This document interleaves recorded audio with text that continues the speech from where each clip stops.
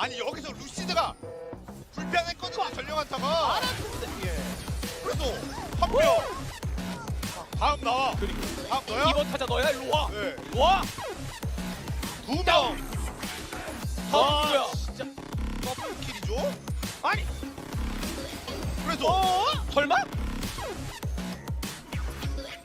그쵸? 와!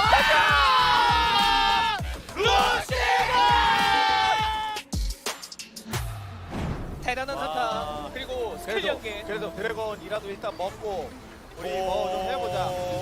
일단 먹긴 먹었는데 살아가는 게 중요해. 살아가는 게. 살아가는 게 뭐가 중요해요.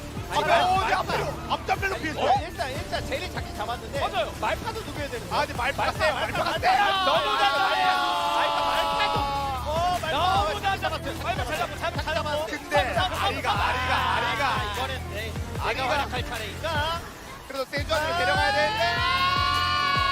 오. 코다킬!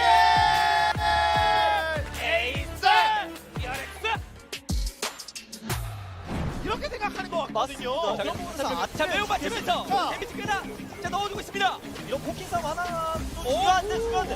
프린스 준비합이. 자 그리고 공기가 지나갔습니다. 옆 위에서 카리스가 여러분, 바꾸고 있어요. 치나요? 네. 치나요? 자 그리고 들어갔습니다. 먹었어요. 자 왼쪽 공기 들어가면서 이런 데미지. 프린입니다. 그리고 앞라인 잡아주고 프림이 나를 잡았어요. 아 프림이 지금 안쪽에서 아니 프린이 완전 일상군인데요. 국상인데요, 국상! 아니 프림을 내렸어. 아니 이거 준비가 아 진짜 대박이야. 와. 뱀프림. 자 들어가니 에어시도입니다. 좁은 지역 나올 때 기습을 할 가능성이 꽤 있거든요. 자 여기서 아무리나 잡고 프림의 또 타이밍이 언제 네 있지? 언제인지 보겠습니다. 근데 지금 몇개 잘 눌러요. 몇개 잘 눌러요. 대박. 잡았어요. 대박. 타이밍 잘 들어갔어. 아니 이거 와. 대박이에요. 오케이 브리온! 오케이네요, 오케이! 그러니까 룰루를 노리는 걸 오히려 이제 빈틈을 우리에게 만들었을 거다라고 얘기하는 것 같아요. 그렇죠. 아니 그래서 와. 에이스 한타 오케이 깔끔하게 들어갑니다. 들어왔습니다. 진짜 잭스 대 탔어요, 그냥. 네 여기서 지금 탔어요. 그리고 바로 4초 나오는데요. 잘했습니다. 이거 왜 뒤늦게 나오죠? 네 하지만 뒤로 한다 잡으러 자, 갑니다. 잠깐만요. 킹이 대박이 났어요. 자 그리고 여기서 전력 맞춰요. 내놓아버립니다. 와, 없어져요. 안전당했어요. 자 데미지 뭐예요? 라이트닝 듀오가 와, 제작. 고민이 없었죠. 젠지가 들어가는 데 있어서.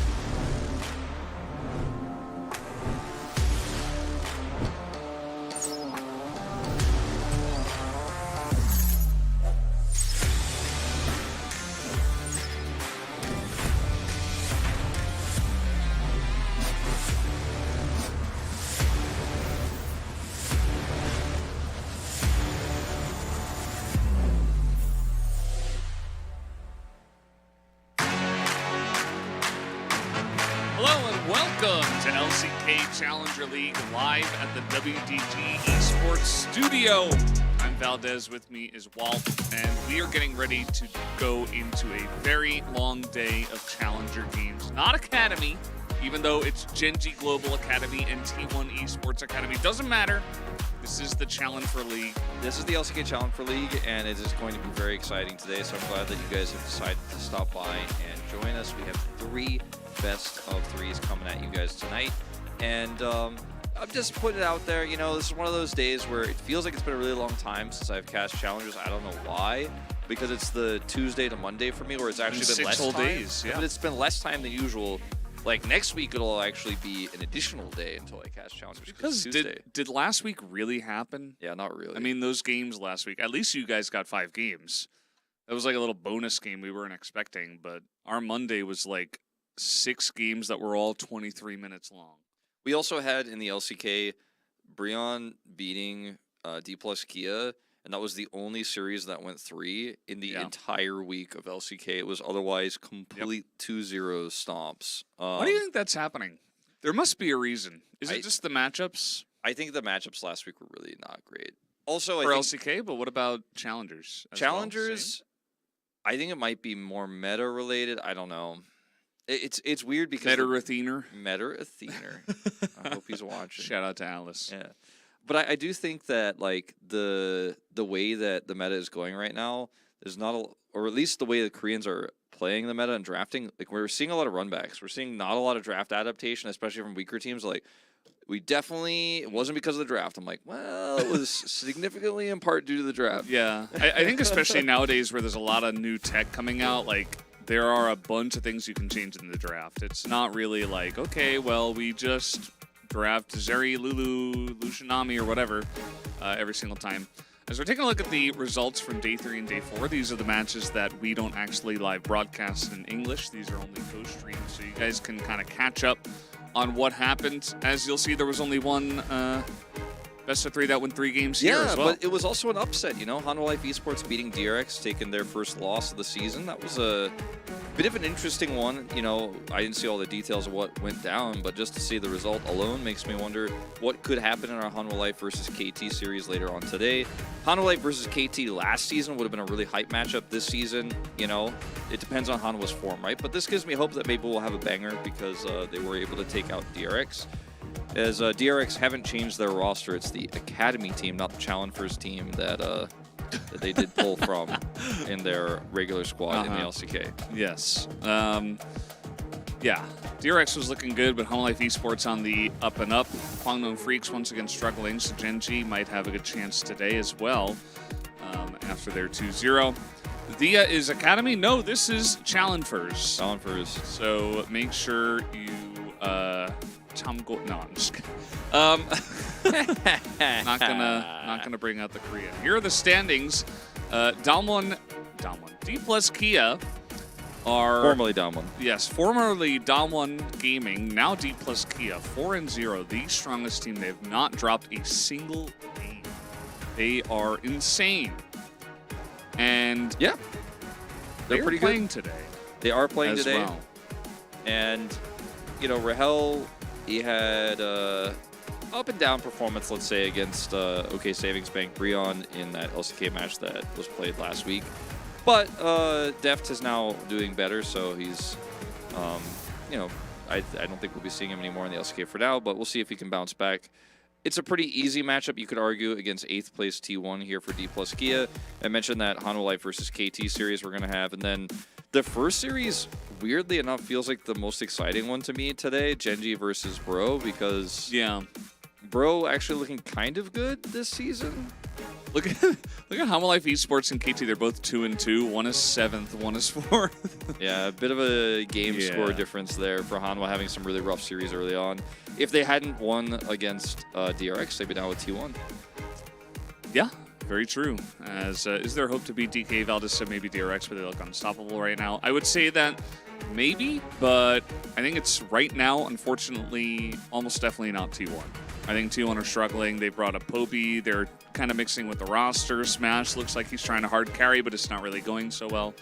Of course, guys, this is the first day of week 3, technically. We're on Monday, and so we're going to take a look at what happened in week 2.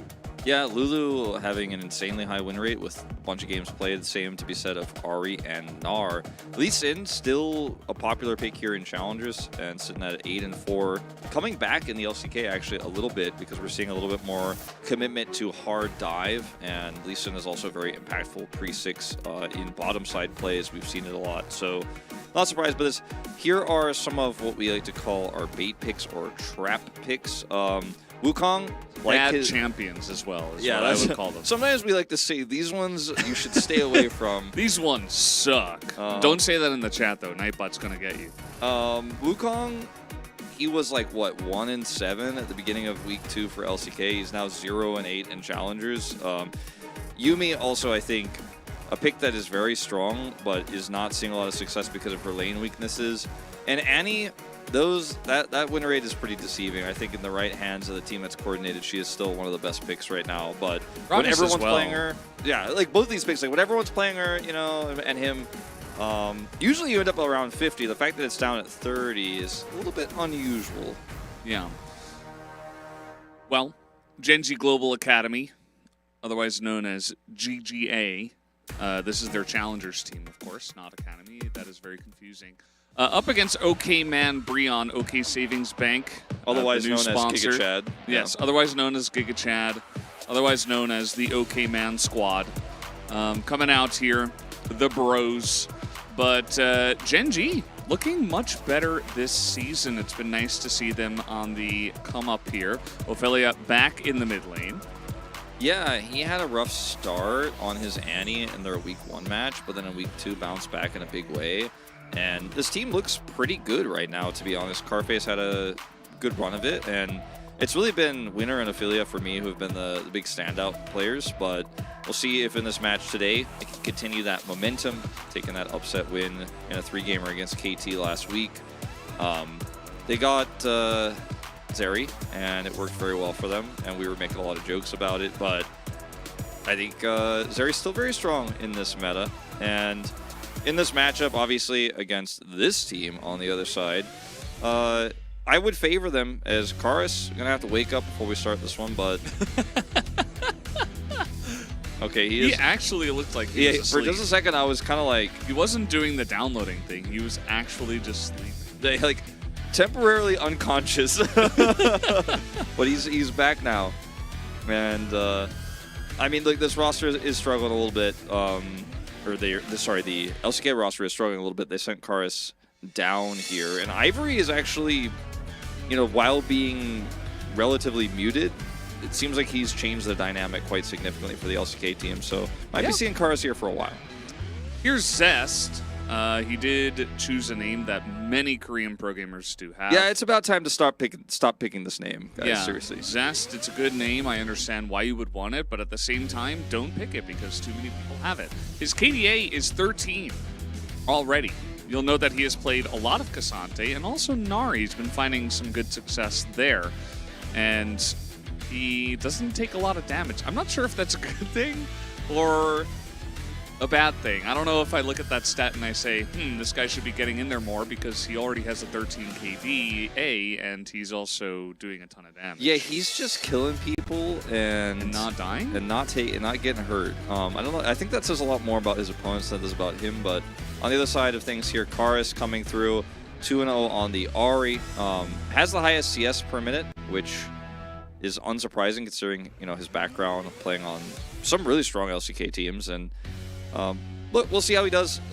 Pretty decent DPM as well, considering he only played the Ari. So a player who we're hoping to see bounce back in a big way because he was so hyped up early on, but he just hasn't delivered on it. And it's been a long time. Like, we talk about this a lot with Karis. Like, we were like, his potential, but it hasn't ever really been realized. Yeah, and unfortunately for Karis, he played Azir right before it became a mainstay in the LCK, and he had a really rough time on that. So maybe he can bring it back and he can show off his stuff. He was definitely the Azir of challengers in the past, so now that it's back in the meta and that you're allowed to play it, wouldn't be surprised to see him hop onto that if it doesn't get banned away. Well, speaking of banned away, I will not be seeing Zest's Cassante in this one. And we did see Nico in LCK yesterday. We'll not be seeing that today. Yeah. And I think Never again, please. Probably never, ever again. Although it was played in jungle, which was interesting. I had it in my solo queue game last night, and I beat it, actually. It was nice. Yeah, that sounds like... It feels like a big feat, What right? exploit did you use? Well, I was playing Shiv Vagar. I was telling you about this before. It was that game. It was that game, yeah. Fun times in solo queue. Okay, so LeBlanc is not banned. Yeah, so that's I don't know if it's first pickable here, especially when you consider Zeri and Yuumi are also up. So we'll see that Zeri picked up here first. Let's see if Gen.G are willing to play the Aphelios Yuumi. Yeah. You got to take that Yuumi away. But LeBlanc, you can prioritize that since you already know your opponent has the Zeri locked in. And Ophelia, going to be playing that Shiv LeBlanc. Yes. What's the difference between Academy and Challenger? Challenger is tier 2, right below LCK. Academy is the next tier under, which is tier 3. Yeah. And they have like bi-weekly tournaments. It's not really a set league and stuff in Academy. So Challenger is just like, you can get hot swap to LCK as well. Basically, Academy is a Kesper-run tournament system, whereas you're not auto-qualified, whereas Challengers is actually attached to LCK and it is part of the league, and these players can't play on LCK if they're, of course, of eligible age. Nautilus going to come through, so it's Zeri Nautilus, pairing that, you know, we don't always like to see. As Sejuani, I do like here for Raptor. Now you have a lot of engage, you have some great defense here for the Zeri. And we're going to see Xayah locked in here instead of the Aphelios. With Yuumi is kind of a weird one. Carfe is kind of, I don't want to call him a one-trick, but he does like his Xayah. He's played it a lot in the past. But yeah, this one doesn't scream ideal to me. I was really... Also, when we have the Challengers thing with Xayah and Rakan, like, I always like get scared. I'm like, wait, you can't play Rakan. You already locked Yuumi. But no. I will ban the Azir. There it is. Not going to let Karis play that. I wonder if they'll also ban Ahri here. The LeBlanc, part of the reason why it's strong is because you can flex it as well. We always talk about this. You can throw it in the top lane. It can do very well into a lot of different matchups, especially with the Shiv. Because once you do get the Shiv, you don't have to interact with your lane opponent at all. No. Especially as LeBlanc. You can just auto the wave, clear it out, leave. And it's like you're not even there. So there's a lot of things you can do with that LeBlanc with this build. The Jax also going to be banned away, so they don't want to have to deal with that. You can't auto a Jax that is doing Counter-Strike Wolf, so a good choice. That's a good call. That's a good call. It's actually Jax, the secret counter to LeBlanc, but Gen.G are very aware. Honestly, they're aware of it. So we will see Gen.G log in. Honestly, I'm also aware of it. Wolf. Thank you. We'll see the Viego coming through here. And I think now as Bro here, I mean, Annie still feels like a pretty strong pick. You can catch LeBlanc if you can react quickly. I mean, to a certain extent, the same is true of the Gragas that they will lock in here instead. Oh, what if it's both? Okay, so Gragas in the top lane here. Annie will be going into mid, so... Is Tibbers proc Sejuani passive? No, right? I don't think so. That would be OP. I don't think it counts because it's not a champion, so I don't think it works. That makes sense. Or Tibbers. Aatrox into Gragas is pretty good. We've seen this tech a little bit in the LCK, and it's kind of one of those common answers to Gragas. Try to get tempo advantage. Will give you a lot of power in the early game for the LeBlanc to come online. Then you've got the Xayah late game win condition. Honestly, if static Shiv wasn't the thing, though, I think the draft of Bro is way more well-rounded and has great front to back, has great engage too. It's the LeBlanc I'm most worried about here for the side of OK Savings Bank Brion's Challenger squad, because once you get to a point where you can't match that LeBlanc inside, she could split push really hard. Like, who chased her down and catch her? Yeah, Nautilus is pretty good into her. If you can react quickly enough, Annie could potentially catch her. Gragas could potentially body slam her when she's trying to make those chips happen, but it's really hard to lock this champion down. Same with Xayah. So I want to give a slight edge here to Gen.G. I also think they are the stronger roster right now, but you know, I like what OK Savings Bank Brion put together here. I think it is actually quite a strong composition. Yeah. I mean, there is a ton of pick and potential to team fight to provide a front line for the Zeri, right? I feel like that's part of the reason why we saw the Xayah as well, just because you see the Nautilus and the Sejuani face up and you say, well, I don't want to get hit by any of that. So if I play Aphelios, they're probably going to opt into even more engage. So the Xayah will be able to handle that pressure a lot better. And Gen.G can absolutely kind of play this like very slippery style with the Viego, the Xayah, the LeBlanc, of course. The Aatrox kind of the opposite, but maybe he can just kind of do his own thing. I think the Viego and the Aatrox kind of save the Yuumi here a little bit. You know, it makes the Yuumi pick a little bit stronger because it isn't that great with Xayah. It's going to be pretty weak in lane, but in skirmishes, the Yuumi is going to make that Viego so much more difficult to finish off, and he's going to be getting those resets in an ideal scenario. Same with the Aatrox, so would have been better if it was old Yuumi. It's not, but still does save the pick for me a little bit. Yeah, I do agree, and it looks like we're just about ready to hop on to the Rift for game number 1. OK Savings Bank Breon Man up against Gen.G Global Academy. Let's go for game 1.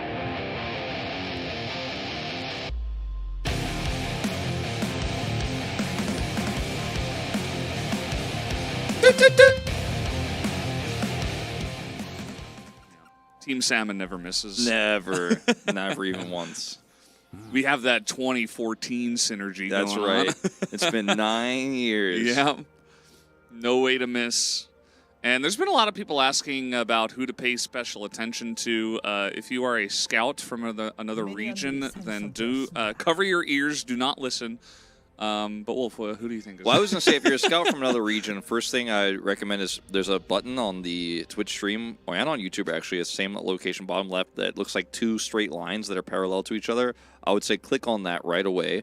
Now, if you've clicked on it, you won't hear what the rest I have to say is, so they won't also know the instructions of what to do next. So now I can talk about who I think is really good.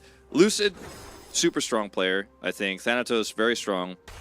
On both of these teams, I'm looking at, you know, Zest. Ophelia has been good at his peaks. Winner, also better this season. On the side of Bro, let's let these guys cook a little bit more. Yeah, I mean, you know, it's not going to be like 10 players who are all ready to advance to the next level at any point. I think that, you know, obviously Karis has had time to play in a tier 1 region and show his stuff, so he definitely has potential. He's shown that. I think that Raptor from time to time can show some pretty good stuff as well, so I'd look at him. Frim had a decent matchup last week, so maybe, you know, on the come up here. And yeah, we are, someone in chat mentioning the fleet footwork for Shiv abuse. True, yes. Yes. That's a yes. And Longsword start for LeBlanc was actually pretty common for Showmaker. He kind of popularized it back in the day because it gives you a little bit more lane power, especially into a champion like the Annie, where each auto really counts, but it is going to help you get your Shiv too. And it's really difficult to CS on LeBlanc, so that extra AD actually really helps for that. Yeah. Although, you know, just a Doran's item could as well, but this builds into Shiv, and it allows you to harass, as you were saying. I really like it, actually. I think it's quite smart, and I think we will see more fine-tuning of these Shiv builds as the next few weeks go on. Is Paulo looking for a root and a hook? Okay, lots of damage already coming out here. AoE onto both of them. 3 summoners use Laspa, hopping off at maybe the wrong time. He is going to get back on. Winner in perfect position for Raptor to come up, and he will show himself, but is not going to poke at the bottom side, so no harm, no foul, no action. Yeah, I mean, 3 sums down for 2. Feels like a pretty good trade here on the side of Bro, especially considering they can follow up with no cleanse here for Carfe. And yeah, that timing for the detach allows the W to get the double root there. That was not ideal, let's just say. A bit of a panic there perhaps from Lospa, but as you said, it's hard to last hit. That's the passive gone. Yeah.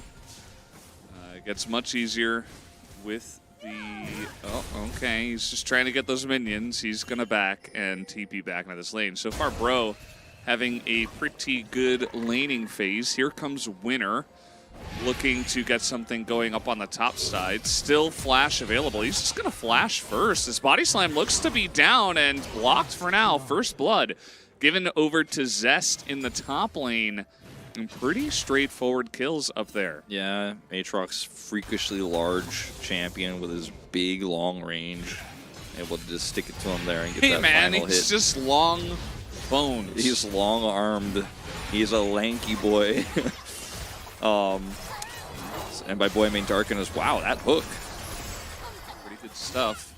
Carfe is going to be okay for now. certainly in this early phase, the Nautilus doing a lot more than the Yuumi can. You know, if it wasn't Xayah, you could potentially be trying to poke them out because it's a melee support, but especially because you're kind of just sitting there. You will get hooked and you will get punished, as Ophelia was going for a windy walk here. And now he's back. Yeah, that was kind of odd. He didn't even ward over there as far as I can see, so a bit strange, but did back early to pick up his Kerchesses. Are you a Kerchessis or a Kerchesses? For Kerchessis shard. Definitely Kerchesses. Okay. Carfe in a lot of trouble. I think this bottom lane is both dead. Oh, maybe not. Palu trying to get in there, though. One more auto will do it. That is Enosh picking up 2 on the Zeri. Absolutely a certified Zeri moment, Wolf. Yeah, already. I think I'm going to have to stamp it because in the early game, if a Zeri gets 2 kills like this, it's insane what she's going to be able to do in the lane. And already with the struggles that Yuumi has with the bad synergy that she has with Xayah, extremely low range, it's just a tough game to play out. And to be honest, Palu has had a fantastic start. Like, he set up like 3 different great engages to kind of chip away, and Carfe didn't have his cleanse back up. So that's a double kill there, and this is going to be the Drake going over Winter, not able to contest, and he's probably a little bit frustrated with what his bottom lane has not been able to achieve. Is this a back that starts? Yeah, he just blind hooks. Oh no, they show with the prowling projectile. They were backing and don't do that. I mean, I get the idea you want to slow him just to prevent him from coming over there, but now you've revealed the exact angle. Yeah. So the slow doesn't do anything. Yeah. You know? Yeah, a bit of a mistake. They were just trying to back, but yeah, like you said, I think Palu right now is the front runner for POG already. And like in this game, it's very early, but you know, Zeri doesn't give you really any lane prio. There are a lot of problems with what she can and cannot do in games. Like, she can be really oppressive later on, but in the early game, she doesn't do a whole lot for you. The Yuumi, I should say. Excuse me. I think I said Zeri. Or the Yummy. Yummy. There you go. But Yuumi is just plus 300 gold when you fail in lane, generally speaking, so can be very disastrous. If you lose the 80 carry, but the support can get away, it's still bad, but when it's a double for free, you're like, well, it's really bad. Good check here by Karis. Feeling the pressure, going to send out Tibbers just to block the Viego. That's something we've seen all the good Annie players do. As here we go once again, Hex Flash on in, and Palu, he doesn't even have to go. He just has to sit in this brush, and you see that Carfe can't really farm. I mean, now with Enosh having level 6 as well, it's even more deadly what they could run up against, especially when Palu gets it, which he has now. So Carfe is just like, I'm significantly behind in experience. I'm just going to have to hide under turret. And as Carfe picks up his summoners and hits level 6 here soon, you will be able to slowly, catch up, farm. He's not really going to fall further behind, but the damage was already done, right? Belia, he's Kerchesses' boy. He's getting in there. He's doing that, but Bro are in a really good spot here in this early game. And they are going to look to pick up this Rift Herald. Lost with picking up that 20 gold from the support item there. Yeah. Actually not, because he went Relic Shield, so never mind. Fake news. I actually didn't get anything out of that. Maybe he hit the minion as the trade was going on. Yeah, but would have doesn't heal anymore. Yeah. Unlucky. Wouldn't have been a plus 20 though then. Yeah. Probably would have been. Yeah. Hopefully for his sake. Hopefully. Well, this early game is kind of a disaster for Gen.G, but there is hope because LeBlanc has a lot of those pieces now. Pick up the Shiv, Noon Quiver, Kerchesses, and picked up actually with some additional gold. Didn't have enough to finish the Shiv, but has enough to grab a Null Magic Mantle for the Merc Treads, and that's going to be helpful in lane 2. Merc. Merc! Burke Threads? Burke Treads is when Birkenstock sponsors the LCK Challengers League, and we get the Burke Treads. Lucidity Burks. I'm surprised. Yeah. Why don't they have, like, sponsors to make items and stuff? Like, we could have the Louis Vuitton sword. Louis Vuitton sword, so longsword, yeah. Yeah. I guess I'm kind of shouting out brands here on the stream that wouldn't be allowed on the Korean stream, but it's okay. is on the global stream. It's not that big of a deal. And yeah, this bottom lane, as I mentioned, you know, it's definitely kind of cooled off for now. Awful idea, lol. Hey, I mean, they could make it a little bit less obvious, you know? It could be like the LV bow or something, you know? Yeah. I like money coming to my esport. Yeah. I agree. That's the idea.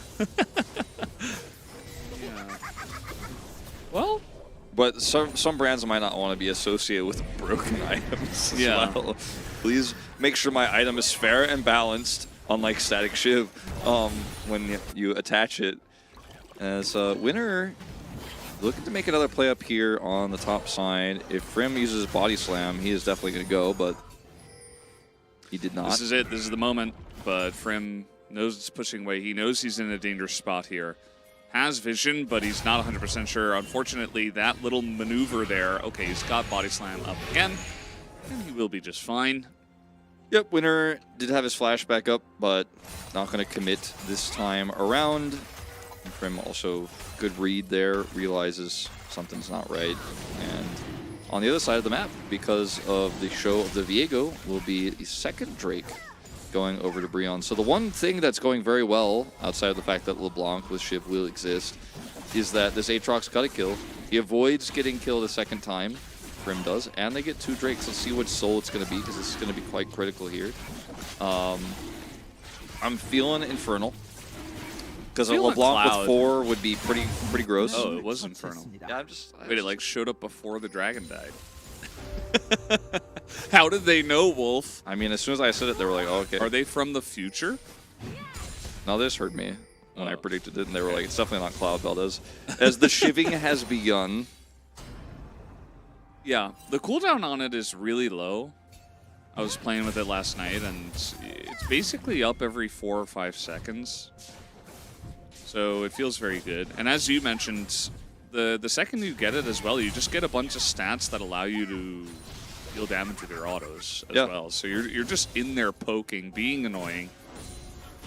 And It's at no real rough. cost, because LeBlanc has insane mobility. Imagine if LeBlanc was actually an 80 carry with her kit.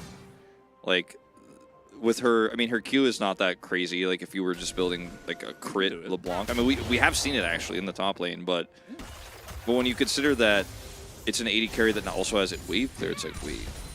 But in this case, she gets to be a split pusher who has wave clear, a pseudo 80 carry, and that she does a lot of damage with her autos, but also a burst mage with poke.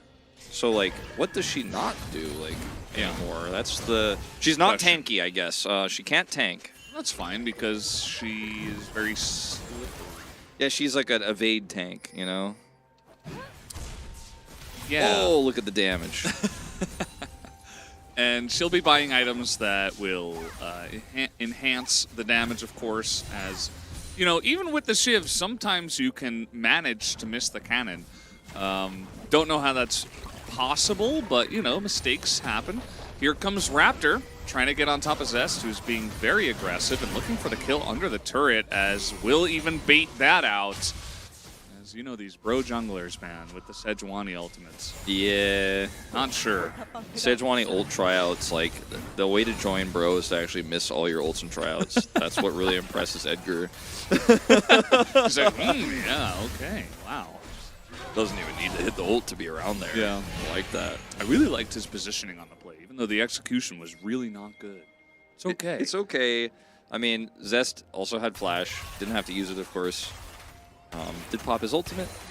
And, I mean, the Aatrox, like I said, is the one really good sticking point here so far in this game. The Zeri is a problem. The question is, can LeBlanc solve it? That is what Ophelia is going to have to prove he can do here, because buying Shiv alone, as Closer showed us, hasn't always been enough.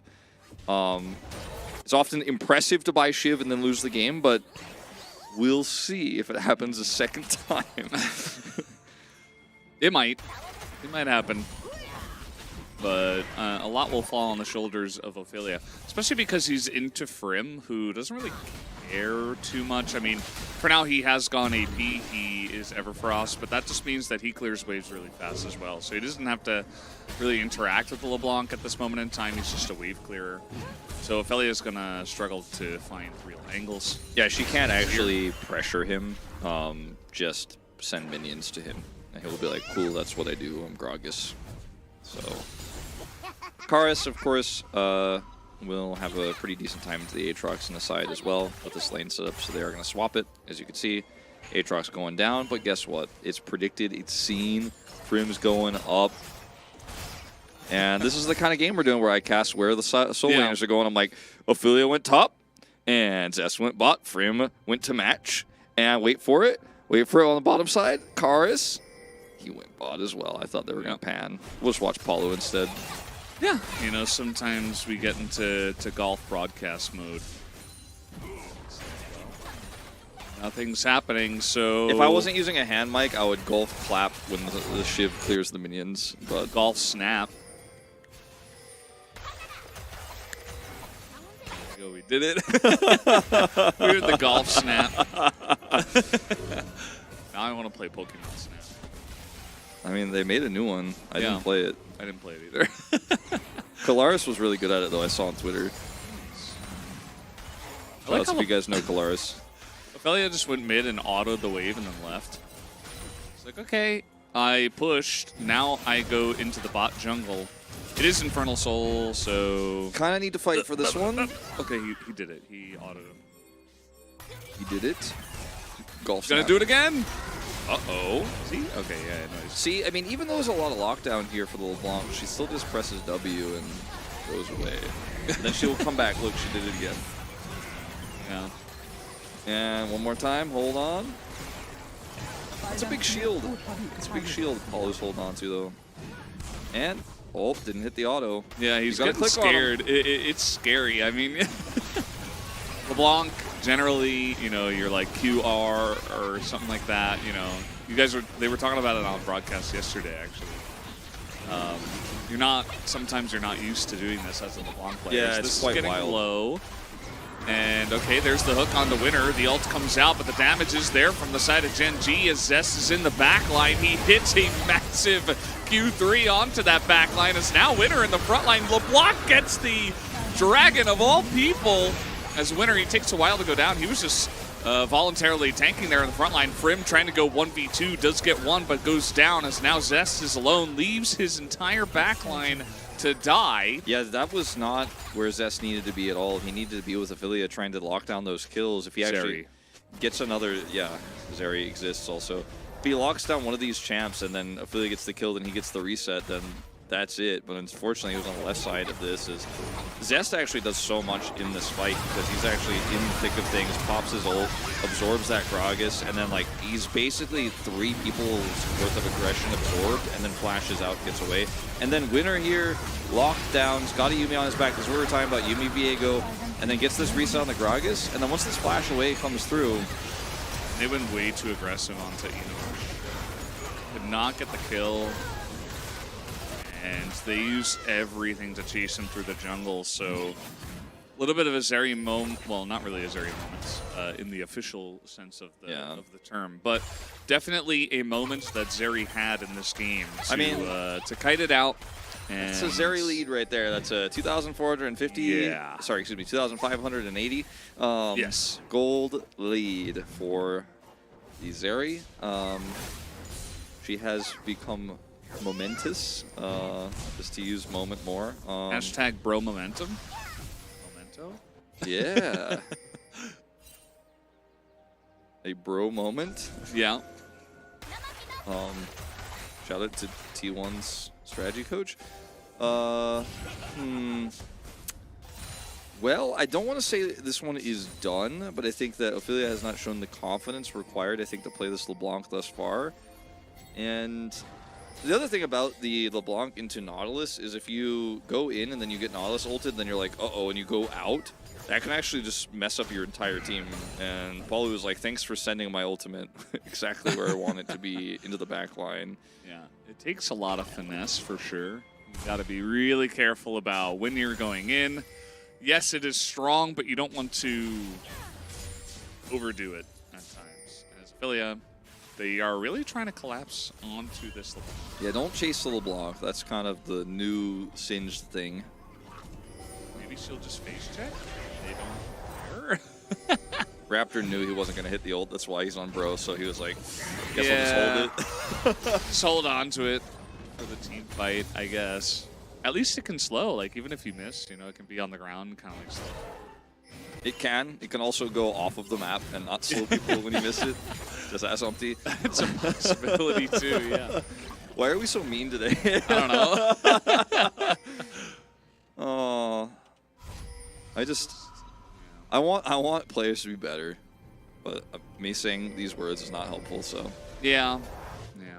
it's okay. I do think that if you don't chase LeBlanc, obviously you're going to regret it because she will eventually take the turret down. So you have to commit, but you have to be a little bit faster and come over there before she just pushes the wave and hits the turret and then walks away. Otherwise, you won't be able to get anything out of it. Baron is live here, and with this Zeri being extremely fed, I think you could start to try to really realistically actually start this and turn really well and push the LeBlanc and the Viego into awkward positions here. The Aatrox may have to pop his ult early, and then you back away, then you go back to the Baron. I mean, it's pretty terrible into LeBlanc, actually, to start a Baron like that because she's going to do a lot for you. But, again, Ophelia, he needs to actually do the things. He hasn't done it yet. He's hanging out in the side lane. He's providing pressure. There's not really too much happening on the map outside of it because Gen.G are behind. So we've seen a lot of LeBlanc from ahead, and now we're seeing what can happen if, you know, it can just... they have a lot of wave clear on the side of Bro, again, so it's kind of just you put either Annie or Gragas in the lane, and you just don't even get near the LeBlanc, and you say, okay, well, you're not going to threaten the turret. Yes, you can clear the waves, and you do provide a ton of pressure, which is the most annoying bit. We're not going to lose the turret, and we have a Zeri, who's 3-0 and almost on 3 items. So And, yeah, the concern... when it comes to team fighting, we're just going to win it. The concern for me is, like, if you're not willing to start a fight on either this Drake now here in 20 seconds or the Baron, like, and you are just kind of sitting under turrets, like, what are you doing? So you're going to see a teleport commitment here from Prim. They are going to try to force this fight on their turn. This is what I want to see. What were you going to say? Oh, no, he autoed. Oh, okay. He did it, yeah. Ophelia, he autoed, yeah. Okay, well. Ooh! Nice little position from Frem, but quick reaction from Ophelia. Yeah, got through the Everfrost and everything. But this is the kind of position you want to take as Bro. Look at this. Gragas and the Annie blocking both entry points here with the Zeri as well to back it up once the engage comes through. Need to actually use that CC, though. You can stand there, but if you don't use it, it doesn't matter. Yeah, they have to get in, but Zest just gets 100-0'd as he has a Yuumi on his back who is just bonus food for the side of Bro, for the side of Zeri. And the team fighting here from Bro is just way too good. I mean, their Zeri is so far ahead. They have a massive front line. Gen.G cannot get in. I think Gen.G were a little bit split on the call to go in as well, as Zest just eventually goes through, and Bro were like, all right, we're just going to let him through and then turn on him and see if the rest of the team comes through. They were very patient. I was actually starting to get a little bit frustrated with Bro. I was like, no, just ult him, just pick him off. But the rest of the team doesn't come through, then they do turn on him, and now this is going to be both Soul Point and the Baron. And, well, we do have Prim providing a front line here. He is going to be able to get away from now, has to flash. And, yeah, I mean, they just turn off of the Baron. Didn't necessarily have to, but they will take this route instead. Prim very low. Winner is going to get in there somehow, some way. Winner will buy a lot of time Zest now is for back. the team. And now, yeah, Zest is going to come in. Palu's getting low. They have to get out here. Again, not a very clean turn. If you're going to turn, you have to turn right away and then get out or start the Baron. Or if you get the one guy, you know, look for a couple more.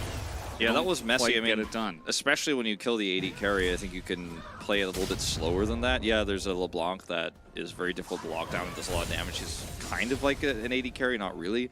But like she does consistent damage in those fights. Is they don't block Zest and Zest and Ophelia from coming through, but then as soon as he's in hook range, they engage with that rather than the Tibbers first. And then Tibbers is also a huge aspect in this fight. Lost Blood just becomes another plus 300 here, and Bro will be able to take out the Drake. But then when we go to the next fight, which I guess we won't watch, things get a little bit less clean for Bro, and Enish went over the wall because he thought the fight was over, and then he had to flash. They're still in a fantastic spot, like, don't get me wrong, but probably could have been up Baron right now and have taken out that top and bottom outer turrets for some additional gold. As it stands, still looking good here, but Gen.G, I mean, not out of it just yet. Yeah, no, I mean, the gold is very similar. Obviously, the 80 carry diff is ginormous at this point, which I think is the biggest issue, right? If Bro can continue to force team fights, there's not really an angle for Gen.G, as we've seen. The amount of pick and damage they have in their comp is just way too much. Like, you throw in a Sedge ult, a not ult, you're going to kill somebody. And, I mean, Gen.G have to figure it out, right? They have to split push. They have to force Bro away from the 5v5, but they have not been able to force Bro to play their play style here. Raptor willing to look for like an Arctic assault onto Ophelia there, maybe. Not going to commit the ultimate. Doesn't find his opportunity. But because Ophelia is harassing here, he's not actually defending Frim, who's going to be able to eventually get that turret. Looks like by himself, does have teleport. And Bro are winning on two fronts here, like both potentially getting that turret and also starting this Baron up. He can TP in on a flank angle as Ophelia hitting Raptor. I mean, he autoed. He did. He's going to do it again. He's doing it again. Okay, got through the shield. There's that flank I was talking about. There's the TP, and again, they're just going to blow up Zest here, and Carface in front uses the Feather Storm, but immediately dies after that. And again, this area is just way too much of a problem. The engages are not clean, as half the team's going in, and then half the team is poking.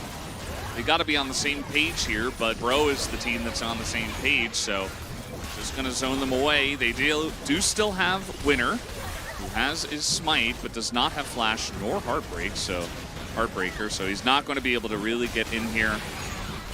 And yeah, he's just going to run around the back of the pit. And that is going to be Bro picking up the Baron at 26 minutes. Yeah, I mean, this is, once again, just Zest gets caught by Palu.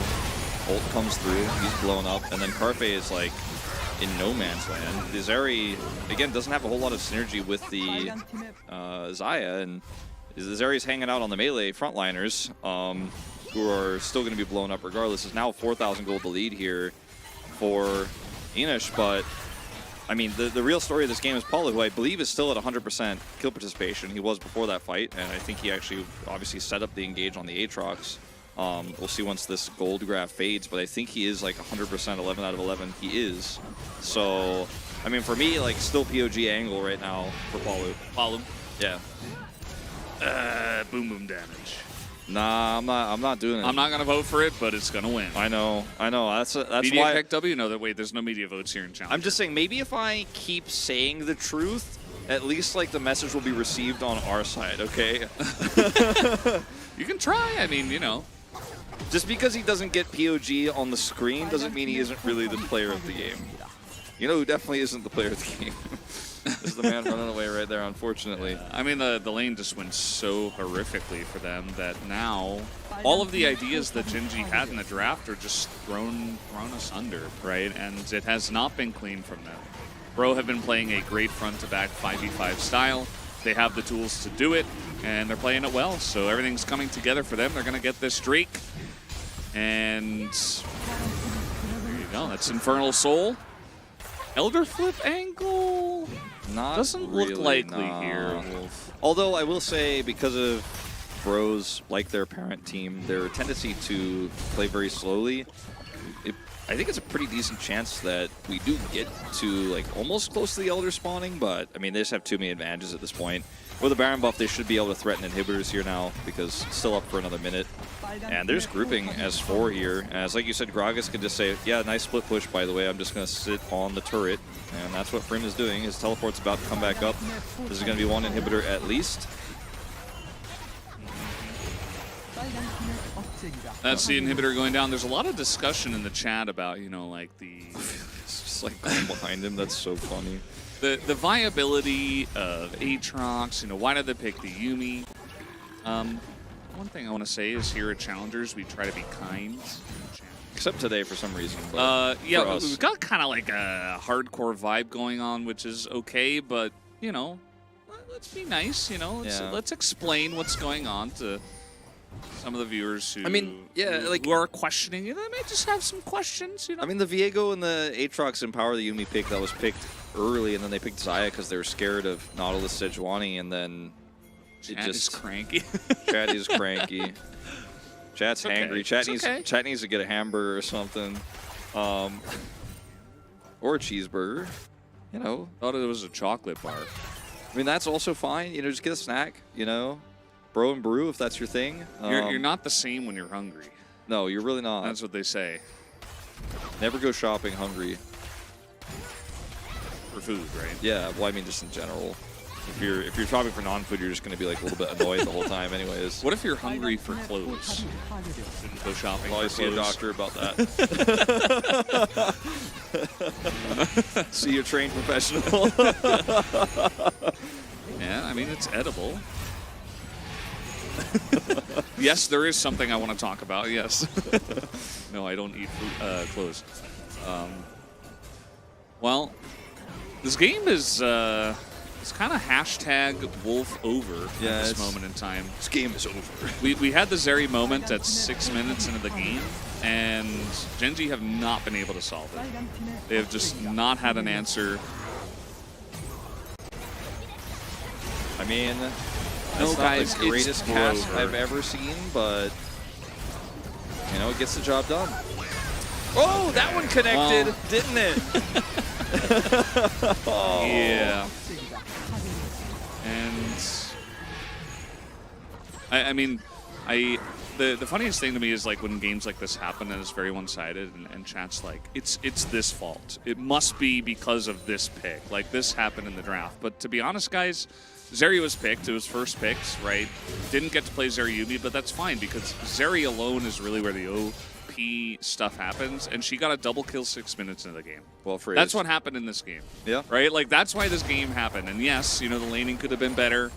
We could have had a more even game had that not happened. I think that Gen.G's draft was fine. I think they had angles to use, but I don't want people to come in and say, "Oh, well, Shiv LeBlanc must be bad now."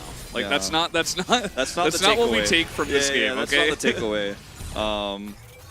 And honestly, like, it's kind of a takeaway that Ophelia's just not that practiced on it, but you know, he has a lot of circumstances stacked up against him in this game where his side laning and his split push was good, but he hasn't been able to do that much damage to champions. I think his number will be quite low compared to maybe not Annie, but especially the carries in this game. As it's 3 inhibs down. This is the bro way. Is actually just like don't kill the Nexus, just let the minions do it. Bro, like, can we wait until Elder spawns and win one more team fight? I'm like, how about this push? But they're gonna play it safe. it's 13-11. Says it in the bottom left. Yes, the patch. Match 21, Game 1, patch version 13.11. It also says LCK CL, which stands for Challenger. That's right. So if It's you come into basically the the chat and you frequently say, asked questions box where right is there." Faker? The answer is right there in the bottom left. No problem, Clear World. It's okay. All right, so if Bro don't all 5 dance in synchronization as the Nexus dies to super minions here, I'm gonna really question their why they waited to get Baron to then end. Like, you could have just ended, but we're gonna everybody dance. Come on, I need to see it. Everybody dancing. I mean, not yet, but like as the Nexus is falling. You know. They're playing it so safe as Scarfe in a lot of trouble. Does Featherstorm out, but at this point, the wallets are gigantic. They have too much money. They had to put it in the safe. They had to go to the bank and put it in the safe deposit box, and they're just going to smack the enemies over the head with it anyway, as they don't need to have it in their wallets. Down it goes. That is a very one-sided first game in favor of OK Man Bro, the Giga Chads themselves. With my Palu vote in, he did not end up with 100% kill contribution, but he was at, I think, 11 out of 12. Well, I mean, I guess there were extra kills. It was 11 out of 12 before that final team fight happened. But, yeah. Best of 3. His best of 3s. All right, now we're just getting trolled by chat. Chat's like asking basic questions. Chat's like, is this played in League of Legends? I'm like, yes. Chat's like, is this played on the computer? I'm like, yes. Like, are you guys sitting in chairs? I'm like, Are you guys yes. human? No, actually, we're No, not. AI. We're AIs, yeah. All right, LeBlanc actually doing less damage than Annie in this game. That was I was like, okay, it's going to be a little bit low, but not less than Annie. But actually, I was wrong. I So, mean, it's Annie from ahead with Sabers. yeah, Right? it's just, but it's also Shiv LeBlanc. Are you so, human or are you dancer? That sounds like an Achilles question. You'll have to ask him. We need to get a soundboard. We could just play Achilles' Noribong version of that. So that game just lost at the double kill. I mean, Kind of. It was a Zeri moment, and Gen.G had angles, but they did not utilize them very well. So there was that one. You remember that fight on the dragon? Like that was kind of close, and Yeah. they just all dove onto the Zeri and gave her 2 extra assists and an extra kill. That was kind of like, okay, the nail was in the coffin, but then they like put it in the ground. You know what I mean? So yeah, after that team fight, it was kind of just Brover from there. Yeah, there was a small gold lead in the early game as well for Gen.G, as you can see, as is evidenced by this graph. I don't know. This one was pretty one-sided, guys. I'm hoping my boy Paulu's not going to get robbed, but you and I both know the truth. Not robbed! Not robbed! Robbed! That's what I'm talking about. I don't know why his vision score is being highlighted, because I think that's some, 104. like, the least It's relevant huge. part of this, but not robbed. I'm like, we're going to put up his vision score, his DPM. We need Okay. his DPM as well. Yes, 141. Yeah. Excellently done. But his kill participation, that's the real one. You know. Yundo had our back, man. I know Yeah, he voted for you Paulu. knew. He said noise, so I know. Yeah, I mean, he was the one who dominated the lane. He was the one who picked up the kill. He hit the hooks, and sure, the Zeri moments came in. Enosh was attacking, pressing Q, but Paolo was the one who set it up. Yeah. Okay, man. It is Yeah, a good 104 start. vision score is really high. I mean, that is like very oppressive, and it's Yeah. quite rare in a game of this length. I mean, it was a relatively long game, I guess, but like it was not a 40-minute game. Yeah, it was like 30 minutes. Yeah, it was like 32, something like that. I don't know. My brain kind of like turned off halfway through. I'm ready for game 2, Valdez. I'm ready to move on from game 1. Let's move on to the break. We'll be right back.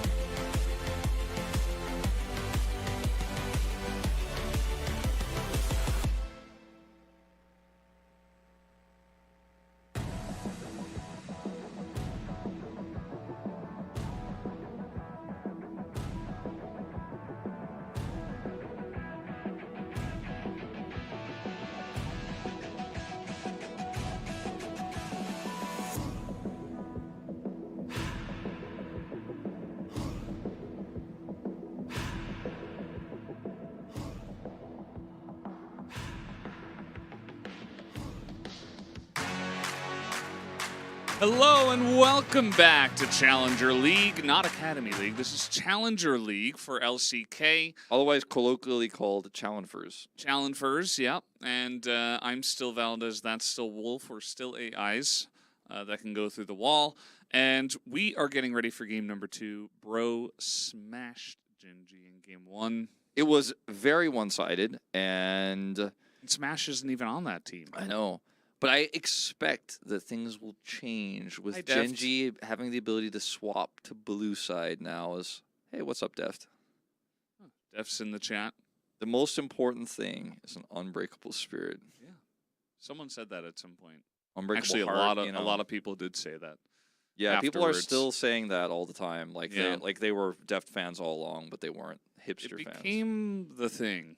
Yeah. Oftentimes in Korea, some things become a thing, and then everybody uses the thing. And then it becomes way overused, and then it's like you can never. And then say it's it gone, Again. yeah. You can never say it again. Where are you? Like, were you like? Gotta ride the wave. Were you happier with the Def coat, or were you happier in the Kaja era? Like, which one? Like, of the two things that were like definitely way too I liked prevalent. Kaja.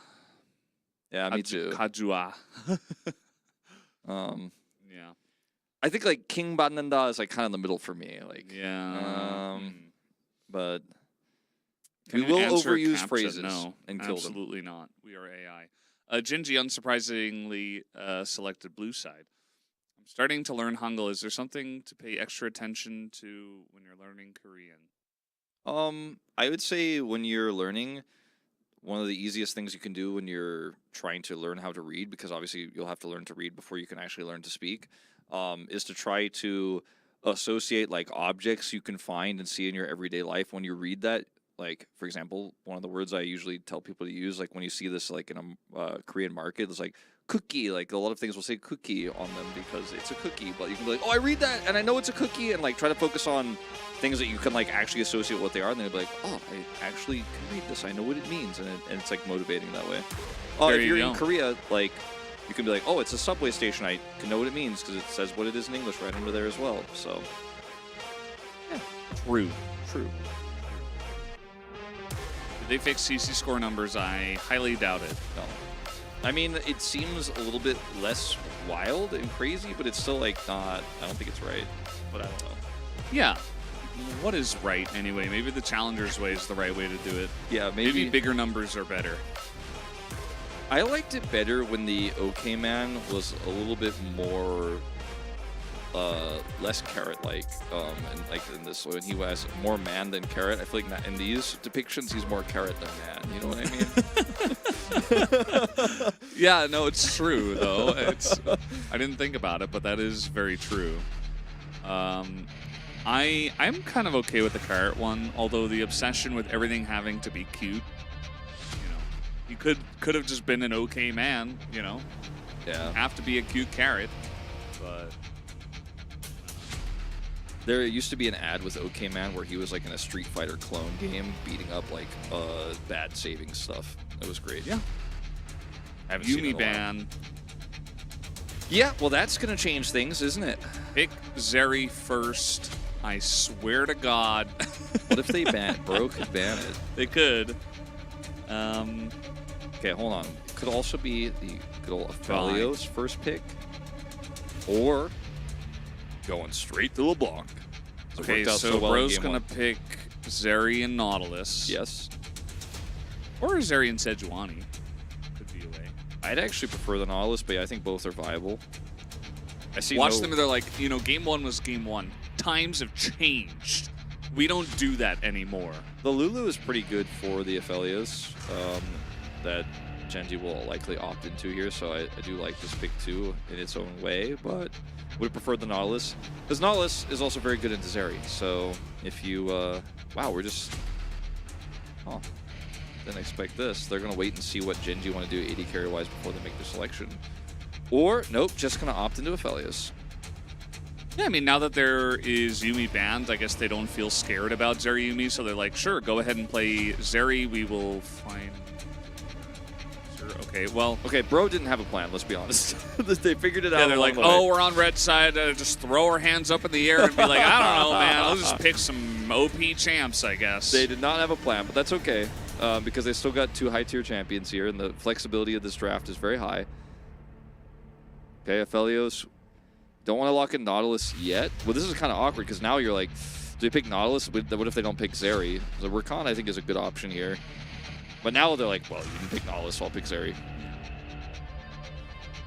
It's funny, I think Aphelios and Nautilus would have been pretty good into this, but, you know, didn't want to play it. Zeri comes out here, Zeri Lulu. Nami, Zeri, Lulu. No, Valdez. It's Aphelios, Rakan, okay, Zeri, sorry. Lulu. It's okay. Yeah. It's okay. I said Zeri Lulu, and my brain began to go off the deep end. It's like bro ban solution. I'm like, no, wait, it's safe, guys, everybody. Hello, casters. Where Gragas? I desire his corpulence. Wolf will know that word. Although the chat probably will not. You could probably guess based on context, even if you don't. Yeah, I think it has to do with how well kept his beard is. I think that's what it means, right? Yeah. Is Nico permabanned? Yes. Yep. Like, not actually She's not disabled, unpickable, but she is banned in every single game now. She's got a 100% win rate as well when she's not banned, which is like twice. Gragas Jovi did and get a W. That's Canyon. true. Yeah. Well, they will ban the Malfurion, the Maokai here. Yeah, Zeratul is probably coming up next, I would guess. You know, that's pretty OP in this meta. Let's see what else is going to get banned here. Was the Butcher in that game? Yeah. He was, right? Was, yeah. Now he's like the menace of Diablo 4. He's just everywhere. He's ruining my life all the time. I'm actually quite shocked they didn't ban Sejuani. Like, I'm with the Maokai ban, but Gwen is just like saying, I'm going to pick Sion. I'm going to do it. And it doesn't you make can't sense. stop me. It doesn't make sense for a comp, but I'm going to do it. I'm going to pick Sion.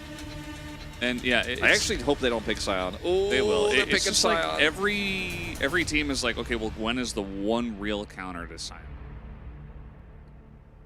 But we've seen a lot of other things. We've seen Gnar, which actually is also banned. We've seen Jax. I mean, there is a lot of other things you can pick into this. It's not like Sion is like, okay, well, they don't have Gwen, so I guess we just win. We've even seen, you know, not going to name any names, but Gwen's lose to Sion as well. Yeah. We Not have Cho'Gath into Sion. That's another option. So, you could also just pick another tank. Yeah, I mean, they're just going to play Ornn and be like, we have better long-range engage now, and we have an insane front line, and we have, like, they can both initiate fights. They can also disengage from fights. They also have Zeri. They have Wild Growth, which has both. Did you say Zeri? Yeah, they have Zeri. Oh, okay. Well, Yeah. So, yeah, just, yeah. they have, I mean, it's right there. Like, he's right above the Lulu and below the Annie. You can notice the like yellowish green hair. It's kind of like two-toned. That's the dead giveaway that the enemy team is going to have a bad time. MTC asks, why is the lightning so bright today? It's because we're playing a lot of Zeri. And Static Shiv. Yeah, Static Shiv as well. Yep. And it's probably going to be Hextech Soul this time as well. So, you know, much like the guy who didn't want to eat green eggs and ham in that Dr. Seuss book, I do not like Gen.G's comp. I do not like it a lot. I do not want to. I don't want to see it. I don't. But we're going to. They've been doing so well. Yeah, this is. I feel like this comp is really over the place. They hard forced the LeBlanc, and now their comp doesn't have synergy, and they picked the Rakan, which can have power in the lane, and I think it really needs to. Otherwise, the front to back for Bro is Maybe just much Gen.G better. have just had a weak schedule.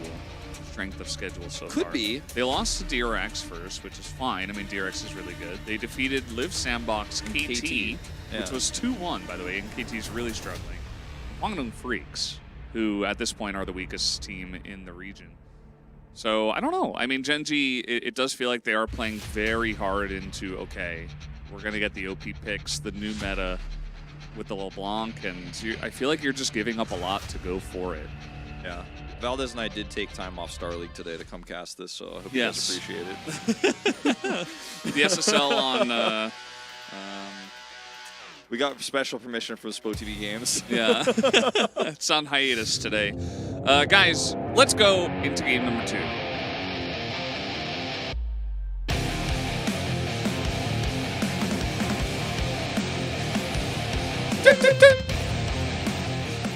so sharp. Yeah, just like that arrow icon there at the bottom right. It's very You're sharp. just hanging out. Pepega, yeah, that's us. It's me, Pepega, and I'm with Pepe La. He's here with me. Yeah. Shiv has a 50% AP ratio on AoE. Even Luden's is only 30%. What's the story behind Do Do Do? Well, the song has that.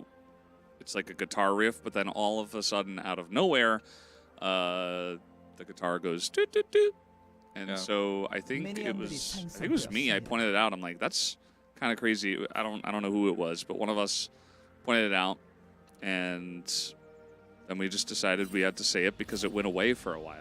Yeah, or like we need it. There was a period of time where we weren't sure if it was going to get cut off during the intro to the game or not, and it was like summoned, and people were like, well, I'll do it. If it doesn't happen, maybe we'll just cover it. I think that's how it happened. Like, people were like, oh yeah, I don't know who did it. I think it was me, Max, and Chronicle the first time, but they were like, well, if we do it, then it still happens no matter what, and then it just became a thing. I think. I don't know. It wasn't even that long ago, but I'm like, long time ago, like back in 4 months ago when yeah. And I don't remember. Static bans? No, that's why LeBlanc is in the game. Can somebody explain to me 80 LeBlanc? It is due to Static Shiv. The item has an AP ratio on its passive or active. Yeah, on its. Is it an active? It's not an active though. You don't press the item. Yeah, but it is activated. Yeah, I guess you could call it a passive. When you auto attack something, it bounces a lightning proc bolt. Yeah, it's a proc. Onto the entire wave. It extends all the way down. Look at this. Yeah, level 2, Carfe has no health anymore. Yeah, and he had his Calibrum equipped, didn't swap, so Enos just comes in with a Lulu shield, and Carfe is just like, well, even if I shoot him, it's not a good trade for me. And yeah, that's not exactly how you want to be starting your lane, but he has the ability to heal up a little bit. Look at him go. Some heals coming through. All right, Raptor's coming down. Caucasian American, that was not very nice. Here at Challengers Chat, we try to be very nice, okay? Yeah, that's not very polite. Good, positive vibes. As, okay, we got a gank in the bottom lane. Who could have seen this coming? As Raptor with a red buff gets in there. He's still on vision, and he is going to stick around. Probably just going to do the Krugs, and he will be fine. Yep, he's going to take those away. Paulo will clear the ward. And now there's just no vision here for Lost Boy and Carfe. You've got to know he's there. They're going to maybe try to push him off here, but I don't think this is ideal. Good knockup. Yeah, at this point, not really, yeah, Winner just clearing bottom to top, so he's just not here, and he's going to go back up to the top side. Yep, just going to trade scuttles here. And that was it. That was the most exciting thing that's going to happen in the early game of this one. My reasoning for not really liking Gen.G's comp that much is because I think it's going to be really hard for them to team fight later on. Okay. All right. Okay. I mean, guess that's we'll prevent the back, and we'll have to stay. Not going to end up losing anything for it either, so. YouTube chat is lost its mind. Struggling, man. It's having a rough day today. So, I mean, YouTube chat's been getting better, but can't always be. It's kind of off and on, you know? Not every day is a good day, right? Yeah. It oscillates between horrible and mediocre, and I don't know which side we're on today. But it's okay. Winner is over here. Frim is probably not okay. Possess has enough mana for like one Q. Let's see if he's going to commit. There's a ward that's pretty huge. Spotted. Got him. Now, he could still hang around. Yeah, I mean, he could still do this. But Frim is aware. Honestly, he's aware of it. And he is going to stop the back. There he goes. Winner's like, oh, crap. Why did this have to happen to me? Yeah, well, that's very annoying. He will lose a lot of time. He will also lose his Raptors. As Raptor, speaking of, we always got to get... This is what Yundo loves to show us. Raptor... taking the Raptors. Yeah. He's taking the Raptors away. Like this is the Yundo trademark. Yeah, this is how you know it's Yundo who's observing. Yep, the zoom in. Will he get the ward, though? Nah, his name's not Ward, it's Raptor. Yeah, and it's not Dragon, but he is going to start the Dragon. Only because Palu made him. Okay. Is Palu like Dragon in a different language? Yeah, actually in a different solar system. There's okay. a society there where Palu means dragon, yeah.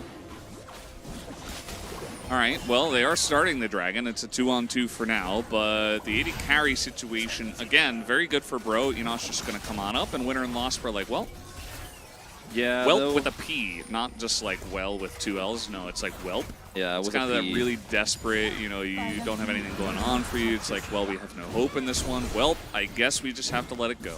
Yeah, Ophelia got Tibbersed, so he can't join the fight. And it's just, against Zeri in the early game, like, the only place where she could be weak, it depends on the lane setup, which they do not have a good one here with the Aphelios Rakan. Weak in lane and can be pushed in, but in early skirmishes, she's like the best early game AD carry, and then because of her ability to scale, if you lose that skirmish on Dragon because you don't have Cryo, you try to hard force, like, that's what a Zeri moment is. It's not just like Zeri has 7 kills, it's a Zeri moment. The Zeri moment's often incorrectly used, the term, and it's when Zeri actually gets multiple kills early in the game and becomes a menace much faster than seemingly out of nowhere. Yeah, before she even has any items. Yeah. Exactly. Oftentimes. See, Valdez knows. She has like Zerker Greaves and she picks up a double kill on the Dragon. That's a Zeri moment, right? Yep. Exactly. Because you can't get away from her. If you lose the fight, she will kill everyone. Yeah. I remember that's how it was very early on. It's like, and then she got nerfed a bunch. And she's still here. Yeah. Kind of reminds me of Camille back in the day. It's really funny how for a while everyone was just like saying, the reason why I kind of like pushed for the Zeri moment thing was, okay, hold up, Raptor, he's still doing Raptors. He's taking the Raptors. Success. They tried to stop him, but they can't. You did a nice little zoom in on that as well. Yeah. But I was like really pushing for the Zeri moment meme because people were saying like Zeri's bad in early game, and I'm like, no, what? Like, she is the early game AD carry. And she's also the late game AD carry, which is somewhat problematic, but... She is the Azir of the AD carry role, but even more broken. She's also very good in the mid game, as it turns out. Yes. And yeah, a lot of whelps, absolutely, because it does feel like that's kind of been the story for Gen.G. It's like, well, the Zeri got 2 kills. Well, what are we going to do about this? Well, Ophelia's going to try to poke. Well, I don't know. As, yeah, it's 2 tanks. See if anyone on Gen.G falls behind and turns into a whelp with a WHELP. But at this moment in time, looking pretty good. Yeah, no Anixia in the chat. Uh-oh. Oh, there you go. That's lost, but he is dead. Got Does whelped. not even get to flash away, so he's going to save that for the next fight. As the Rift Herald, by the way, was started up here by Winner. It is going to reset, but Bro should be able to take this down for free. And Wolf, I don't know. Maybe Challenger's just the place where you get 2 zeros because Bro are absolutely just dunking on them today. Yeah, I'm not entirely sure what Winner's plan is here. They don't have Shiv yet for Ophelia. He's coming in there. He just gets Polymorph pushed away. Like, this is how you could maybe steal a Herald at best or lose the game right now. So I hope for the best for you, Gen.G. Zest is going to ult in, and the Smite will... I don't even know who picked that up. We'll have to wait and see. But Bro... doing pretty decent, although getting low here is Kara. Sticks around. Frim also going to be taken out as Raptor looks like he did pick up the eye at least, but a couple of kills did go the way of Gen.G. Yeah, I want to watch that replay again because I think Zest actually did a massive knock up there in the middle of the fight and just prevented any sort of follow-up there, and Karis had already used his engage. Very confused. Yeah, so let's see. Zest is in the front line here. Ults, Karis flashes, he turns around. He's polymorph. It's really just so much damage here on the... Actually didn't knock him. Yeah, it was Lostbo who did some stuff with his engage. It was really a Lostbo fight. Okay. Like, the Ornn engage looked good. Like, you know, you've got an Annie in there doing damage, but no 80 carry, so the comp, I guess, just doesn't work if you don't have that damage coming through from Enish, whereas Carfe also wasn't there, but Ophelia did some decent work. He's got his Shiv now. So, you know what? We are shivin'. I apologize to Gen.G. I was like, well, this is either you steal a Herald or you lose the game, and they did not steal the Herald, but they also won team fight. Went better than I expected. It was all right. Okay, he got that thing. That was scary. It's okay. It's okay. We're all good. need to freak out. Yeah, no, I'm not worried. And now Ophelia just gets to push mid and leave. It's very good as well with the minion changes. Yeah. The waves and stuff, because mid laners kind of had to be around more often, and now you can just not.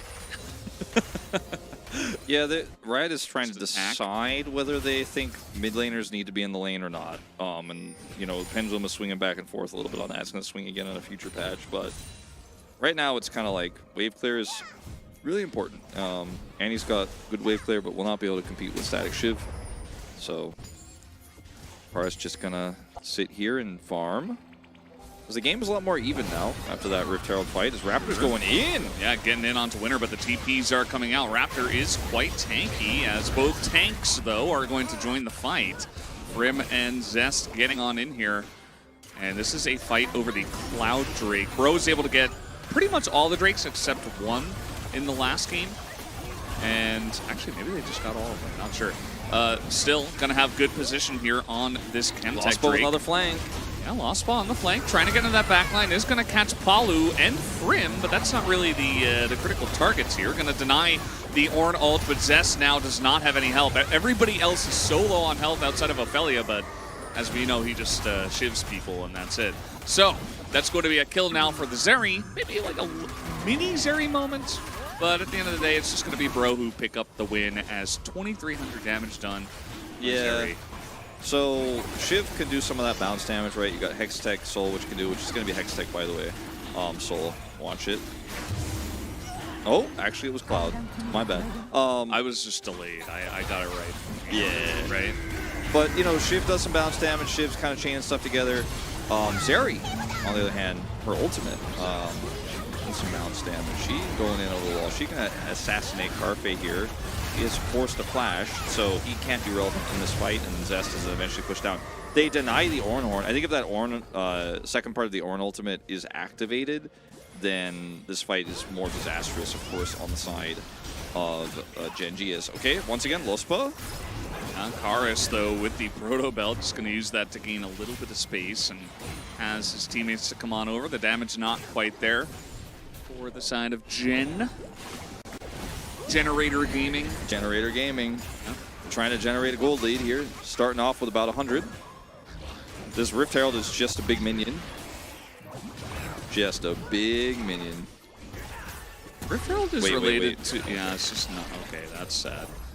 It's related to the Scuttle Crab, right? Yeah, I think so, because it has a similar...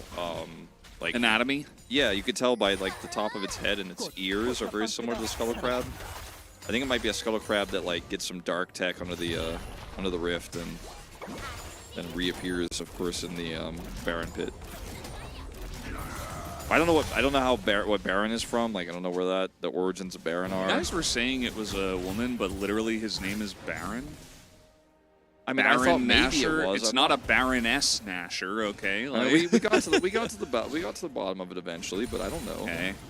Look, Baron to me is a thing that shoots out abilities and gives each buffs. person 300 gold buffs and lets you push the lane, and is often the source of many a frustrating loss for many of our good teams here in the LCK and LCK Challengers.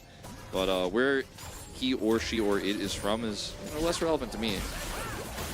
He's gonna get a bunch done onto Enosh here, but again, he is Zeri, and Enosh is like, did I mess up, or will I actually wipe your entire team? I don't yeah, know. I Just mean, he ulted 3 of them and got the wild growth, right? So it's like, okay, you do not have the damage to kill him at this point in time, especially because Carfe at this moment is not really getting any damage done in either of the games. It's just like, I'm watching this moment and like, I was like, Enosh, man, like you got to be paying attention. Like, what are you doing? Then maybe and then I watched that happen. And I'm like, maybe he just was trying to calculate, can I actually just kill all 3 of them if they try to hit me? And the answer was almost yes. Concerning, to say the least. But the moment has passed. Is Zeri the problem, or is it Enchanters? I would say yes to both. Zeri is a problem. She can be played with Rakan. She can be played with Nautilus. She can be played with Veigar for all I care. But she is even more OP by the fact that Enchanters are really strong, and that Lulu, and Zeri, and all these things. Not Zeri, Yumi, Karma was Karma, like that, right? Yeah. well, yeah, I remember She's that. not champ. relevant anymore, I but don't know who that is anymore. They're all very strong, right? And Ardent Sensor got nerfed, but it doesn't matter because in general they're strong. And I feel like the support meta is like in a decent spot. Like we see a lot of engaged supports as well, but enchanters are still very strong, especially with Zeri. So that's still the case. Aphelios Yumi also very strong. So somebody asked a really good question in the chat. This is something that could be confusing if you're learning League of Legends. The difference between a mage and an enchanter is a mage is a damage user. Basically, they do damage, whereas an enchanter is generally supportive. I thought you were talking about the question, cannot kill anyone? Oh. I thought you were like Also doing a very big good question. main lead up to like, oh, you know, a lot of people ask this, cannot kill anyone? Yes, so the answer to that is, yeah. You should see a specialist about that. This is going to be my new canned response. Scanners are your healers. They're kind of like support characters that, yeah, they're not So meant to do damage. enchanter is basically a support that does not attack with melee, but it rather supports with abilities like shields, for example. Kind of enchanter equals shields most of the time. Can also equal heals, but it's much less common, of course, in League of Legends. Support usually kind of means engage or peel, not so much heal. So Carpe, He's been having a rough day, man. he's just, I mean, he has, like, but part of it has been on him, but a lot of it has just been on the fact that Eunice and Palu are kind of crushing. Aphelios, as far as I can tell, did not auto there. Did a little bit of damage. Soraka is Enchanter, yes. Raptor once again, TP forced out from both top laners. This is just the way this goes. Paulo almost dies to the LeBlanc. This turret is dead. It's gone. Hey, Gen.G getting some space on the map. The Wolf turret is down. There's no Zoe, but that's fine. Yeah, still applies in this case with the LeBlanc. And Aphelios in the backline here. Palu in danger. Ow! Not that much danger, apparently. He was in danger, but he's okay. As this is actually going to be the Drake going over to Gen.G. Okay, savings break. Bro not in position to contest. And I do think that, unfortunately, Bro here have messed up their macro a little bit. Paulo taking a ton of damage in that like pre-setup fight where they were trying to push in and get the Zeri into position, really costing them a lot of control there. And with a little Blanc on the other side, Bro just not willing to hard commit. And we'll give up the Drake. But they're up 2 Drakes, and they're scaling, so it's okay. I think if they could take a team fight on their terms, they would have been happy to fight that one out, but they could not. So we still need to see Gen.G consistently push the boundaries of what this comp is capable of, like what they did here, for them to take this win. I still think that I like the position of Bro right now. If we were playing the Challengers game, I'd actually vote for them, even though they're down almost 2,000 gold.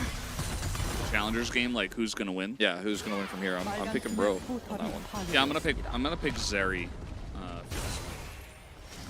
Okay.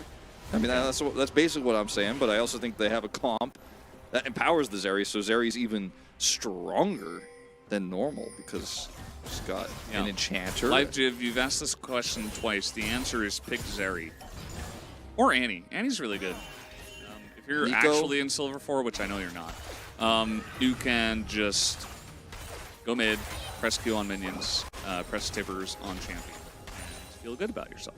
I think Nico is also a good option where you could just press Q on the minions and kill all of them while also like taking away like a fourth of the enemy laner's health. And occasionally just press R and win the game for your team. You could hide and do some of that stuff if you want, but it's like, you know, if you're in silver, you don't even have to do that. You just walk at them, flash on them. Lospa is trying to be a hero. Don't think now is the time. Really wants that control ward. It's not going to happen unless Winner comes over. Winner came over. Got the control ward. But will they be able to stay for dinner is the question. Or is Paulu's mom going to say, we don't have enough tonight. I'm going to need to call your mom. She's going to have to come pick you up. And the Winner's parents already ate dinner, so like Winner has to like eat some little Debbie snacks. Yeah. And it's like the whole start of the unhealthy cycle. I don't know. I guess he did have to go home, yeah. I'm not speaking from like personal experience or anything like that. I'm just saying.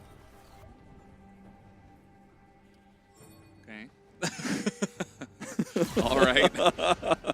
Okay. All right, I Ophelia. hope we get some action in this game. Yeah, I'm not confident that's going to happen, Valdez. Yeah, I feel like this is the game that Gen.G wanted to play in game number 1. And they're getting a chance to do it now. It certainly helps that the lane did not go 2-0 on the bottom side to begin with. So, you know, they're going to have Carpe in a better spot. They're going to have Ophelia obviously is in a much better spot. They have picked up a couple of objectives. Bet on Zeri or Shiv LeBlanc. I would say Zeri. I mean, based on what we saw from Shiv LeBlanc in game 1, not too confident just yet. And it's not Showmaker, so... Getting Zeri already is a draft diff. Kind of, but there are ways to play around it. Like, it's not 100% win rate, you know. But I think in this game, they have a really good comp for it, as long as they execute correctly. And, I mean, this is not where you want to be as Luspa and Winner here. They're going to need to vacate the premises. They will. It's still very early, by the way, for this for grouping up on this Drake. 90 seconds. But they're just trying to kind of shadow Ophelia here for him to take this turret down. And with this big cannon wave here, I think he actually will get it. Also, look at Zest on the top side of the map. He's looking to do some damage here to this inner turret. And Bro kind of grouped here around Dragon to deny Winner and Luspa, but then didn't get any kills, nor hard committed, and will just lose a lot on the map. That's a whole turret down, and not a lot of map control gotten back here, and Carfe is just sitting here farming. He's significantly behind, but is probably able to buy that Gale Force now. You have to imagine with the back timing. Hope so. He's really going to need it for the next fight. And the timing, as you mentioned, it should be the purchase. There it is. Back as well. He's going to clear one more wave. Back and then join the team on the Dragon. These two teams have been doing this like clockwork, where it's like, okay, it's time for Dragon. Both top laners TP in. We 5v5. Somebody gets like a little bit of poke, and then the other team just backs away. It hasn't been the most entertaining, as here we go. TP comes in from Frim. Let's see that LeBlanc poke. Ophelia, he's coming in on the flank angle here. There is a ward, or it's the scuttle rather. Zest not in a great position to engage. This is wild, this setup for this fight. Everything's going wide, and here comes Ophelia. The poke! The poke!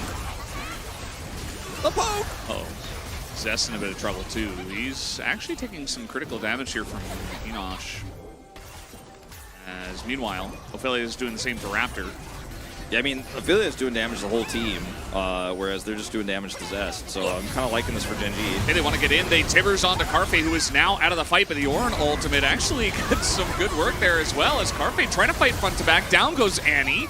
And now Gen.G have a potential to win this fight here. Enosh, wild growth, but not able to do critical damage in this fight as he's trying to do so now. How good is Zeri? How good is the Zeri? And the Zeri player, Ophelia, is here. I mean, all 5 of them are here. Enosh, that was a little bit too close. He's going to get chained, and he is going to die. As the Zeri, this time, not good enough. And Gen.G will win a big fight. Clearly balanced. Only did 5,000 damage. Clearly balanced. Now they killed him in the end. They killed him in the end, so definitely not a skill issue. Just completely balanced. Now, Gen.G here will tie up the Drakes 2-2, their second Cloud Drake of the game. And now they're in a really nice spot, as Ophelia took out so much of the health here of Bro before this fight even started. And yeah, so did Zest, took a lot of damage, but like Carfe avoids the engage because he is Ophelios. He has Gale Force. Look at this Tibber engage, flashes out. And then they get the knockups here onto Frim and follow-up ult from Carfe is really good. And it's really just Carfe doing a majority of the damage here with Ophelia bouncing. And Enosh is so far away, and the wild growth is not, it was just like with his dying breath, not really useful here at all. And, no, I mean, Zeri's good, but this is a bridge too far. 1v5, not this time. Not like old Viego. You could see that from time to time. We might be able to see the Zeri do that in the future, but need some more items.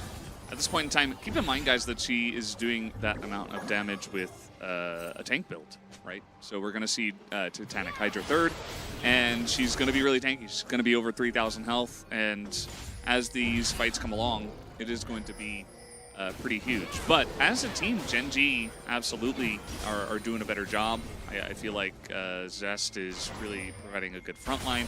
The damage actually nicely split, as this time, though, they're going to get caught in the mid lane as Carpe, no cleanse, no hope, as Tibbers comes down. He is DED dead. As now, Inosh coming on in here. The Ornn ult is fantastic, actually. Catches both of them. As Ophelia now on the run, he's not really able to do much. I mean, he will survive because he's LeBlanc, and that might just be the Baron. They are going to start it up here. All right, Ophelia, how good is that poke? He's going to have to make a lot happen here with very little. He is starting things off here very nicely. I think Breon should just continue to focus the Baron, have Fryn be the gatekeeper here, and I think they should still be able to secure this. Karras also has his stun prepped right now, and Tibbers is doing a ton of damage. Ooh, misses it. Ophelia's like, I gotta get my damage numbers high, I gotta get in there and poke.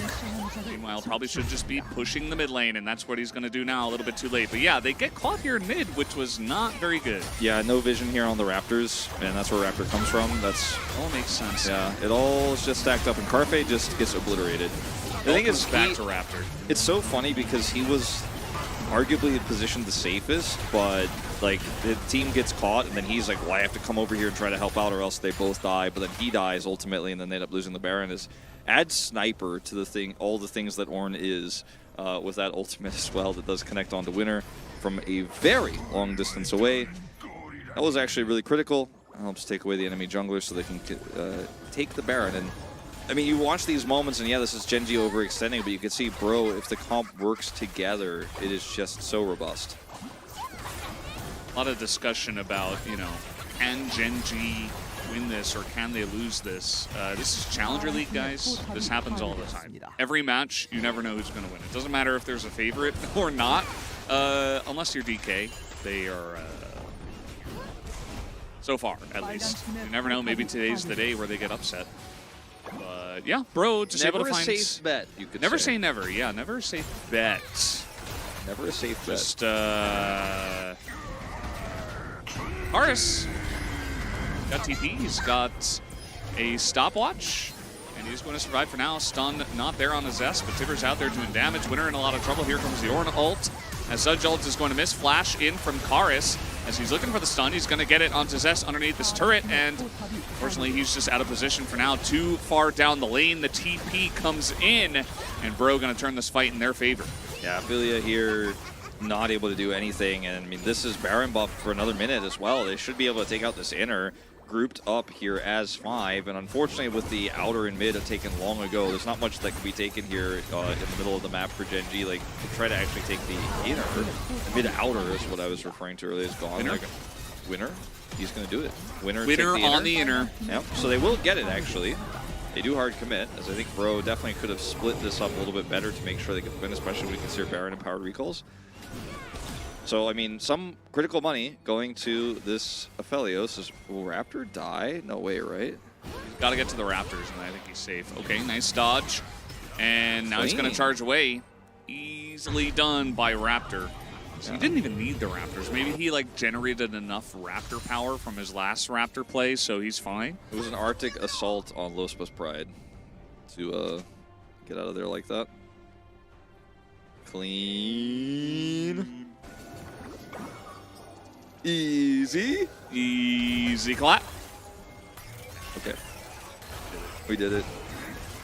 Now Gen.G, they're still ahead in terms of gold. So they say, well, we can still fight this. They obviously don't have gold numbers, but they can feel that, okay, we've still got some decent power.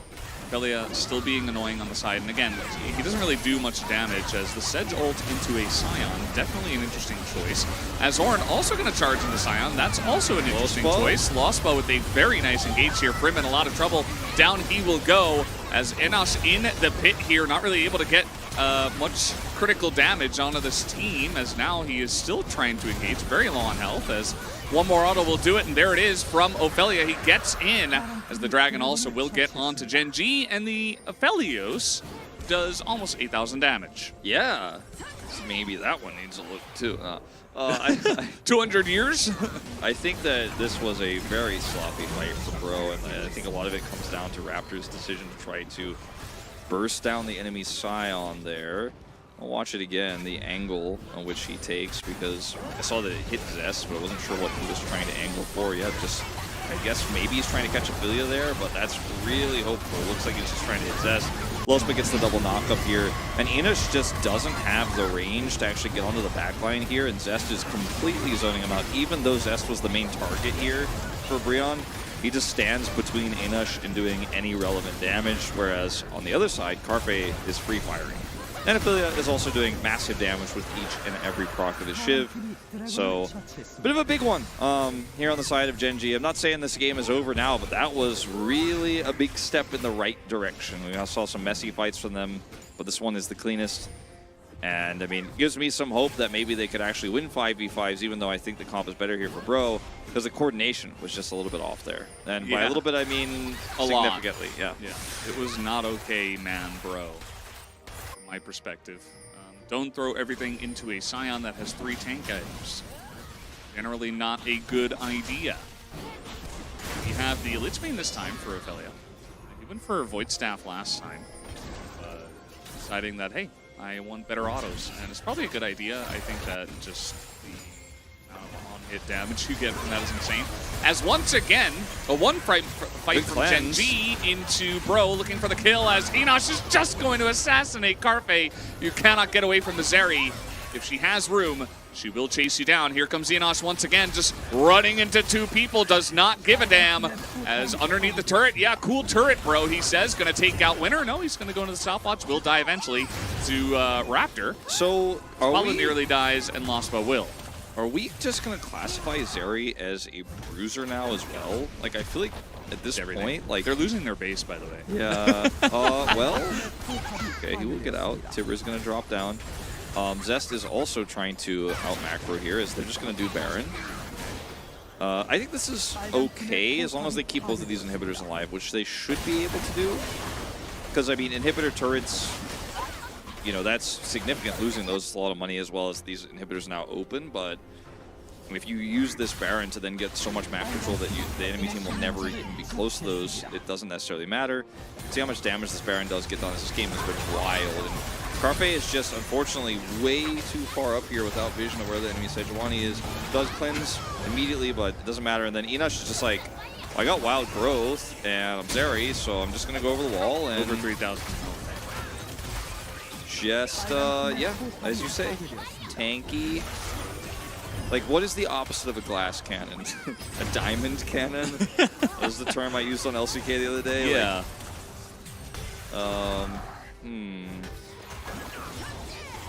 Juggernaut. A tank. It's a tank. That does damage. It's like old Ornn. Or current Cassante, right? Coincidentally, also permabanned. Why? So Curious. Yeah, curious. I wonder. Bro, once again they pick up the Baron, but once again they're behind on gold, and they're not handling the macro of this game very well. Like, who's going to go back and stop this? Yeah, this time Somebody, they should be able to get double inhib, actually. No one's going back. Like, this is super slow. Even with Baron and powered recalls, I think they're probably going to lose these. I say that, though, and not the fastest push here from this Viego and the Scion. They're going to stick around. This is going to get a little bit awkward here. Like, Bro getting really tested, and they're kind of not answering at all. Raptor's like, oh god, gotta stop them both. There's the back. It's not going to be stopped, but they back after the inhibitor goes down. They're also backing with right Baron in front of the static Shiv LeBlanc, who's bouncing autos and stopping their backs. Like, this, I mean, I think this is well played from Gen, because they know they could bounce and stop backs here, even though it's Baron empowered. And still hard push this, and Bro just really failing to realize the threat they're under. I talked about it a moment ago. Well, you have Baron buff, so you feel okay about losing those turrets because there's no way that they will actually come and threaten those inhibitors while you have Baron buff. Well, if you don't prep all your waves and you just go straight top as an entire team, then yeah, actually, as it turns out, they will get an inhibitor there. And so they did. Now, this fight is really important. This is where we need to see Zeri pop off if Bro is going to win this one. Otherwise, I think we're going to a third. A little bit of a late TP from Zest, but it's okay. Nothing really has happened, and he knows that he can just stand in the front and try to bait out a bunch of abilities into him once again. That is definitely going to be the goal for Zest in this fight. Damage coming in onto the Baron, or the Dragon rather. Kara still on the back side of this one. Lospa looking for the angle. He will not find it as there is an angry Annie here as Winner gonna get on top of that. Damage already being done to Frim on the top side. You see that Ophelia's consistent poke is actually just way too much for him to handle, as now they're just backing away. Karis nearly dies. And okay, flash in. Winner's gonna go down, but it's still gonna be LeBlanc that gets the Cloud Soul, but now it's a 5v4, and Anos gets the backline here as the damage comes out from the Aphelios, but it is not nearly enough. Anos has a stopwatch as well. He misses the dash over the wall, as we are on a wild ride, Aphelios ladies is and actually just gentlemen. going to try to like end the game backdoor here while they're slowly backing. Not actually, but he's going to be able to help send these in. And he kind of harass him and hit these turrets. Yeah, he's going to hit the turret a few times here. Actually might be able to get one. This is the Lichbane tech as well, so Ophelia, I think he's totally fine. Yeah, he flashes because like desperate, yeah, he almost had his stun prep, but God. they will get the turret.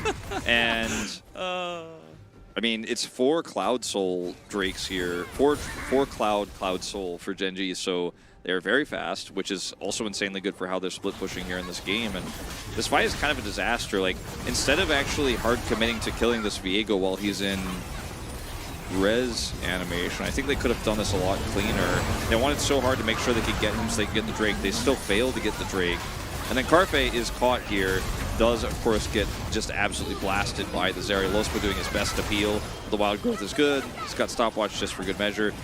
You're never going to catch that LeBlanc though, so you win the fight, quote unquote, but I mean, the base is a problem. And now they only have 1 Nexus turret, and Ophelia is actually just straight up a win condition now in this game. He has death cap, so he does so much damage to turrets, it's absurd. And if a wave gets into the base and ET isn't, he could just win it by himself because he could just bounce around with his distortions and just kill the Nexus, X-Peck it. There's always a lot of discussion in Challenger League games about, like, oh, these players, they don't know what to do. Like, I think the pressure oftentimes of playing on stage and playing as a 5-man unit, sometimes it gets difficult, you know, when you get into these positions. At least now they have grouped up as a 5-man unit in mid, which is where the inhibitor is down. Definitely a good idea. With Baron coming up here in a minute, because this one definitely feels like either a Baron or Elder Flip angle with Ophelia just ending the game in the back door. Like, with 1 Nexus turret, he is just going to destroy that base really, really quickly. If he ever gets an angle, and he nearly has his teleport back up. There is no ward in the base at the moment, but definitely is a big win condition for Gen.G. He's got the Oblivion Orb, you know, to help the Zeri issue. You know, if he ends up getting a ton of money, he may even want to consider getting a Cosmic Drive or something for just the additional AP, but he is seen by these minions. And they're like, what do we do? Like, bro, look like a bit of a... They have kind of the deer in the headlights kind of look here because they're like, Baron's spawning at 15, but Ophelia could end the game, so we have to kind of camp mid and prep this wave to make sure that he can't just push down mid and end it. He needs those minions, so kind of have to huddle around this. Good job from Karis to deal with the top wave. And bro, I mean, I don't know if they have the speed to do this, to be honest. Let's look at this. Ophelia, again, just pushing that mid wave. Inhibitor's still down for 30, so Super Minion's still going to spawn. Second they show. They just started up, but Ophelia is fight. There's no wave in mid, so he can't really do damage to the turret. They say, okay, he's got to get in here and try to help out, but he's not really doing consistent damage. They're going to turn on to Zest. This has not worked in the past. A big Moonlight Vigil doesn't really get the crit nor the damage as Tivers comes down, hits nothing.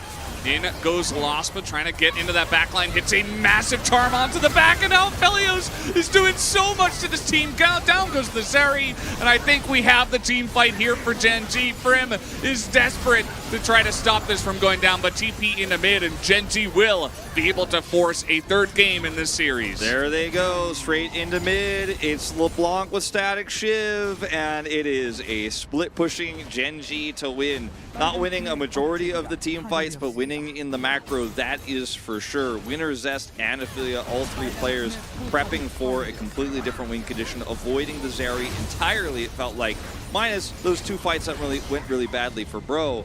But Gen.G, the much better team here in game 2 to force the 3rd.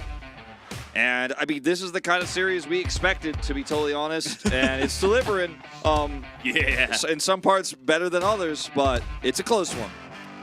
Yeah, it definitely is. Gen.G, it feels like they just had a better head on their collective shoulders, if you will, right? Like, they kept it cool and calm. They found angles with Ophelia. They found ways to essentially force Bro to play on their terms, especially this last fight. Once again, like, Zest is being such a thorn in their side, and Bro cannot handle the pressure. They're like, well, we got to do something. We have to press our buttons. Raptor's trying to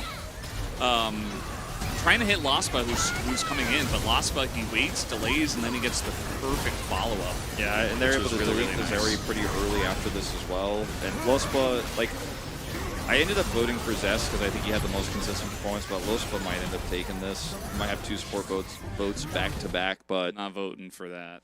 I'm gonna vote for mid. I'm not voting for this Shiv bounce to bounce around. I'm voting for the Shiv bouncer. I'm not doing it. I mean, he played well, but I thought Zest was much more impactful. Zest also split push, arguably we have more. an angry better who's looking to get banned. Welcome to the First time stream. chatter, last time chatter. And first time chatter, last time chatter, goodbye. It's okay. Well, we're going to 3. I don't know what game 3 is going to look like. I feel like we are going to see a similar draft, though, with Zeri versus LeBlanc again. Yeah, I feel like this is Challenger League, so I don't think much is going to change. I don't think so. I think these teams have decided how they want to do this series, and they're just not going to change it up. In LCK, you have like a team of coaches. You have somebody who's like an actual draft analyst, and he's like, okay, this is how we're going to change things, and players kind of have a better understanding as well of like what went wrong and how it happened. I guarantee you, Bro, are like, man, we were so close. Like, how did we lose that one? Yeah. And the coach will like try to break it down, and they'll try to work through it. But at the end of the day, I don't think they're going to say, okay, we got to ban LeBlanc, right? Like, that's going to be the end. As 100% kill participation on the LeBlanc, and Ophelia will pick it up here 6-0 and 10. A much cleaner game of LeBlanc this time around, but you can see just how oppressive the pick is, especially when the game is much more even, or even when they're ahead, right? Game number 1 was not a good example, but Ophelia was able to make it happen here in game 2. Yeah. I mean, it's much more impressive at doing a large amount of damage share quite high. I think a lot of this on the fact that Carfe also just didn't have a lot of agency in terms of damage percent. Just wasn't doing that much minus those last few fights. And yeah, I mean, I think we'll see one more of these. I think both teams kind of run it back, and we'll see another Zeri versus Ophelios probably. Hopefully not Zaya. And a little bit of LeBlanc action. We'll see if Bro can tighten up the map a little bit better. Or maybe we'll just see it bend and it'll be a completely different game. But just based on what we've seen in our first 2, I'm leaning towards we'll see something familiar. Yeah, I think at least one of the 2 will get through between LeBlanc and the Zeri. Perhaps we see like an Ophelios Yumi angle in game 3. Could be the way as the music goes nuts. And that means we're ready for a break.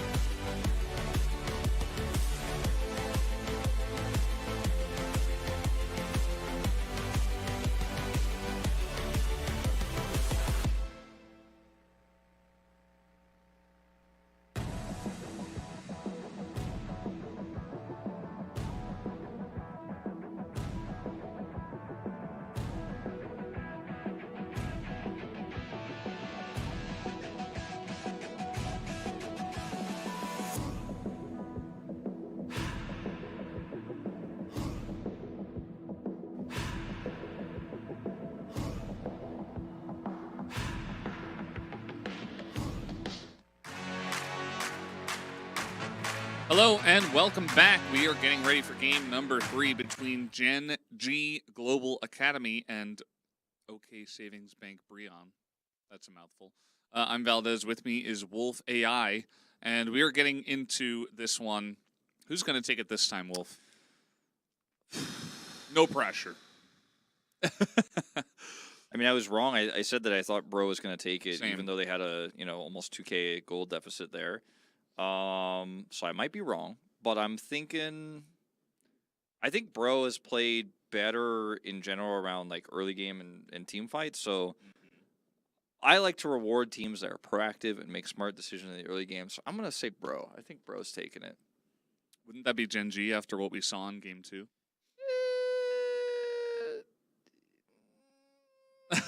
Okay.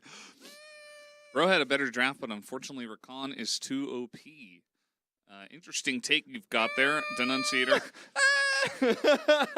As Bro have selected blue side. I think he's trolling. It's Denunciator. He gets his trolls in early. Kevin Kim says yes or no. Well, it is 50-50, so either it's yes or either it's no. You know, you only have 2 choices, so it's right down the middle. Can we get some yays or nays in the chat? Nay. Okay. All right, so Bro picked the blue side, as you mentioned. Let's jump into this draft, the final draft of the series. Let's see if things are going to change or not change, because my vote is on not change. Bomgar asks, what happened to other channel? We took it outside and blew it up. I thought I was told. Also, it'll be inside. back on Wednesday. Also, Zeri is banned. So We can't find the chat. Zeri banned? What is it? What did they mean by this? they do not want to deal with it anymore. I say Bro ban This is Challengers, Aphelios now. not Academy. Why are the commentators so mean today? Sorry, guys. You know, woke up on the wrong side of the bed. Had to come in and cast some challengers. I woke up on the right side of the bed, but I had to come in and cast challenges. Generally, a very fun and enjoyable experience, but today is different. Today, the first series has really just pulled out my rage, and like, I know it's going to be a long time with this Shiv LeBlanc, so I'm like, we'll see it a lot. Hey! Oh, You ban our right. Zeri? No Zeri and no LeBlanc? It's okay. They're just going to play Veigar Shiv. No. AIs go to bed. No, we Does just Veigar power off. Does Veigar have distortion? I don't think so. So, Aphelios first pick. Do Hold it. on. Yeah. Good. Milio also available, but Yep, now you have to take Milio away, and then Milio you pick Jinx? a jungler. Now you save Jinx for well, third yeah. pick. I mean, is that going to be the duo we see? Is Yes. the question. Or is it a Neela angle? No, it's not. But, yeah, probably Milio and Milio Jinx. Annie also pretty solid for the lineup here. Could have been like, that's not Milio at all. Like, is that Rakan? Okay, but no, it's Zaya. That's Zaya. I thought we learned about that one's not the one that you want. Well, now I guess maybe they didn't learn Nautilus from again. Game 1. Yumi Aphelios is a bit of a classic in the LCK. It's a bit of a it's a little bit not successful here in LCK Challenge. It's not working very well. So let's see if they do decide to commit to it. Sejuani will get locked in. My soul is leaving my body. I am drifting away. I am going down the river. What is that river that it's like the river in hell that goes down to the place? Yeah, where, like, the devil I mean, I is. know what you're talking. Styx, yeah. Yeah, the river Styx. There Yeah. you go. And That's where chat my is soul on is. top of it. Look at chat. Okay, everybody has to type Styx now. Yeah, but I mean, chat like knew really quickly. I'm like really impressed with you, chat. Chat's Matter on if you're top late. of it, man. Like 1 or 2 guys knew, and then everybody else just they got to get their sticks in there. Hi, No, I Catboy think- Cooties. I think the people typing it now just have a little bit of a delay. What kind of delay? I think they just have bad internet, so it's fine. Now they'll stop. 'cause Squid they don't want to lizard. admit bad internet. Azir's banned. Don't forget to put a coin on your tongue to play Sharon. All right. So anyway, let's go back to the draft. Let's go back to the League of Oh, Legends. there's League of Legends happening. Yeah. Oh, Well, I it's forgot. not happening Okay. yet, but we are choosing how it will happen. Oh, Oh, we're picking Scion this time on blue side for Bro. It's an excellent draft. See, that's a Zest POG vote from Bro if I've ever seen one. Oh, they also banned the LeBlanc. So, Thank you, Disco P. what are they going Discop. to? What are they going to do here with this final ban? Gragas is gone. Why did you say on his friend? They can if they He don't, is, of course. if they just ban Gwen here and then go, all right, well it's your pick now, Gen.G. They can just take Scion on red side and be happier with it. So Probably should. I think they will. It does weaken the jungle picks, or rather, it puts their jungle pick as counter, which is not that great. But I think the Scion is worth it. It feels that way, right? I mean, there again, like I said before, there is still other stuff you can pick into it. It's not just Gwen, but Gwen is the best pick. So, a big consideration, and Lee Sin is the decision.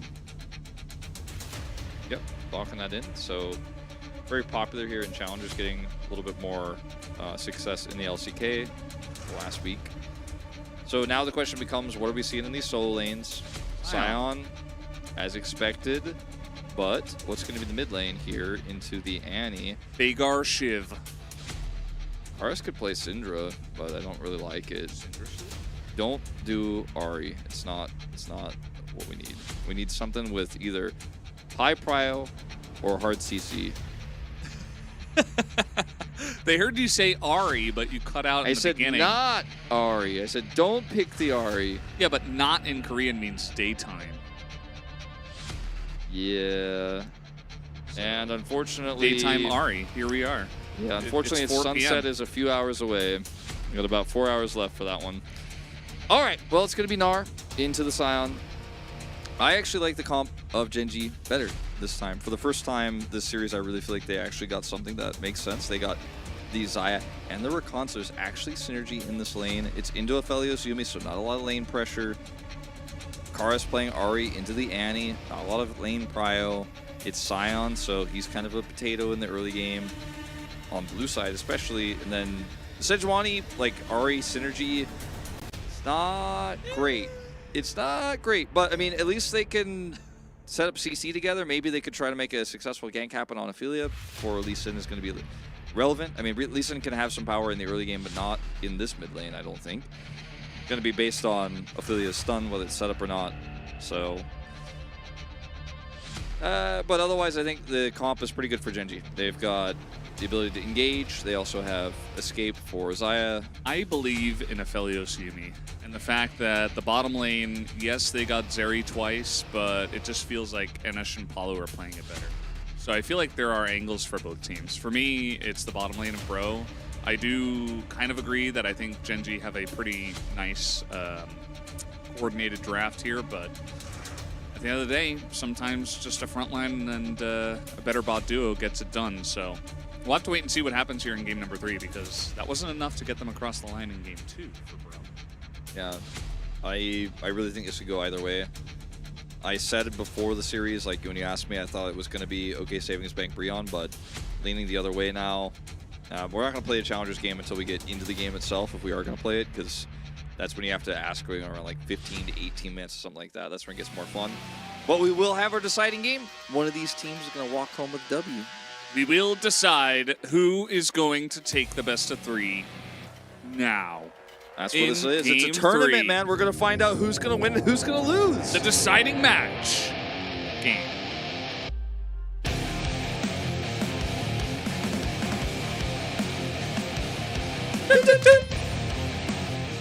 I got scared. I Well, that thought was something was a scary. little off there. I thought we had a little hiccup. They're just challenging us now. They're like messing with the beats so that we kind of have to. We got to roll with the No, it's not punches. going to be lethality, Xayah. Fortunately for you at home, you won't have to witness that on this stream today, at least in this game. It will not be Shiv Ahri, by the way. No, People are saying in chat, they're like, okay, this is going to be Shiv Ahri. I don't think so. no. I mean, it's- no. Yeah, okay, Ari's got some good mobility, but I don't know. I think you would still want to go Fleet Footwork. She has good mobility in Once. terms of like, yeah, exactly. She has good mobility when she has her Well, 3 ultimate. times. Yeah, which is very limited in what she's not a poke champion, so she is an all-in pick champion. That's why she picked Electrocute as her keystone rune. And yeah, it's Yumi. She's just being loud and doing Yumi things. Kind of like Maru. Yeah, my cat Maru. He's doesn't really sound like that. He sounds much more annoying, but he's my boy. He always says his name. Yeah, I'll put him in chat for everybody. The casters are electro cute. Ooh. Thanks, Jarv. I'm not gonna pronounce the end of your name, because just like Disco P from earlier, I don't know how you guys got through the Twitch terms of whatever. But those names are certainly some of the names of all time. Yeah, there were a few names that we had when Challenger started, but I was like, I don't think I will see them after day one, but I appreciate the attempt. When we started talking in Twitch chat, some people showing up to try to get involved by having us do, let's just call it an artosis, but not happening. We will not be fooled. You mean the wet fartosis? Some of the names that we used to say and joke about a lot, I will not say in 2023. True. That one, though, I think is fine. Yeah. That one's like kind of borderline, but you know, it's okay. Sneak it in there. What are your thoughts on T1 being good but lacking big game players? That's like when I post the "that's bait" gif. Like, what does that question even mean? He's just trying to get a good clip for Reddit, man. Are you talking about the T1 Challengers team? No, I think he's talking about, by big game players, I think he means players that will show up on, like, during finals. Ah. Oh, wait, you actually are a translator of Twitch chat, man. You were like, no, this is exactly what he means. You explained it. Winner, if you don't kill that last raptor in this one, you just lose money. It's still going to respawn. He's going back to the base. It's also his own raptor camp, so I don't know why he'd do that. He just didn't get the last one. Raptor, he's not on the Raptors, but he is counter jungling again. He is. He's Grompin. And what is your favorite Nico transformation? so far, it's definitely been the Scryer's Bloom. Scryer's Bloom? Yeah. Little Krug, though, is very cute. Little Krug is pretty cute. Like, Canyon, he definitely made a show yesterday. The hilarious thing is you just turn into something silly, but it literally doesn't matter. They, like, 100% know you're there, but you're, like, you're so scared because the Nico engage is coming, but it looks like a Gromp also. You're like, this is so dumb, and I'm gonna die!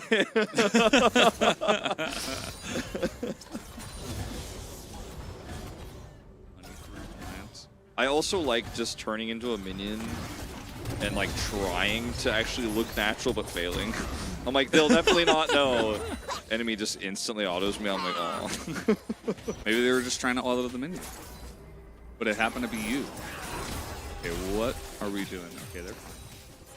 Some shenanigans, some hullabaloo down in the bottom lane. I've watched enough barrel games to know that, like, it's totally okay to be afraid when that happens. When you get to suddenly the observer cuts, you see a Rakan going in, and you're like, sorry, it's alright, it's okay. Do you have the VCR hullabaloo in your house? VCR hullabaloo? The VCR of the show Hullabaloo. Oh, you mean like the VCR tape? Yes. No. The VCR is what plays the tapes, Valdez. Oh. The VHS. Yeah. Okay, yeah, okay. The I don't know. VHS, It's yeah, been VHS. a while, guys, okay? Like, I don't own one of those anymore, nor did I at any time because it was technically not mine. Although I did use it. I did own a VCR at some point because I wanted to watch old movies. I bought one at the store in college. Well, the charm's going to go wide, and so Raptor's like, well, what am I going to do about this now, Karis? You want me to help kill Tibbers? I guess I will. Who's going to get it? Oh, Karis got it. Raptor came all the way out here to help out. You didn't even give him the 50? I had one as a kid, yes. It was just my parents. That's what I was trying to say. Yeah. Like, I didn't own it.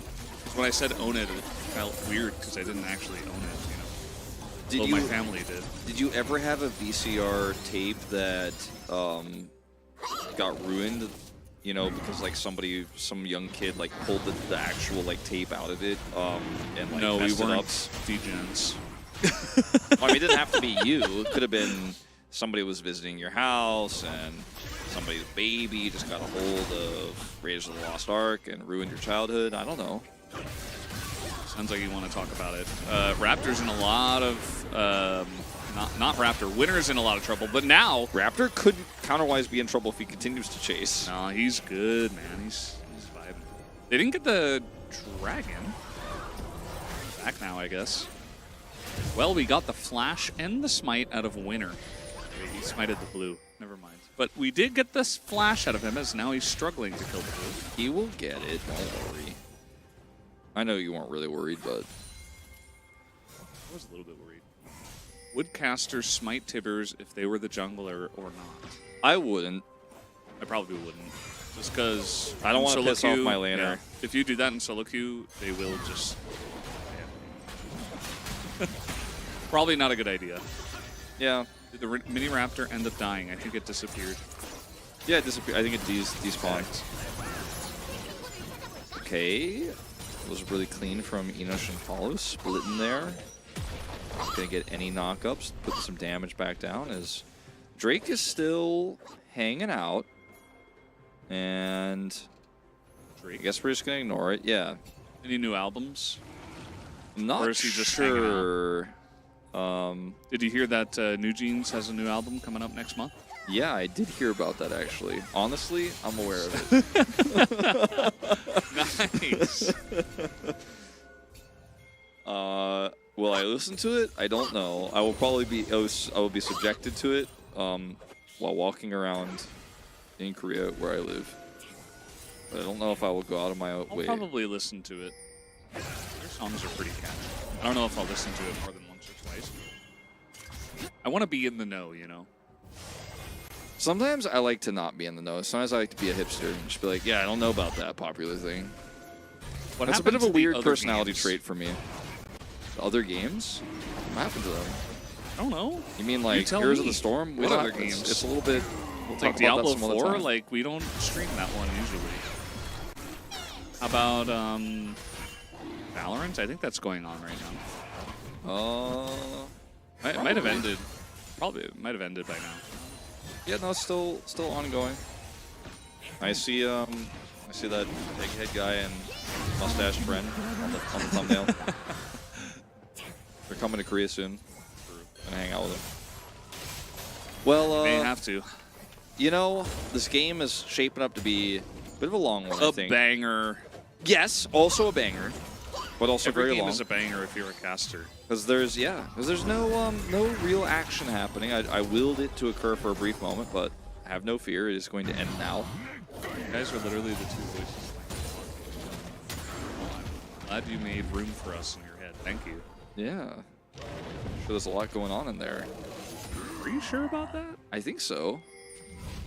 I mean, I'm gonna assume so. I'm polite, Valdez. I mean, mostly. Raptor has swept this. He knows they do not know that he is here. They don't know. Yeah, can he flash for the assault here? Is he gonna commit? He has Ultimate. He's level 8, by the way. He's kind of farming hard. He's just not gonna commit. Oh, Frim couldn't stop the plate. Oh! Out of midair. I didn't notice Frim went ghost until just now. Yeah, That's kinda cool. It's kind of like this weird Scion tech we saw from like a week ago, and we weren't really impressed by it, but we understand like kind of why they go for it. Allows you to get on top of the back line a little bit better and, you know, can allow you to reposition in a team fight and be where you want to be to block damage. And then, of course, turn. So I do like it. Flash, much less relevant, especially in a lane like this where you don't have kill pressure at all, generally, as you can see here. Yeah. Yeah, we don't have Twitch chat open during the LCK, but during Challengers, it's a very special time, as this is about to be a very special time in the bottom lane for Bro, as Enosh gonna get jumped on, the kick comes through, and, well, Palu's gonna get in front of that, as that is going to be first blood over to Winner, but Palu did have to eat an immense amount of damage, but worth, I suppose. Definitely worth. It's going to be first blood. Goes over to Lee Sin, who already has Gore Drinker now locked in. So a lot of money in his pocket here, which he needs desperately since he's been significantly behind on farm. Brim here, will he have to ghost? Yeah. There it is, but the wallop still comes through as we got action in mid as well. Frim fighting underneath the turret. That's 2 turret shots over to Zest, but the 2 tanks are fine. Meanwhile, the mid lane, we are also avoiding all action. Yeah, I feel like we missed a lot of the action that happened there in mid, but it doesn't really matter because no kills go down ultimately. As Frim is trying to get this cannon minion before taking it back. He does have his teleport, so shouldn't feel too bad about this one. And surviving there was very important. If the Gnar actually gets a kill, he becomes a big side lane threat into this matchup. Without Ghost, he doesn't dodge W or Q, but what if he just flashed it as well? Yeah. Flash also would have saved him. Yeah. But Ghost has a lower Lower cooldown. cooldown, yep. See, Yeah. you read my mind. That's exactly what I was nerfing going to say. Ghost. Kind of funny because like it just recently, like within the year, became kind of relevant. We realized like, hey, we don't have to take a Flash on every single champion, or maybe on some champions we can take Ghost and Flash, like 80 carries. Because all the lanes just farm it out. So yeah, I don't know. They're just nerfing it now. The second it got relevant. Yeah, well, I mean, the teleport nerfs were really interesting for a while, too. We were seeing, like, Flash Ignite as Zest is really Zest standing happy on top. he didn't take Ghost. Yeah, he is really standing on top of a Scion. That was what he was doing there, but he then flashed away. He now no longer has it. Prim's like, oh, I see we're now both flashless. It's 13-11, as you can see in the bottom left. Yeah, I like to call that bottom left tile the FAQ tile. It has a lot of information about what you need But to know. nobody looks at it ever. Yeah. We should put it in the center, I think. That way everybody would see it. I think we just need a 13.11 watermark throughout the entire screen. Just like subtly in the background. If you I think we squint hard need enough, it you can see it. scrolling across the top. This Maybe- is Challenger League, not LCK. Faker is on the farm. Maybe it's time for a new Challengers tradition where every time there's a dragon, we just say, we just let everyone know what patch it's on. As Karis, We got a fight, by the way, patch 13-11. Winner is going to go down, and Enosh will pick up a free kill. Not sure what he was doing in there, trying to set up, probably. yeah. Flank. Well, this is going to be Zest taking down a turret for this, but Bro, happy to take the dragon here. We'll see what soul it's going to be. Is it actually going to be the Hex Tech I was looking for in Game 2? Buckets and Gloves also wants to know what match it is. I don't know without looking to the bottom left. Now that I've looked, it's match 21. Wow. Thank you for the FAQ on how to look at the bottom left. All right, what Drake is it going to be? I think it's going to be Drake and featuring Future. It is Hex Hex Tech. Tech, All right, nice. so I knew it was going to show up, just like you knew Cloud was coming. We were a little bit early, but we forecasted correctly. Okay. I have no idea what the next one is going to be then because we didn't get it wrong this time. Well, I mean, the next one, I don't know. I mean, that's a new series. That's a whole new ballgame. Yeah. I mean, things could change, right? I actually think the next one is going to be Elder. Got him. Maybe. Maybe. It might not be, actually. But I think with the state of this game, with a 2 Drake lead here for Bro and 2,000 gold lead for Gen.G, I think it might be a while before we see Elder, if we see it at all, as Gen.G are going to start to be able to contest these Drakes a little bit better, you have to imagine. We have a lot of viewers today, and that's generally a good thing, but we also have a lot of first-time chatters that come in and immediately get banned. It has happened. It may happen again right now. I might watch somebody disappear in real time. Somebody is going to immediately disappear. Wait, hold on. Oh, wait. They're gone. They've already disappeared. They've already left. It's okay. I can do it manually. Valdez, man, he snipes people. Yeah, I will not back down. Imagine never being able to talk in Challengers chat again. Or even see the chat. Ever again. Got him. Wow, that's what a terrible fate for that one chatter. Don't come in and insinuate things that are not true. I don't even, I mean, I saw what he wrote, but I don't know what it means. Like, I'm just a very... Not missing much. WoW weekend, CQ, you're cool. He's so edgy. He's like that kid. He's like, yeah, I didn't think that movie was that great. I actually just, I enjoy Casablanca, actually. It's my favorite. Casablanca's pretty good, it's though. A great movie. Yeah. It's actually really good. Like, he's actually, I think he's pretty cultured, to be honest about this. If he said that, you know, he'd probably say, actually, the first Avengers movie was the best. Like, I know everybody loves Infinity War. I actually don't even know which Avengers movies are which. That's what makes me cool. Yeah, me too. Yeah, I'm so cool because yeah. You know, I recently came to my attention that the Spider-Man games are very popular and everybody likes them. I've never played it, but I'm kind of thinking about being an anti-hipster on this one and be like, you know what? I think I will try it. I think I will play the Spider-Man games. Any thoughts? You play them? I think I played one way back in the day, like PS2 era, but hardly even remember. I think we rented it. I think we rented it from Blockbuster. Gotcha. And there have been a lot, you know.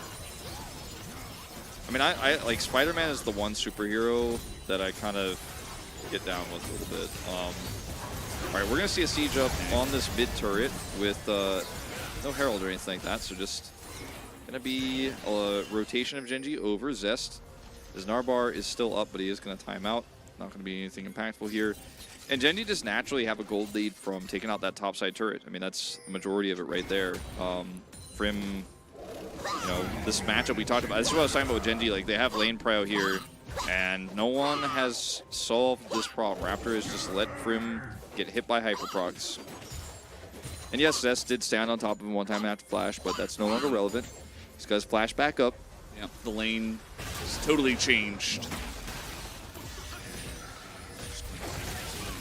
Gen.G can win, someone asks. Yes.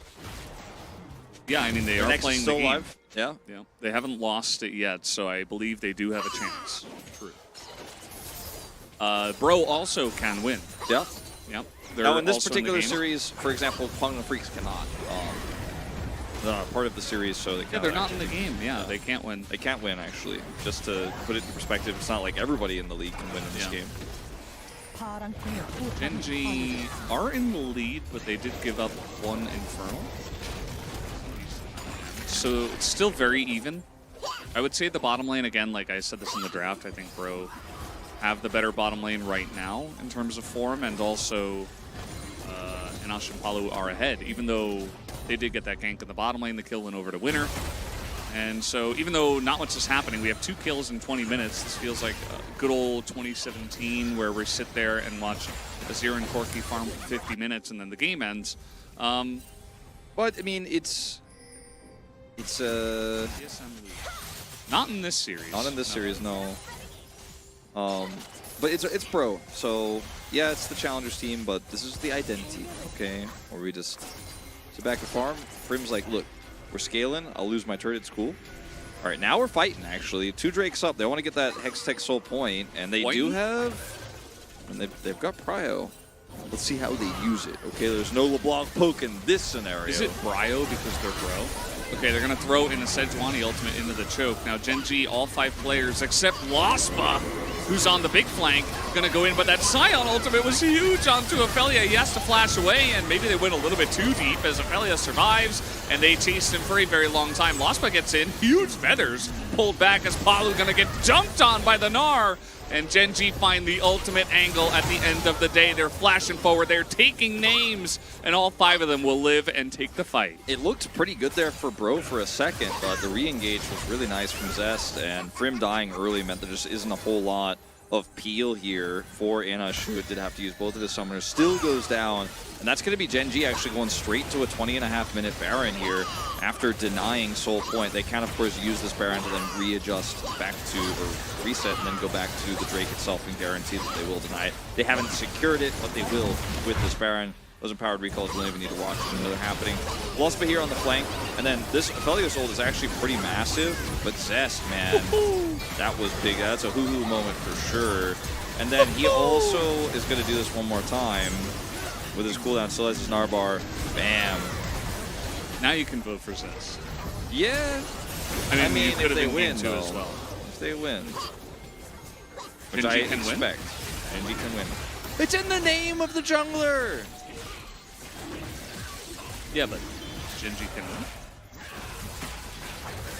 Yes. 3,000 gold lead. The Gnar is I've never seen a team out. literally sleeping. Me neither.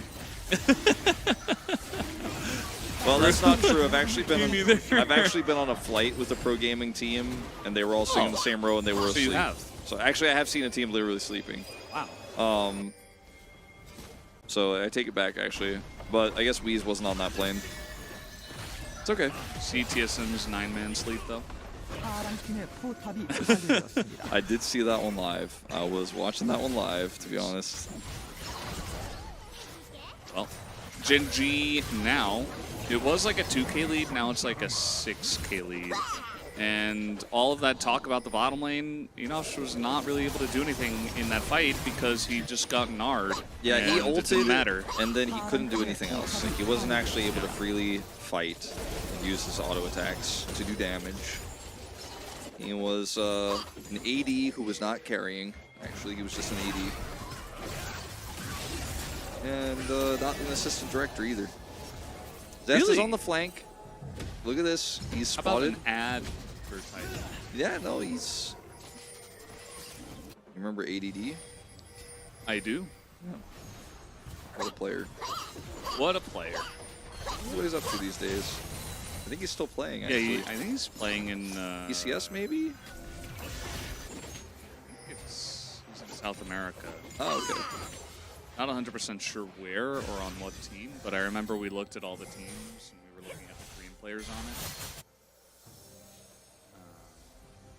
But yeah, not 100% sure. Someone in chat probably knows.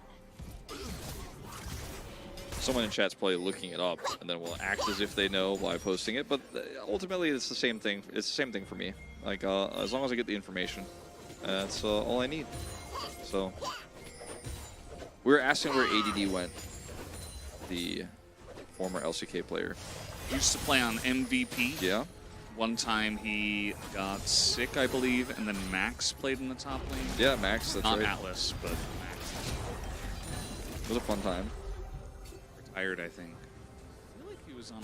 Immortal Challengers, and then he was also Latin American before that. I think he was in Latin America. I thought he was well. still playing, but maybe not. If anyone knows where Fly is, though, please let me and Atlas know. We've been trying to figure it out for a while. The former Afrika mid laner. We just don't know where he is. There's no information. No Nobody clues, knows, no hints. Nobody knows where that guy went. He's just totally gone. I don't know which alpaca farm he's on, but... Or if he is on one. I don't know. We're just going to sit and farm for a little bit, though. That's what we're doing here. Bro and brew. If you guys have got something, maybe now's the time to go pull it out of the fridge, because it's going to be about 2 minutes before we get to this next Drake fight. Or Baron, but likely to be Drake first. Gen.G looking for that third item onto Carfe, but realistically, it's just about the setup they have here. Also, the Gnar, a big problem in the side lane now. This is what happens when Gnar plays against tanks. He actually becomes a side lane threat. He's not always a side lane threat, but when he gets Hullbreaker into a tank, he is. And it becomes very difficult to kill him. He's gonna, I mean, we saw Frim actually got like a pretty good engage, but the issue is that their kite pack potential on the side of Gen.G is just way too I mean, look at this like gold so lead. far. It's so into the funny back how line. it's so funny, Valdez, how like he just sat there in lane and hit turrets and killed minions, and now he's 4,000 gold ahead after one team fight. And like, Frima's never been given any resources at all. He's just like sitting here taking Gnar abuse. He's 2 levels down, and that was like the story at the beginning of the game. It's the story at this mid game, and I think it's probably going to be the story at the end of the game as well. And now you can't punish Zest. You could have punished him earlier as Raptor, but now it's like, well, he's got Hullbreaker, so good luck. This is what happens when you sit here and do nothing for the whole early and mid game. Yeah, let's see what happens in the late game. If there's more nothing, I mean,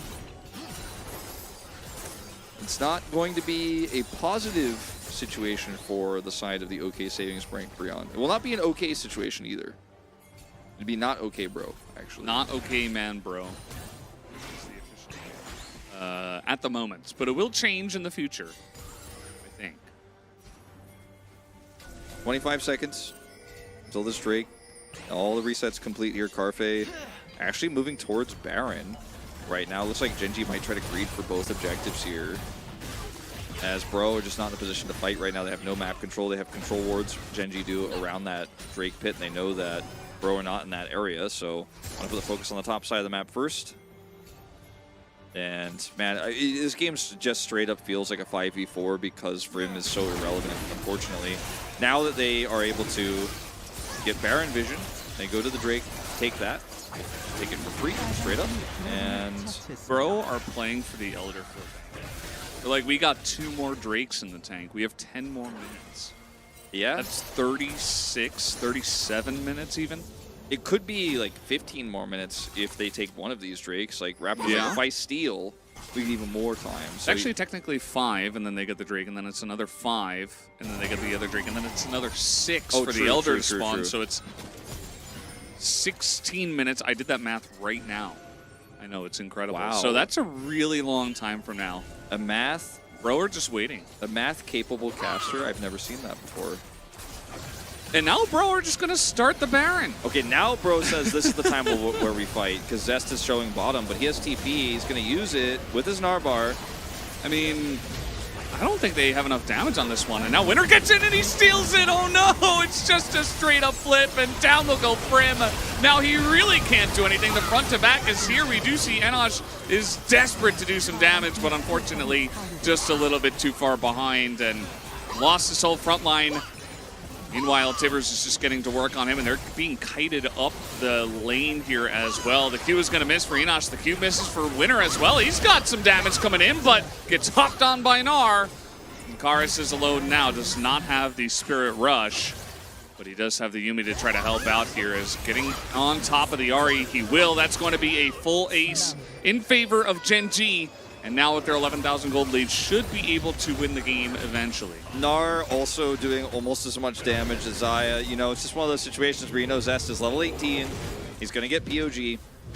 It's just, it's his playground. That's what this game is. The Rift is his. It belongs to him. As the steal from Winner is almost comical because they have no vision of the outside of the pit. They see the Lee Sin coming in and yet still commit. With no secure whatsoever, while also not having control of the left flank for the exit. I mean, this was about as sloppy as it gets, and this is the frustration for Bro fans, is that Bro, both in LCK and in Challengers, they will do nothing, and then they'll be like, now's the time. I'm like, no, this is actually not the time. Like, not even close. The time you decide to go is not it. I told them the angle too. I mean, they're not listening, obviously, but just sit and wait, right? I mean, maybe you just get pushed in the side lane, but I think that was a better chance of winning that way compared to this. I mean, you have to set up a turn or really make sure you hold those flank angles, and this is just insult to injury at this point. I think the game is 100% done now. Someone in chat asked, can Bro win? I mean, it may not technically be true, but I would say no. It's now a 7,000 gold lead for Gnar alone.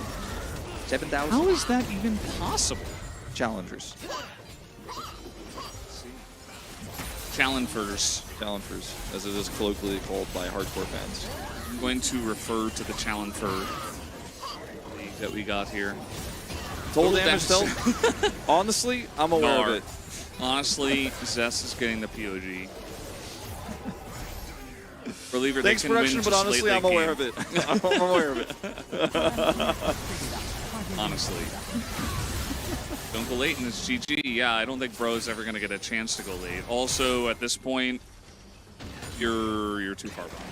Like, you'd have to go like 20 minutes and win a couple of really scrappy fights that Gen.G make mistakes in. How does he do that much damage? He's landing against a literal balloon. Just a dude standing there getting hit over and over. It's a durable balloon, though. It's not popping. True. It's only popped twice this game. He's definitely not popping.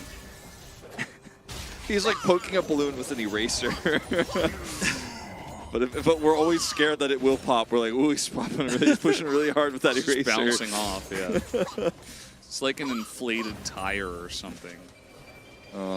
It's deflating very quickly, though, isn't it? You can flip it, but it's not gonna pop. Sion can't do anything. He just sits there. Doesn't even have flash. Well, this one is going to get a little bit sad, you know. Well, at least Gen.G are really going to make them feel it. So will Bro either A, this is a test for you guys in the chat, will Bro either A, sit back and let Soul Point go over and do nothing, or B, try to push really hard with no vision and lose the team fight and lose the game? What do you guys think, chat? Wow, chat was, for the most part, really paying attention. The correct answer is A. Yeah.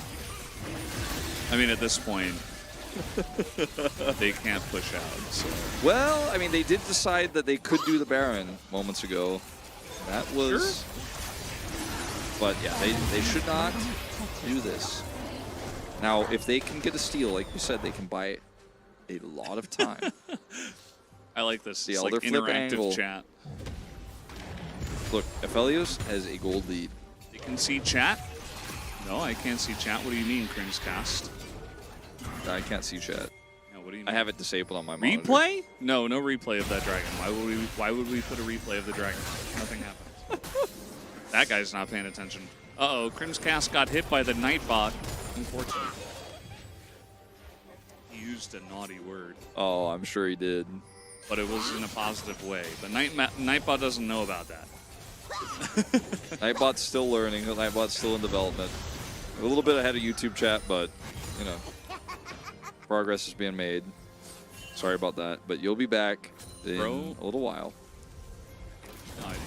Oh, it's just deleted the message. Yeah, okay. He's here. Oh, I'm glad he's still here. All right. I was about to have to go manual on that one. Bring him back. You're going to have to take a hands-on approach. See, Nightbot's learning. Like I said, they just... Yeah. I mean, it still deleted a message that didn't need to be, but, you know, didn't ban him or time him out or anything. So it is a... Who would win? A 4-item Aphelios or a full build Gnar 5-0 and 4 level 18? It's like another quiz question, A or B? No. This is just a meme. Choose A if you think that Enosh can carry his team. Choose B if you think that Zest can carry his team. Bro's just gonna do this again. They're gonna do the I Baron. mean, it's a lot of damage. Karas on the flank. They actually have Freeman in good position. Gen.G aren't doing anything. They're just trying to flip it. He's gonna get it again. You gotta be kidding me. No. Yes. Okay. No. That's the end of the front line. Prim is gonna get away because the Q misses, and yeah, they're all dead.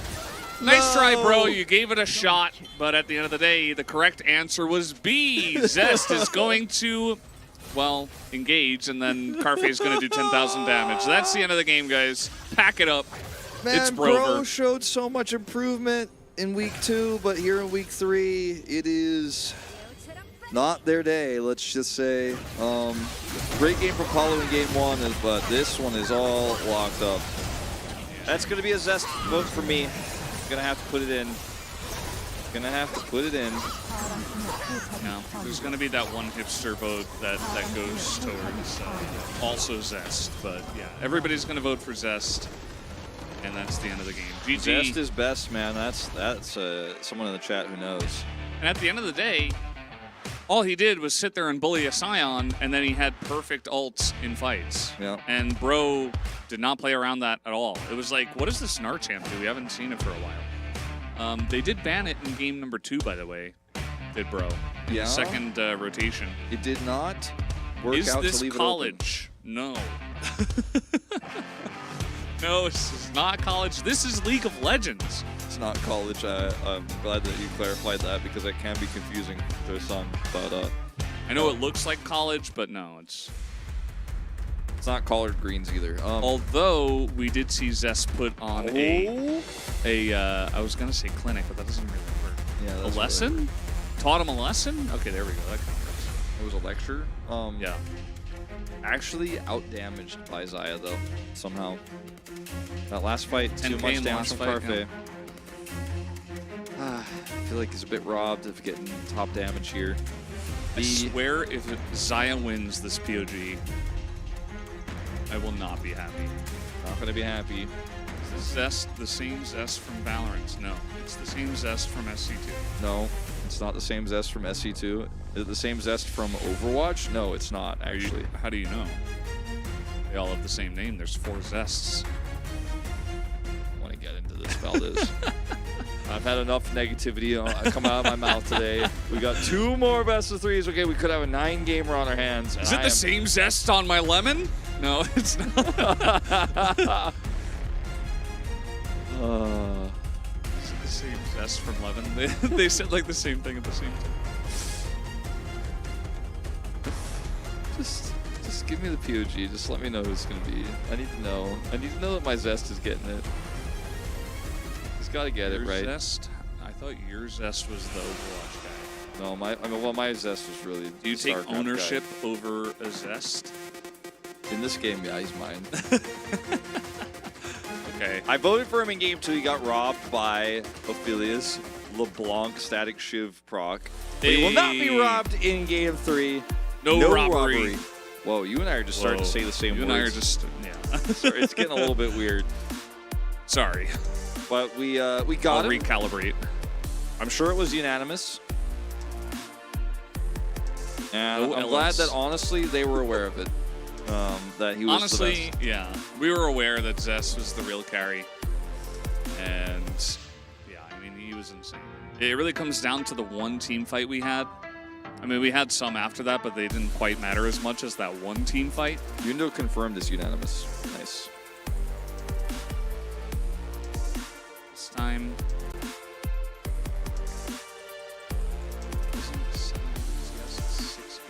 No, it's CC score. Crowd control score. Yeah, that's how much crowd controlling he was doing. He did a lot of damage, 33% almost. Almost a third. He and Zaya making up 2/3 of the damage together. Carfe, I think, having a bit of a bounce back in this one. Game 1 was not great. A lot of it, of course, unfortunately, is support making some errors, but games 2 HLE? and 3 No, better. this is Zest from Gen.G, not HLE. It will be HLE. It says it behind his head. Yeah, it will be HLE coming up next, though. It will be HLE versus KT Rolls-Royce, our second series. Content creator score. Content creator score. Yeah, speaking of which, now we have time to create some content at the caster community and chat corner or something. That's only 3 C's. What is the 4th one? I don't know. Why does Caster, why does he do caster and chat community corner? this? I just like to call it the Chronicler, because he made it, and I don't want to learn it. Ronnie Keckler. What's your garlic?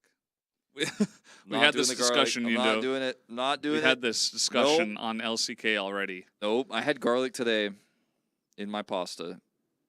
It was good. I don't think I've had garlic today. There wasn't any on my toast with peanut butter, which, by the way, smooth peanut butter. We accidentally got it. I know you're a big enjoyer.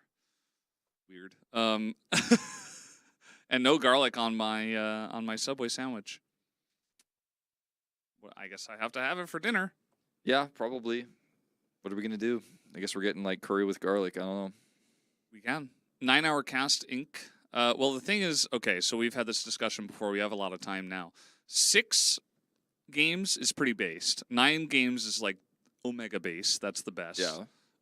7 and 8 is just cringe. Like we don't want So any of that cringe. 7 or 8. Like why would you even do that? Yeah, like Right. if you're not gonna be a 6 gamer or a 9 gamer, like you're just going halfway. You're just in the middle. Just half baked. Like, are you a 6 gamer or a 9 gamer? Okay, those both add up to nice. No right? half measure. You need to take a full measure. Yeah, that's right. That's what I learned from Breaking Bad, right? Yep. I sound disappointed about what? Do I Have sound you met angry Wolf? now? Do I sound angry now? Yes. Who won? I think the 9 gamers. I don't know, man. TSM. I think 9 games are happening, Yundo. I don't think 9 games are happening. D+ is playing. But it's challengers. As I soon think as it's you going to be an think, 8 gamer. as soon as you think it's going to be an 8 gamer, it's going to be a 9 gamer. I'm predicting an 8 gamer. Riot promised a huge mid-season shakeup, and instead we went straight back to 2021, 2022. So reasonable to be disappointed. See, Denunciator is reading your mind. That's exactly what disappoints me. Are you Nothing guys else. wearing pants? In fact, I'm not. In fact, I am. Honestly, you should be aware of the fact that I'm wearing shorts because it is really hot outside. Honestly, I'm aware of it. This is my favorite new meme. It's so good. Chad doesn't even Chad know where doesn't it's even from. know. Chad doesn't even know. Maybe we'll explain to them if we have some downtime later. Not during the downtime we have right now. Some time now. Nah, I want to keep it a secret. Stand up, Valdez. No. You can't make me. Also, I'm an AI, and I don't actually have. Here, I just the raised ability my to I just stand raised my pants above the. Did you? Yeah, so you guys can see. I can't see anything. Oh, if you're low IQ, you can't see, but it's fine. I'm wearing pants where if you have to have a certain level. Can you please update my AI so that I'm at least on your level? Are you guys casting from Korea? Yes. It's We okay, I'm are sure in Chad saw a it. room. Chad saw it, yeah. What if you guys got pants with a mic stand attached? No, see. No, like, we have a chair and it's got like a armrest, so we put our arm on the, and it's like, you know, like a straight line, so the pressure's like handled really well, and we're good, we're fine. We don't need a mic stand, especially not one on our pants. Reminds me of the time I went to Lal Park and realized that Papa Smithy had long legs. Dude, today is gonna actually just kill me. I'm not gonna make it through. I'm not gonna make it through today. I'm just not gonna make it through. Oh, So, man. So chat, like if I either disappear or like you see me dead here in this That happened chair, to Ox. yeah, First time he Ox cast. did disappear. Yeah. I was gonna say know that I'm okay, but like no, actually I'm not. Know that I'm not okay, but that you should not be surprised. Yeah, it's. Yeah. I don't think I'm gonna make it. I'm only a third of the way there. You know when you're like on a run or like on a long bike trip, you're on your bicycle and you're like, you're not even halfway there, but you're like, ooh, I think I might have to bail early. I have to call it early. I'm not calling it, but I'm like, I don't know if I can go the full distance. Why the expensive suits for this and not the normal LCK?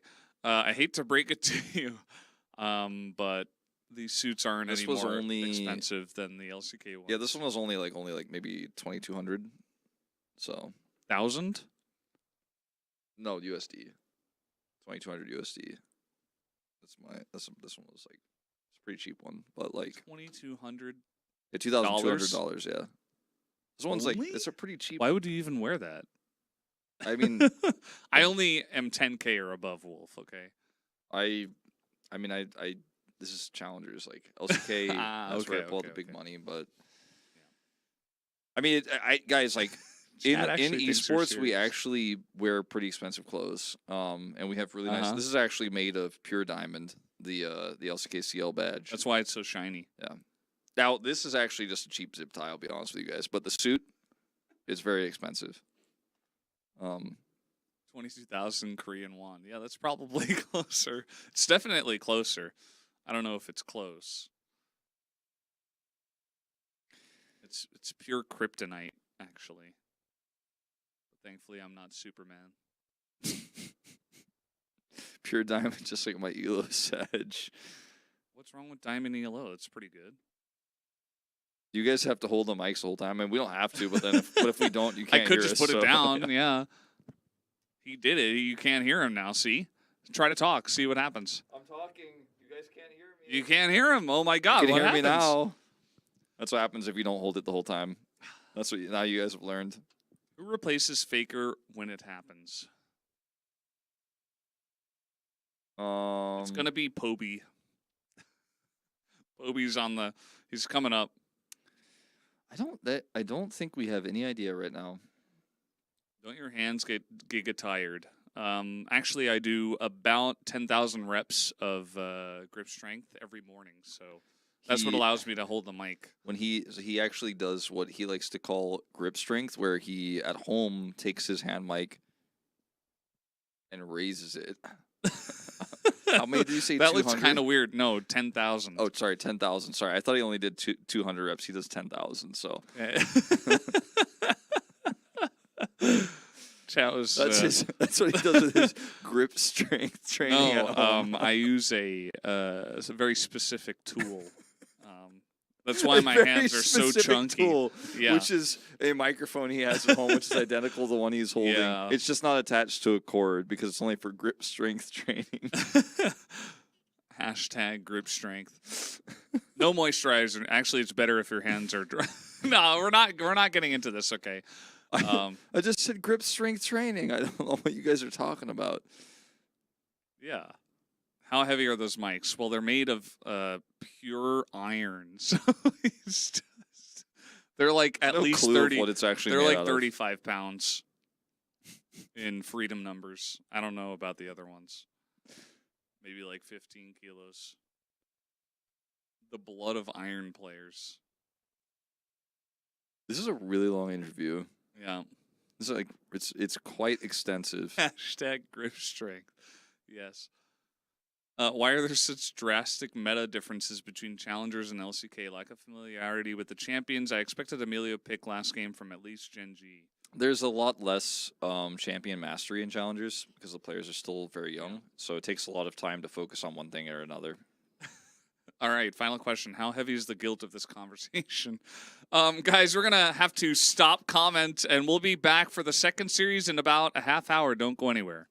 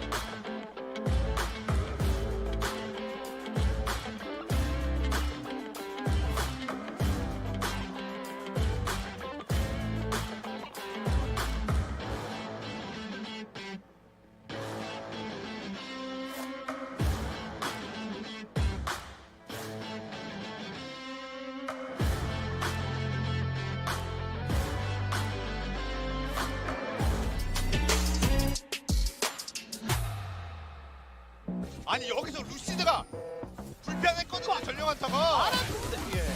그래서 한 명. 다음 나와. 다음 너야? 2번 타자 너야. 일로 와. 네. 일로 와. 두 명. 다음 누구야? 진짜 더블킬이죠? 아니. 그래서 설마? 그쵸? 와!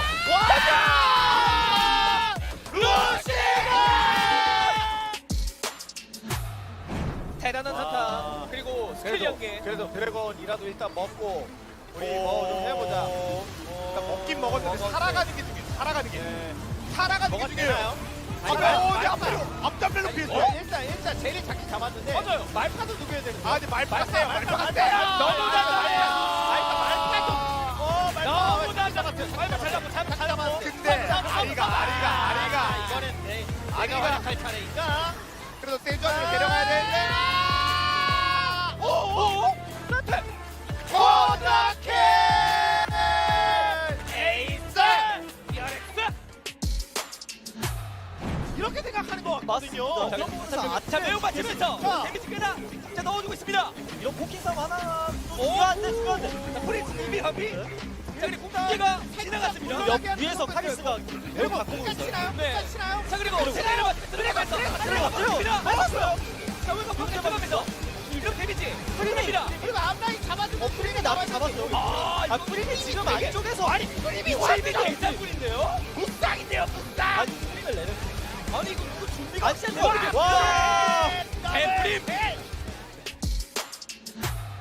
자, 들어가지. 열시도입니다. 좁은 지역 나올 때 기습을 할 가능성이 꽤 있거든요. 자, 여기서 아무리가 잡혔는데요. 프림의 또 타이밍이 어때 네, 언제인지 보겠습니다. 근데 지금 몇개잘 들었어요.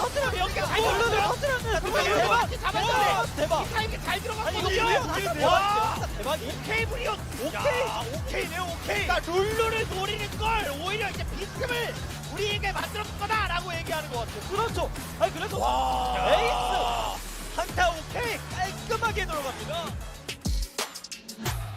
들어갔습니다. 진짜 잭슨 백 쳤어요 그냥. 네, 여기서 지금 백 팩토리. 쳤어요. 그리고 바로 4초. 나오는데요. 잘했습니다. 이거 왜 뒤늦게 나오죠? 네, 하지만 뒤로 한다 잡니다. 네. 잠깐. 킹이 대박이 났어요. 자, 그리고 여기서 전력 맞춰요. 넘어버립니다. 이게 없어져요. 암전당했어요. 자, 데미지 뭐예요? 라이트닝 듀오가 제작. 고민이 없었죠. 제지가 들어가는 데 있어서.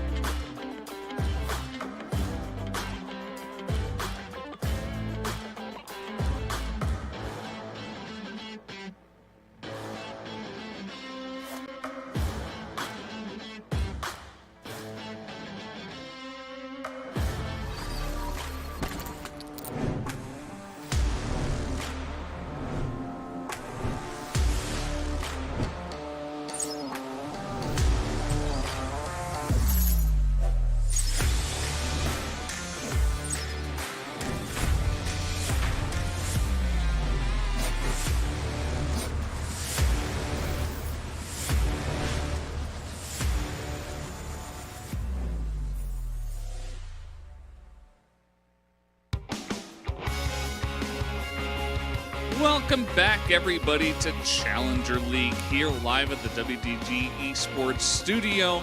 I am Valdez AI. With me is Wolf AI. We're going into the second series of the day. This one should be a little bit cleaner, I would expect, than the first one we had today, Wolf. Yeah, I hope so. As you guys could see, we did have a 2-1 victory for Gen.G. Starting off with a win from Bro, but a reverse sweep does come through. Now we're going into HLE versus KT, which last season, you know, would have been a pretty hype matchup. I think HLE looking a little bit weaker this season, but KT also not quite fully finding their footing. So this also could go 3 games. And then we will, of course, later on, approximately at 7 p.m. KST, have that T1 and D plus Kia matchup. So that one will be the one-sided one of the day, but we're still not quite there yet. It's going to be interesting to see how these two teams perform today, because we've already seen a lot of LeBlanc 100% involvement today. I expect that that will probably continue going into our next 2. Yep, absolutely. 9 games today. That is what I want to see. Yeah, no Hopefully we 7 can or get 8 there. gamers. I No don't 7 want or that. 8, yeah. We already passed 6, so the only other non-cringe thing that we can have happen is to get to 9 games. LeBlanc Resident Sleeper, we already did see it a couple of times today, and it won a game, and then it got banned. Did lose the first one, but that was not really LeBlanc's fault. Here's Homolife Esports versus KT Roaster. Homolife Esports, as you mentioned, kind of in a weird spot. Like, they do look good at times, but also pretty inconsistent. So curious to see which one we'll get today. So I have a question for you, Valdez.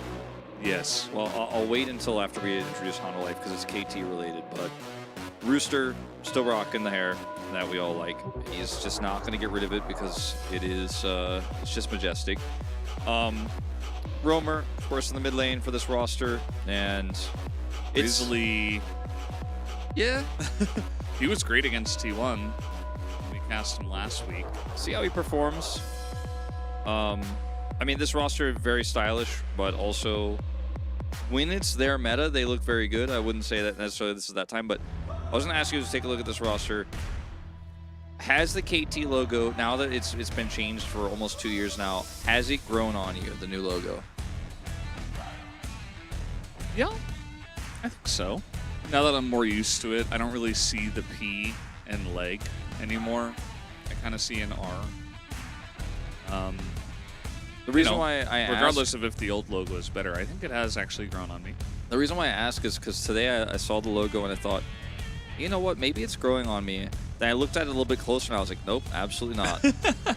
Once I thought it was, then I saw the P again and the leg. Now her drawing, her interpretation of the logo is actually like that's pretty good. That doesn't look like a P. That looks like an R to me. Yeah. It's important when you're talking about rollster, Yeah. right? Not holster. No, it's not a Something PR entirely logo different. either, is it? No, definitely not. Kog'Maw was played by Lure in week 1. It was very fun to watch. He did a good job on it. We have not really seen it that much since then, but see if he could play it. He's the strongest player, I'd say, for Homolife Esports. You know, when you consider this meta, it's very important for your AD carry to be very good. And I'd say he's the upper half here in challengers. He definitely is. Will he be able to take out hype today? I think the way that KT has been looking, perhaps. I would favor Homolife Esports in this match, but it is hard to say. Here's Feisty, and he has not been having the greatest amount of damage so far, but he's been part of a lot of the kills. Yeah. It's kind of weird that he has Jace in 2 of his wins, still having that low DPM. Kind of unusual. Jace usually has pretty high DPM. The Ahri, on the other hand, a little bit more understandable, obviously, because you're doing more pick and execution based. As look at this! Some Yay! fans coming down to check it out. A Rooster fan here as well. And yeah, it literally says yay. He's excited. And he's got the Challengers logo. Yeah, both of these signs are great. I The actually Rooster really like one the is Rooster a little one. bit higher effort, I'd say. And even with like the little shading in the top, you know, for That- Rooster, yeah. that was pretty cool. That said, though, I do appreciate the implementation of Hangul, you know, on the EA sign as absolutely. well. I'd give both of those an 8.67 out of 10. Yeah, I'd say that's exactly what I'd give as well. I think that's about Yeah. accurate. All right, we have a draft. KT are on blue side. Let's see if they can win game 1 from the B side, which stands for broken. Because you get to play Zeri or Aphelios Or LeBlanc. or LeBlanc. Let's see what his ban here is. Yuumi will actually be taken away here by HLE. And the common Cassante Vi now also removed. And this third ban will give us a better indication of what KT's plans are going to be. Used to be Maokai pretty firmly in this spot, but it's now a little bit up for interpretation. Looks like fishing for Emilio pick. That's what Blitzcrank is doing by showing himself in this ban. And LeBlanc will be banned away too, so feels like a pretty easy Emilio angle here. LB standing for LeBroken, so we're not going to have that in this game, which is very good. And, maybe it's not LeBlanc, maybe it's just the static Shiv, but I'm willing to settle. Who win? Well, the game didn't start yet, so we don't know. Aphelios is the first pick here, and they're going to leave Emilio up for grabs. Will be a Sejuani now being hovered here for Grizzly. Emilio's still available, believe it or not. It's very much open. The Renekton here for Rooster has played this pick quite a lot, so has Castle, but I'd say Rooster's played it more. I don't actually have the data to back that up, it just feels that way as I'll be locked in. So Emilio Aphelios is actually pretty good in lane. You have a lot of range, but we have seen Emilio, I think, with some of our weaker teams and in challengers, obviously compared to LCK, the synergy hasn't been as good with the pick just yet.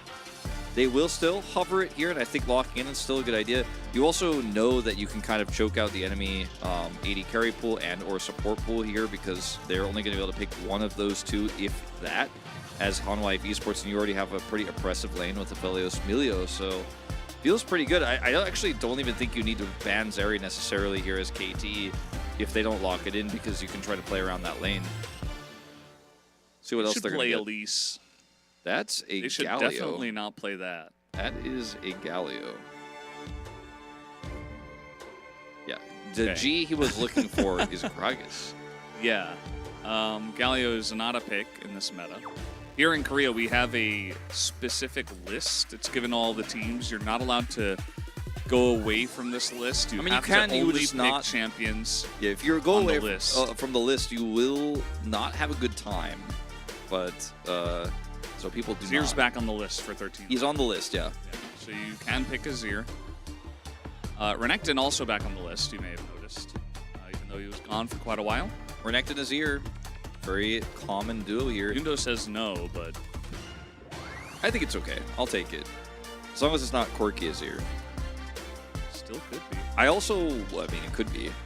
I'll take Corki It's good. Azir in... Like, D+ did it in LCK. I thought it was actually good, Yeah. even though they played really poorly. Like, I think the idea is good. I was going to say, like, the Corki Azir is okay if it's in LCK. If it's in Challengers, I get a little bit more worried.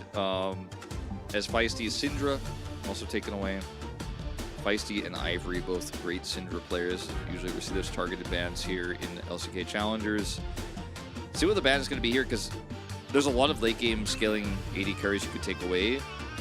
This is not one of them, but I mean, he can be strong later on. I would have preferred to see like a Jinx ban here or a Zeri ban.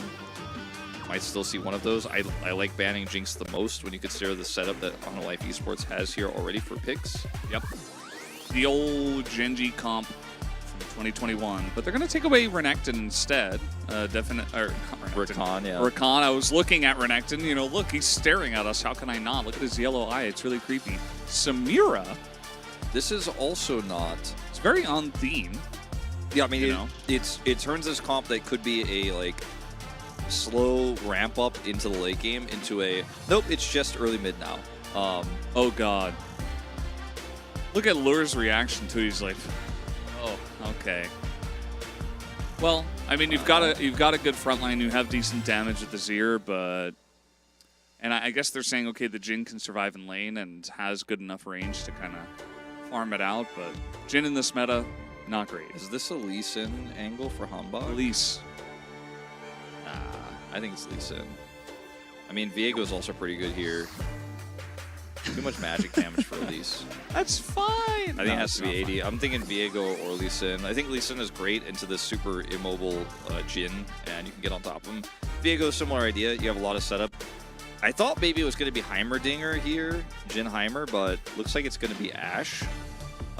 She is not on the approved list of supports on this patch. You know, Yeah, she's not on the list. Hey, there's the Heimer I thought we'd see. There he is. The thing is that the officials are pretty lax about, like, you know, if they're going to punish you or not. They're like, okay, well, let's see if it's good enough, and maybe we can put it on the list. Yeah, the name of the It's officials. like a suggestion, you know. The name of the officials, the org they're a part of, is called DC Inside, and they will be very upset with you if you do not follow the list. Could also be known as the coaching staff. Heimerdinger here I actually do like because it's a pretty low-range comp for KT that's super reliant on hard engage, and then you have Peel with Azir, you have long range with Jin. Aphelios Melio. Yeah, I mean, it's going to make Aphelios like a little bit longer range very temporarily, but I think that in order to set up on objectives here for KT, you're going to have to break through a lot. You have Renekton is not a tank in a traditional sense, but because of Gore Drinker and his Q healing, he's very difficult to kill. So between him, Sejuani, the Azir, and those turrets, Lure has a lot of agency here. And I think Lure has just kind of been a pretty decent Jhin player back in the Jhin Maokai era where we had Jhin Heimerdinger, Jhin Ashe all the time. It was pretty good. Or he was pretty good, rather, at it. It was pretty good back in that meta, too, despite what some other casters may tell you. What, Jhin? Jhin. Yeah. But I don't like Jhin. I think KT have a better draft here, but I think Hanalife Esports draft does make sense. It's just, let's see how good the execution is, because you need to be on those objectives first. You need to have that setup. And if you're going to lose control of lanes or fall behind early into KT's comp, it's pretty doomed. Yeah, if you fall behind this... Aphelios nowadays is basically just Lucian again. It's like Lucian version 2. I actually think this comp for... It really is. For, or actually this game, rather, is going to be one-sided. Like, I don't think there's any way where this game goes back and forth. It's going to be super one-sided one way or the other. Well, guys, we're ready. Let's hop on the rift for game number 1.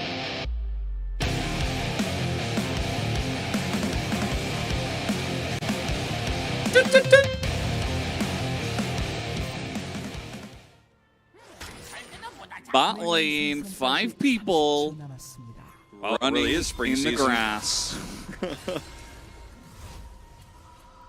Like, legit, if you took away the FAQ panel to the bottom left, that lets you know exactly which patch version we're on. Well, what patch are we on? 13.11, by the way. Okay. I would believe if somebody told me this was actually a screenshot from spring. Like, oh, yeah. Oh, of course, the right side of the map for HLE and the 5 champions. Calibrim Poke? Is that Caitlyn Wolf? I mean, effectively, yes. Although he did not have the campfire on him. Caitlyn Lulu. Threw a shield on him. Caitlyn range autos. See if he takes W at level 2. Wolf, you have a high opinion of chat, assuming we can read.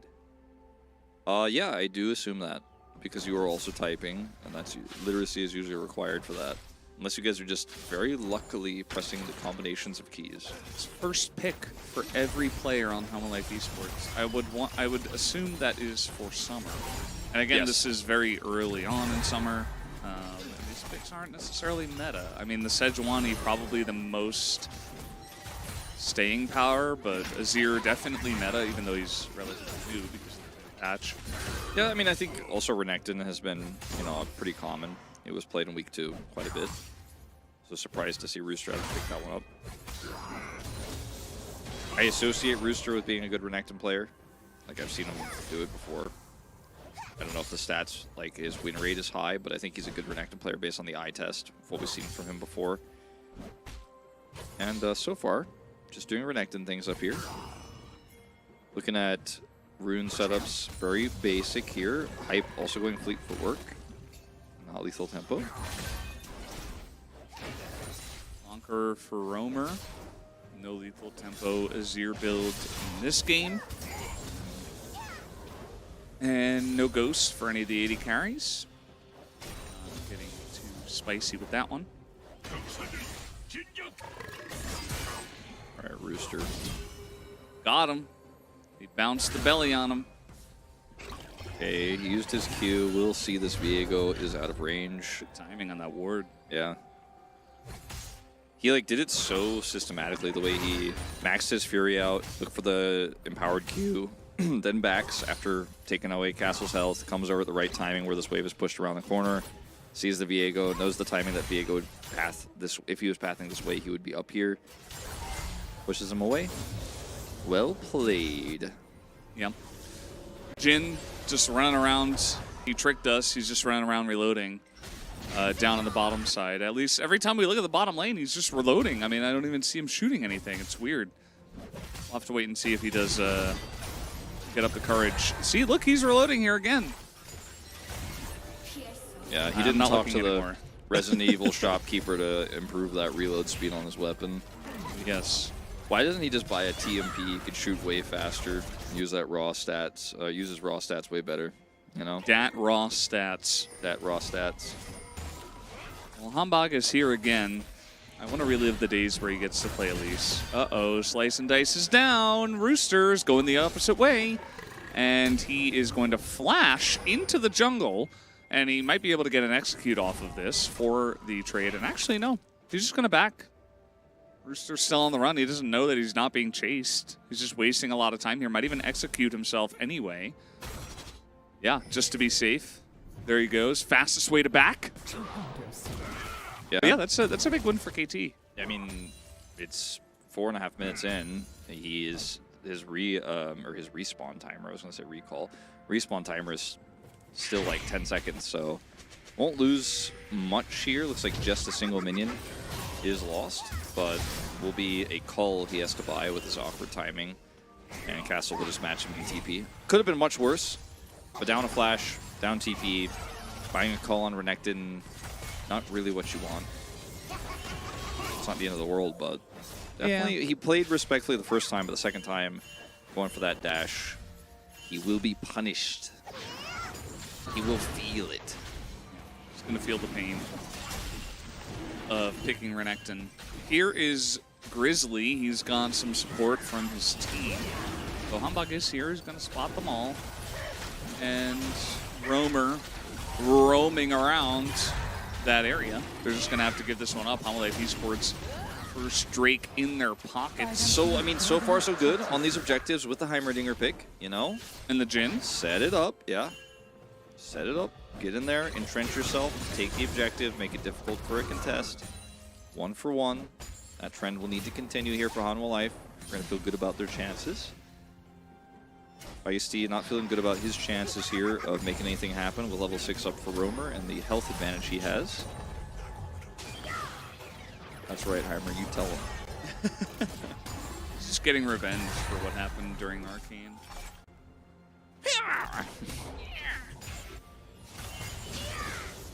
Yep, there it is. He did not connect this time, though. Yeah, not the big damage he was looking for. Comet on cooldown, now back, as you can see. Wait, well, you play in English, don't you? So you hear the English voice lines all the time. Yeah, I do play in English right now. I used to play in Korean, but it's been a while.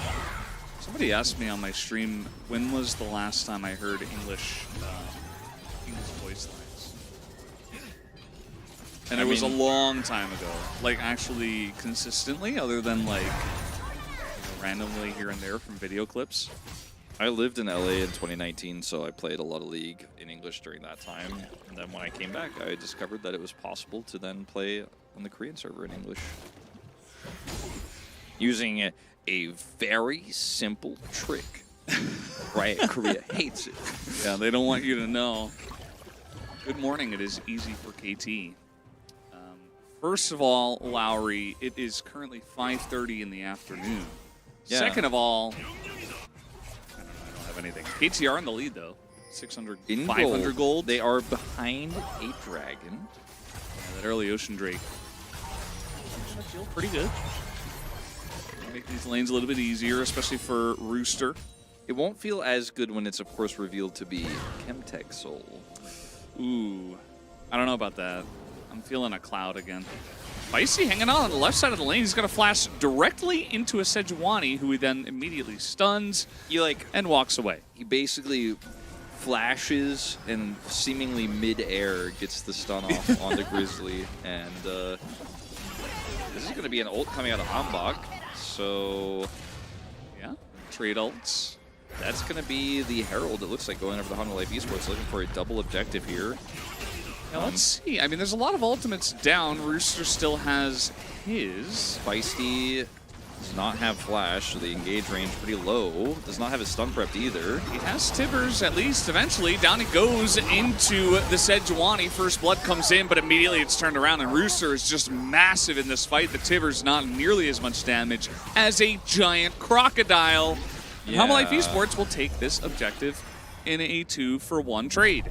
Well, that's 2 for 1 as well as 2 for 2 on objectives. And this time it wasn't even about the entrenched position of the Heimerdinger. It was just about Humble Life Esports saying, we got Cryo, we're on this objective, you're going to try to hard force as Annie. And really reminiscent of DRX versus KT in the LCK, where it's like, no, we're going, and everyone's watching like, I don't know if you should, I don't know if you should. We are gonna force this, okay. Azir broken. Interesting take. I don't agree. Well, I hope he's we can on the fix list. him then. If he's broken, I hope we can fix him. Yeah. How do you fix an Azir? Well, Riot's been trying to figure it out for years. Is he is he more like Bird, or is he like? I think he's more man than bird. As this cast here allows them to instantly blow up Grizzly, but they're now way out of position. Annie is fragile. There's like no way. How much is sand? How much sand? Okay, exclamation patch. Take a look down in the bottom left. It is 13.11. Interesting name we've got there as well. Yeah, and more than I was gonna say more than one aspect of the name. Yeah, it was just a weak fight. I don't think that has anything to do with champion balance. I think KT just need to identify the position they're in and not take that fight in the first place. But again, it's challengers. They don't want to give up the objective. They feel forced, and they force it because of that. As we got plates going down everywhere. Lure and Dura going to split theirs. We got Roamer taking his in the mid lane. Grizzly is also here, can clear this ward and stick around. Actually a really nice position here for the side of HLE. Kuro drops a ward in there. They see Humbok. They can type back to this push. Control ward set and turrets. Cleanse down, and Humbok is just running away. It doesn't really amount to too much, as they call it off very early. I mean, they get the cleanse at the lure, and they say, no, we're not going in. As Grizzly is going in, as the shot's not quite hitting, as they will move out to the angle on the right. But meanwhile, they're dropping the Rift Herald in mid, so... Yeah, and that's a TP out of Feisty here. Yeah. Roamer not going to commit to trying to scoop him after the TP lands, but this is a whole lot of KT losing everywhere. Losing the bottom fight, losing the Drake, losing mid, losing TP. And, I mean, Rooster he's regained control of the lane after that second gank forced him to execute. He's got most of his code completed now, and I mean, I think Humble Life Esports really playing this composition exactly to its strengths so far, and KT kind of smashing into a brick wall. Chemtech Rift. Yeah, I told you. Okay, so that's the meta. You just get to guess it right away this time. Yeah, I mean, I was wrong. I was off by 1 last time. You were off by 1 as well, and Tectonic, honestly, I'm aware of it. All these picks and bans are repetitive no matter the region. How do you think they'll try to force variety in the future? Where they could do it where if you pick a champion, it's not allowed to be played in the next game. That's how you could force it. I don't know if that's a good idea, but that is one way to force it. That's called, like, what do they call it? And they did it in the LDL. Was they called, like, Dominion or something like that? I'm really silly for not knowing the name, but they made a... Is it Fearless mode? Is that what they called it? Guess so. I don't know. Anyway, I personally, and I'll be the only one who doesn't think it's a good idea because it's like really cool to say it and it's like the trend, but it means that preparing for series, on one hand, one team could prepare something really cool because they're like, oh, any champ is viable, you know, we won't be able to play the meta ones. But it means the teams that are, you know, trying to prepare for a series might get caught by something that just leads to lower quality of games because people are not actually well versed at every champion in the game. And if all champions are viable at any moment in time, or like I say, an expanded set of champions is viable, it makes it much more difficult to see the highest quality of games. Whereas if you have a smaller set of champions that are viable, okay, maybe I'd like it to be a little bit bigger than what we have right now, but if you have a smaller set, then it means that you will see mastery, right? And for me, like I'd much rather have literally the same draft 3 games in a row of players playing well than have like some wonky stuff where people are making mistakes that they're just not as familiar. That's my reasoning for not wanting it. But what if they got used to it over the course of 5 years and then the game died? Because it took 5 years. No, like what if they got used to it and then they were like, okay, well now I have mastery on multiple. Seems difficult though. As Roamer's taken 4 plates in the Yeah, mid-lane. that 4. is. Uncheck him PC in game. That is not normally. Yeah, I mean, Misfortune and Lux. I I'm mean, gonna answer Misfortune was played recently, actually. Flash on in, Roamer, very nice response flash. Spicy was a little bit slow on the Tibbers, and now they will look to punish as the stun comes in, and one soldier one-taps him down. That is 2 kills as here comes Gragas trying to trade it back, and Roamer says, "What are you doing, my good friends? You will get swept into the bin." That is a double kill, and Roamer is dunking on everybody on the side of KT. At this point, this game is almost unrecoverable for KT. Like, I know it's challengers, so you know, if Chronicler were watching, he'd be very upset to hear me say that. But I mean, this is like not even close. And now you have an Azir who's 3-0, has those 2 additional assists, 100% kill contribution. The Andres is done. He's going to pick up first break instantly here, with the majority of the plates taken, as you mentioned. And like now you have a front to back here for Han Life Esports where they have proper setup. He's going straight to death cap. He picks up 2 needlessly large rods.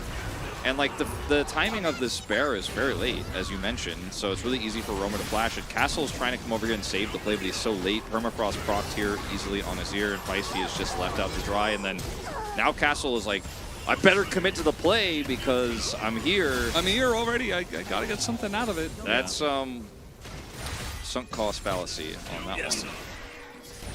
And he flashed for the play, so it is also going to be down to Summoner. And now they're going to take a free second Rift Herald. It's already 3,500 gold. Okay, KT actually want to fight this. After the Rift Herald goes down, so Hambak goes in, nearly immediately dies. Roamer, he massive! He went from like 20% to 100%. Oh, man. Oh, this is just crazy. That's going to be the end of Wu Wei, I believe. The grenade is going to hit him. Doesn't have W yet. Okay, just got it. The stun. Another double kill here for Roamer. This is a wash, Wolf. It's done, man. It's just over.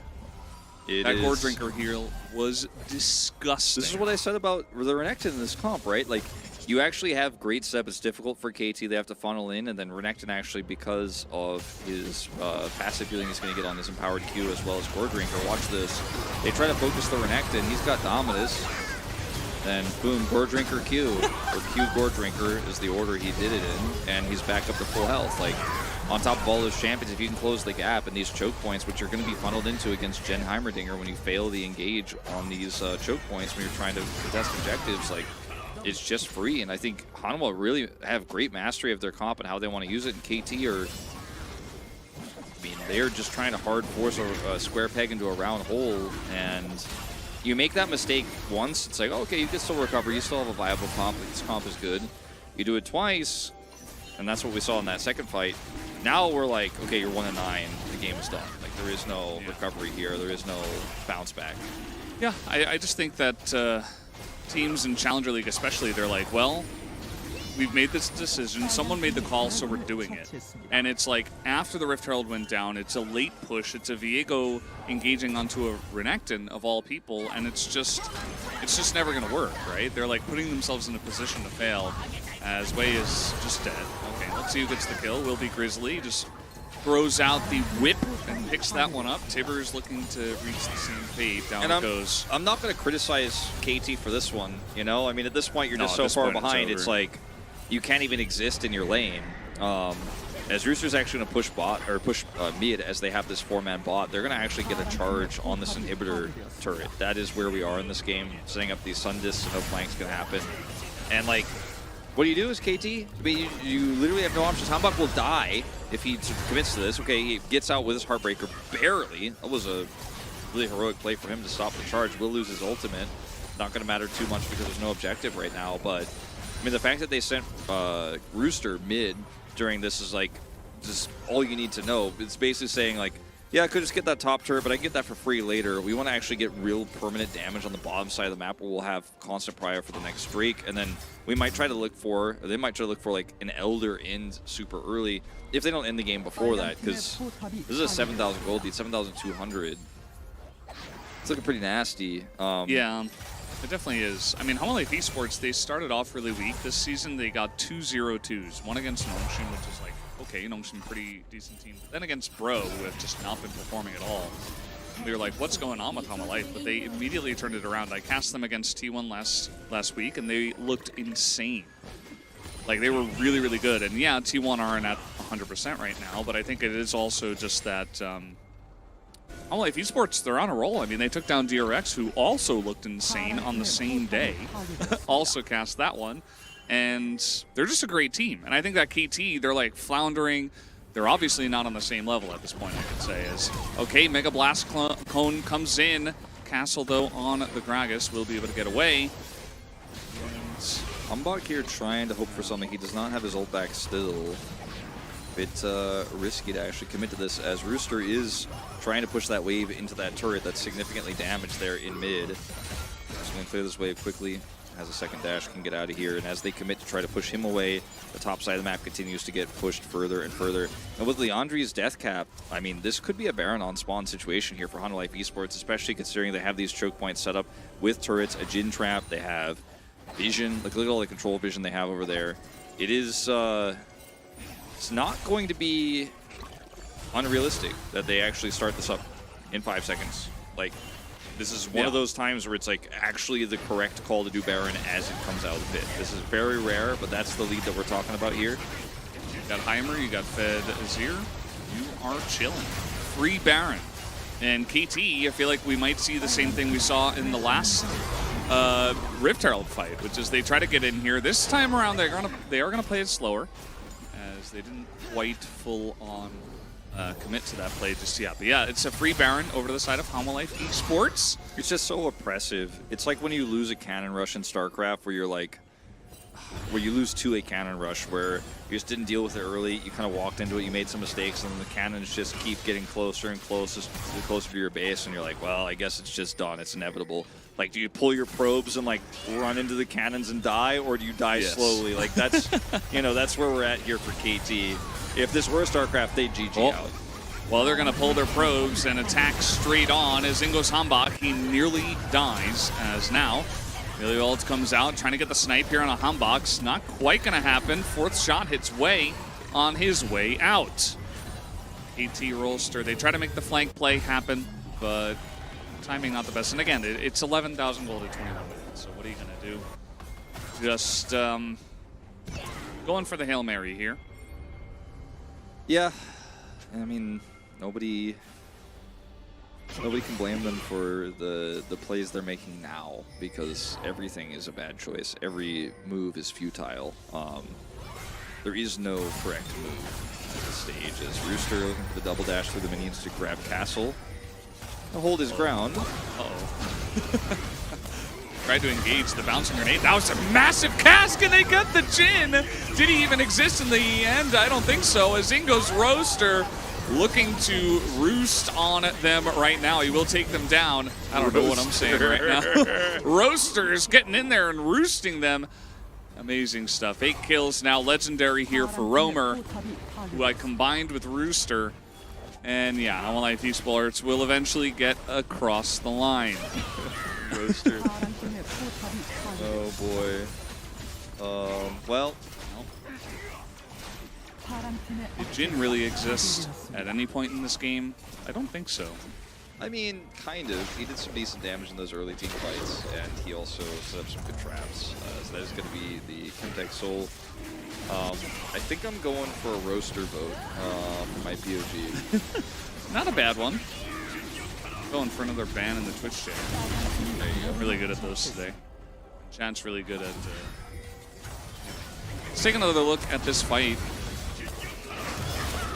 Humbug, like, hopeful, let's just say. I mean, the ultimate here from Aphelios does a lot of damage, and then Rooster's just like, yeah, but you guys have no money, you can't hurt people.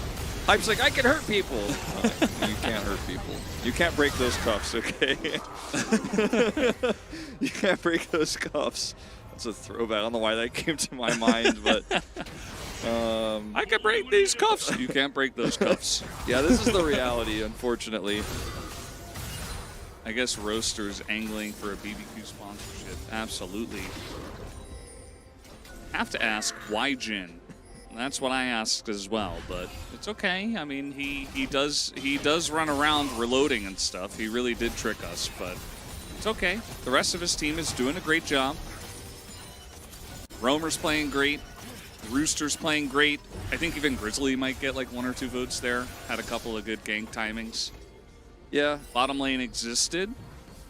I mean, they didn't play poorly or anything. They No, just weren't the carries in this game. They are the crux of this composition, the Heimerdinger turret setup, but ultimately it was about the failed engages from KT that gave the rest of Hanwha a huge lead.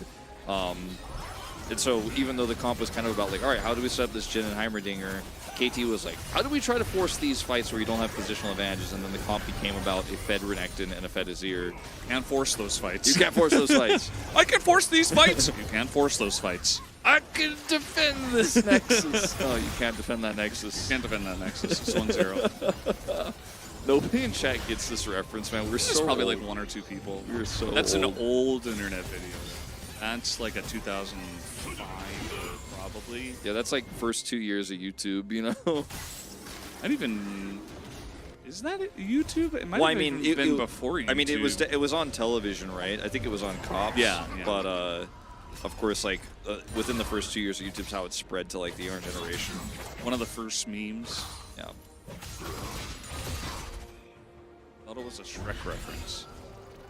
No. See, this is why we can't relate with the kids, No, man. we can't. We're just too old. Boomer, man. We just can't do it. I mean, if you guys are curious, just search. I could break these cuffs. It's almost definitely it's still also on like YouTube. it's like not an inappropriate meme. It's just really funny. Like, it's not a thing that like your parents would approve this meme.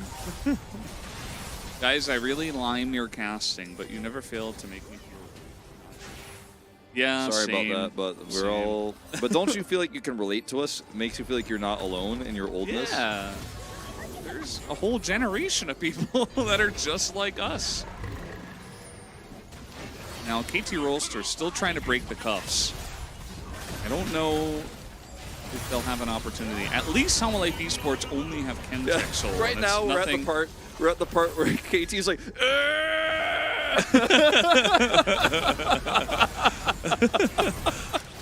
Atlas was so taught dumb. that. Atlas was taught that meme like 5 years ago.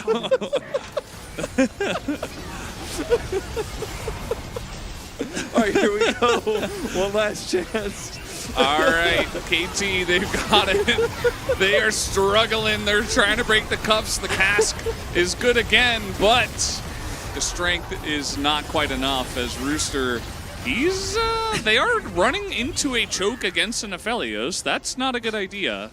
And so, although they didn't kill anyone, they're still sort of winning the fight. Okay, Here I mean, comes yeah, KT they did a lot again. of damage.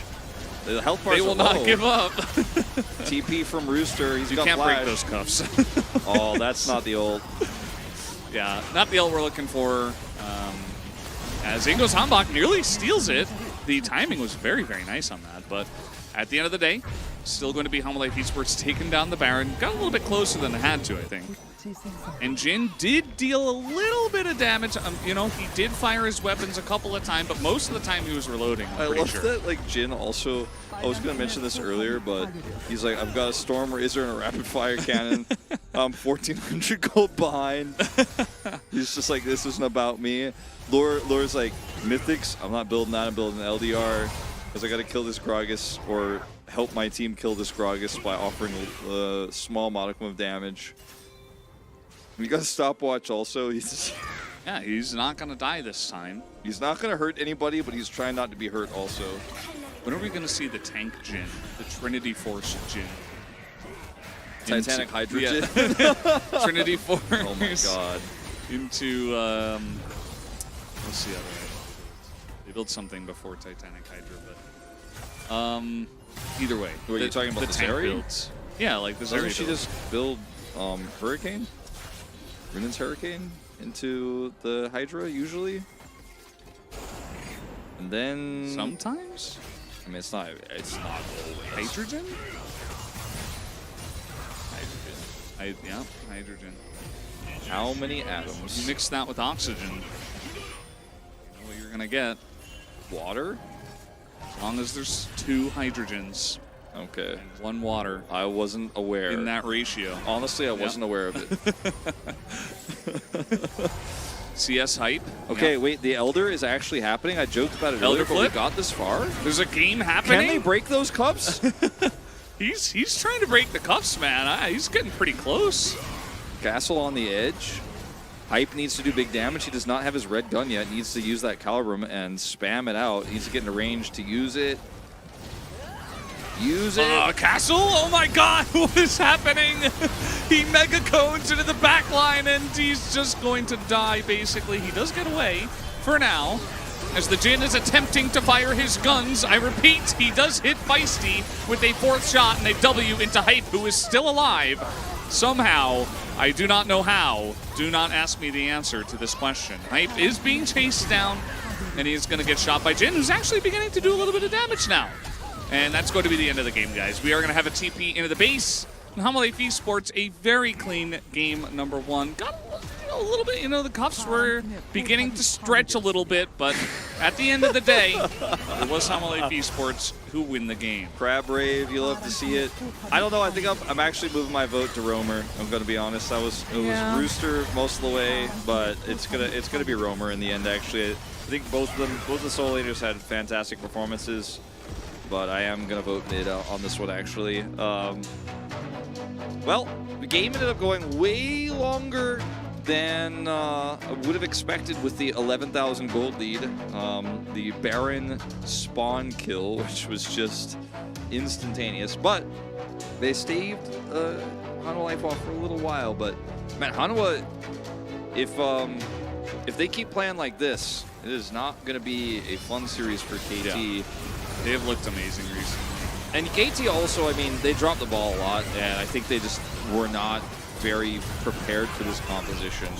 Especially the Azir Renekton, like not the Heimerdinger part, which was what we thought was going to maybe potentially be the crux of this. What about the Jin part? The Jin part also, yeah, not really, wasn't really about that much. Can you imagine if it was actually just like Zeri with the lead they had? Yeah. Or Jinx, which was what we were kind of calling for? Would have been bad. I mean, it was still bad, but it would have been But more instead, we had support Jin. It's okay. It's all right. He did less damage than Heimerdinger. Yeah, Atlas will be very happy with this damage chart. At least he did more than the Sejuani. That we can give to him, thankfully. Oh, another juicy ban. It's my favorite part of the day when I just get to ban idiots in Twitch chat. Yeah, it is quite the exciting part for Valdez generally.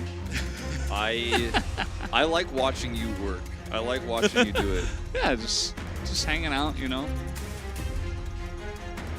It's the Rip Bozo angle. The Rip Bozo angle, there you go. And we did have 1 tower and 3 kills on the side of KT. He did have a 4 in his damage, that's true, Yundo. That wasn't Yundo. Oh, I thought it was Yundo. Never mind. It was Beetle Tong Tong. Oh, sorry, my bad. Beetle Tong Tong. My apologies. I don't know why I thought it was Yundo. Yundo has the same color as that in chat, I think. Do you wiggle your fingers and say, don't mind if I do, before you banning people? Absolutely, every time. Roamer, 11-0 and 6. Not 1,000 DPM, though. A little bit disappointing. Very close, though. Will be 100 POG points for this guy. It's his first of the season. And, Look, he's been great, though. He got robbed a couple of times last week. he did. And Like, he was great in that series, too. I think both he and 1 vote diff. Rooster. Oh, 1 vote diff between him and Rooster. Wow, that's... We were the difference makers. I changed at the end. I just had to give it to him. I don't know. I feel bad for Rooster because I wanted to give it to him too. But, I mean, when you're 11-0 and 6 and you're hitting every Emperor's Divide and doing massive damage in those late game fights and also rushing down these objectives, it's going to be a Roamer vote for me. Yep. EN cast Keck W, but it was the right thing to do from our point of view. Yeah, just a really great game of Azir. He was given a massive lead, and he did so much with it. And I think that's, you know, pretty nice. Yundo's not even the same color as who I thought he was. He's like a lighter Hiro blue. Tong Tong. Yeah. I don't know why I thought that was Yundo, man. I'm losing it tonight. It's going to be a 9-gamer. It's going to be a 9-gamer today. KT's going to come back, man. Absolutely. It's 9 games. No 7 or 8 cringe gamers. None of that. Guys, we're going to take a break. We'll be back for game 2.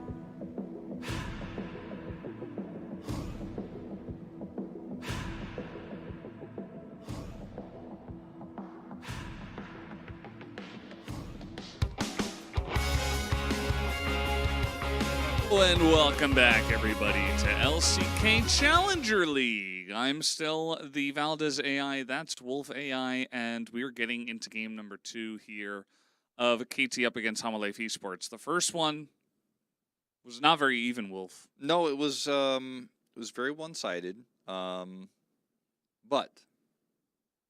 game 2, this is when KT turns it around. This is when they bring us to a 3. So that I can finally get my 9 gamer that I deserve. I didn't get it in spring. You didn't get it either. Nope. We have not had a single 9 gamer, either of us. Let's take a look at the win rate of Renekton here in Challengers so far for summer. Looks pretty. Wait. It's here. So there have been 14 picks. He is 8-6. He's like just. Now he's, what, 9-6? So he's it's been even higher, right? I think he won multiple times today. Well, I'm not doing math on stream. Didn't he? I don't know if we saw it in the first series. I don't remember.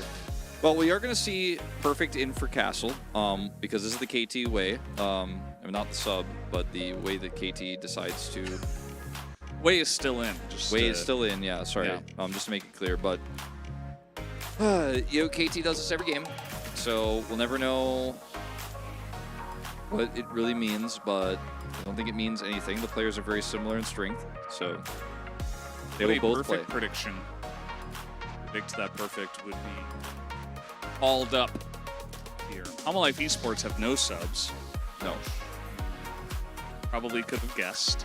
I also had no sub today. You did, though. I did have 1 sub, yeah. One thing you guys may have not predicted is that KT have selected the red side for game number 2. So they say, well, we lost on blue.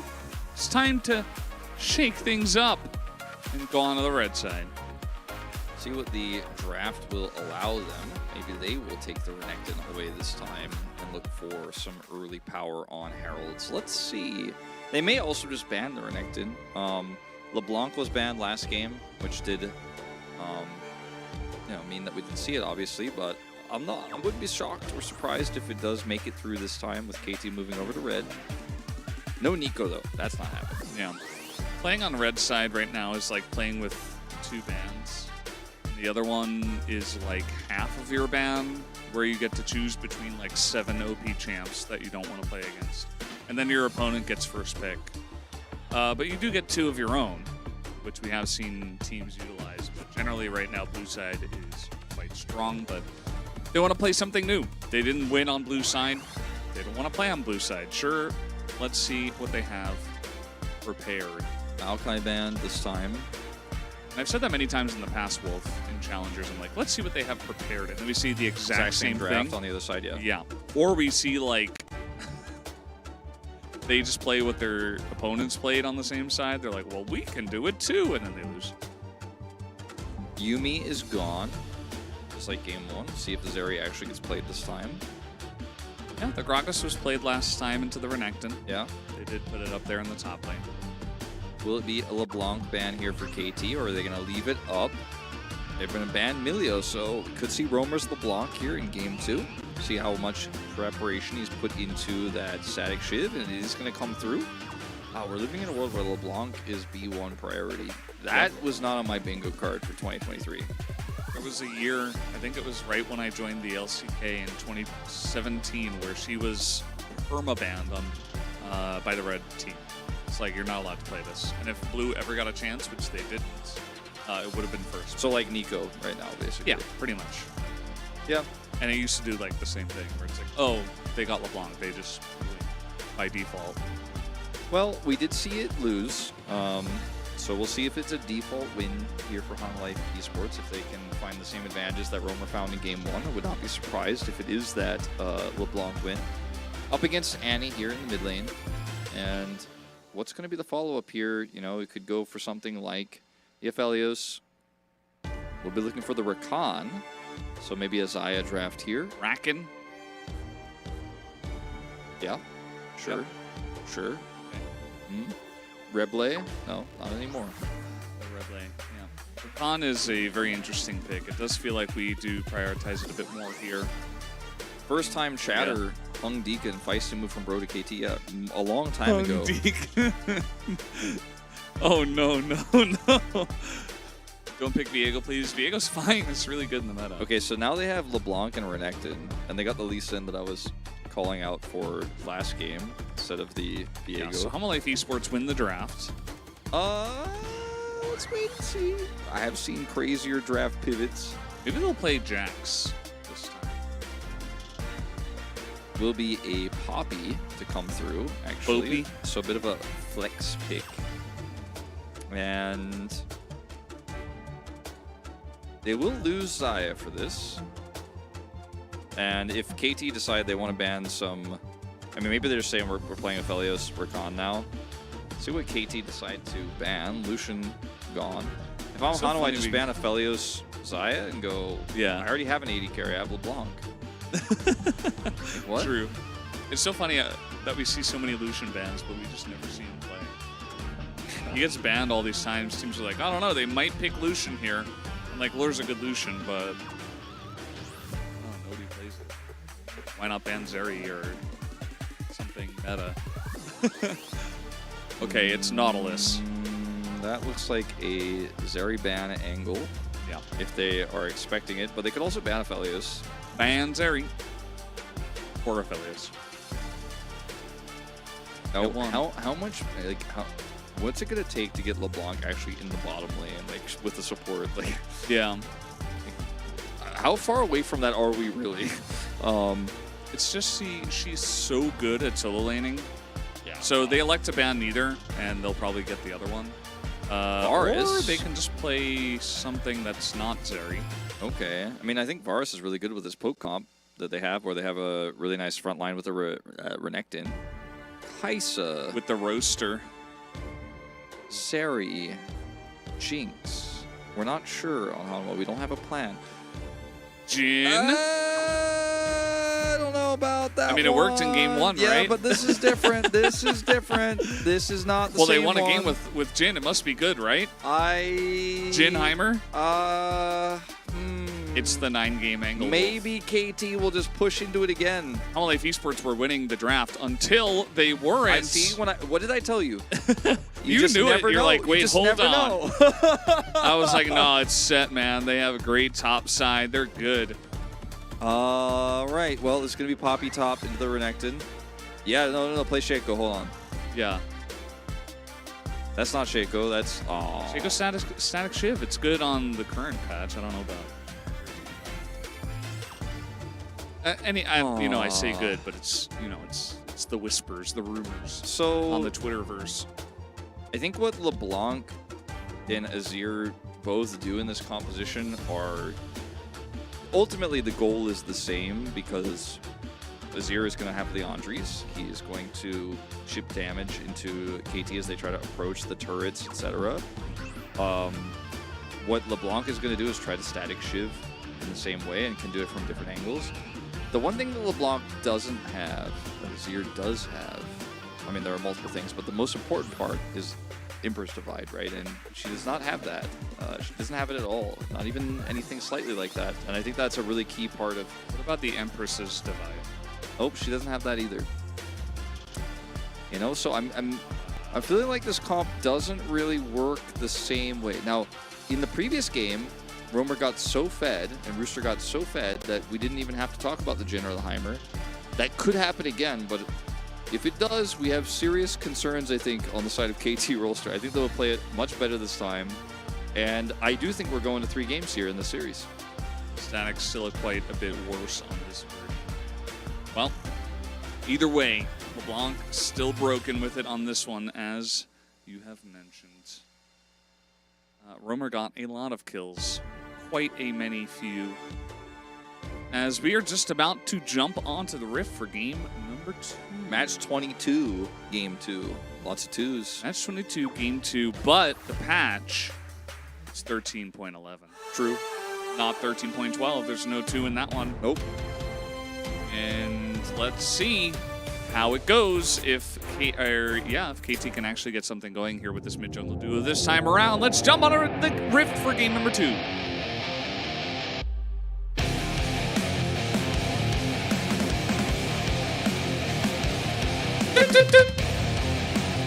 I was like this close to saying 2-2-2-2 instead, but no, that was too many twos. By the way, both of these teams are 2-2. The two of them. Wait, so does that mean we need a third game? No. It means we should only have 2 games. It means that we're going to cringe out with either 7 or 8 games today. No, Valdez, not with this draft from KT. They have the better draft. They definitely don't have Jin. But 1-0 for they also Lure. don't have they also don't have LeBlanc. So a little bit worried about that. Yeah, I'm not going to go through all of the win conditions as Heimerdinger Jin comp again because we spent the entire early game before KT jumped into the meat grinder last time talking about it. And Wolf, what's this LeBlanc skin? wait, I didn't see it. I've never seen this before. I actually didn't see it. I was like trying to take a peek at Twitch chat. Not YouTube chat, of course. I wasn't looking at that right now. No, we don't look at YouTube chat. I mean, I do sometimes, but I try to avoid it. I'm gonna be honest with you, I don't know. Look at this. It's cute. What is that? Looks like a campfire. Static Shiv skin. Soon. Well, passive is popped. Feisty getting that one early. Gonna be drinking some potions that, much like my hot water cup, will be refilled when Roma returns to the fountain. Watch normal LCK and YouTube, but for CL I come here for the sense of community. Yeah, sense of community, which is a trademark of LCK Challengers, is what a lot of people come here for, and I'm glad that you can also find it. Yeah, make sure to put the TM next to sense of community so we do have Hambach here in mid, but it's LeBlanc, so just looking for the counter gank, expecting maybe some support from Grizzly. Does not happen. No, and Grizzly is just lurking. Any lurkers in the chat? I think so. Probably quite a few. There's also one on the Rift. He's going to look for the Gromp steal. Just kill Hambach. Not just steal Gromp. Yeah. Well, he did it. Wolf was right. Can't kill Hambach. Can't break those cuffs. We're starting that a bit early this time around, aren't we? We watched that video during the break. We did. It was great. It was a great video. Hope you guys did as well. Hey, I'm a lurker. See? You got one guy. He's a But lurker. when you speak now in he's the never gonna chat, type ever again. when you speak in the chat, does that immediately take away your lurker status, or do you get to Is keep their it? mic's working? Nope. Definitely not working. Why is CL in 1080p but LCK is in 720p? I'm not taking that one. That's where you point and you say, that's bait. I'm not taking that one, and I'm really just gonna. I just looked at Wolf after I said Valdez knows that actually he and I are gonna have a 20-minute conversation about this question that you guys won't understand, but I'm not taking that one. Okay, once again, the He's steal. still here. This is not fair. How do you Grizzly, just man. keep stealing This time everything? maybe he steals and kills me and gets his flash. With the little head scratch, he's like, wait, Lee Sin can invade? But this is pro play. Everybody just farms their own jungle. Not in this game. What is this counter jungling? TP gonna come through here from Feisty, who's still about half a level behind. Kerchessi's picked up here for Roamer. You can see using it as best as he can here, but we'll take a bad trade. And, well, I am a little bit concerned for KT. I'm concerned that Jin is going to win again. What's going to happen is Humble Life Esports going to be like, you know what? That Jin is really working for us. Let's play it against a good team. Hey, KT is often a good team. Today, I'd say they're an above-average team. not looking like a good team at this moment in time, but have been a good team this year. Like, for a while, it looked like maybe KT was going to go to the finals. Roamer is dead. Oh, God, he's dead. Yep. That's a kill. Straight up, first blood solo kill for Feisty. And you got to see that one coming. That's what Annie does. She's very straightforward, but He's also just taken several bad trades in the lane, unfortunately, leading to the kill opportunity here for Feisty. And I mean, unfortunately, flashing against Annie is not really a thing because that Q and the auto, these things are going to hit you regardless. You have to know you're in kill range here. Yeah. And that's why he's backing up, but I want to see, like, how does he get... Okay, Oh, well, that's how. man. So I was like, how does he get in range? Oh. Yeah, he goes into range and then sets it up for Feisty. That was...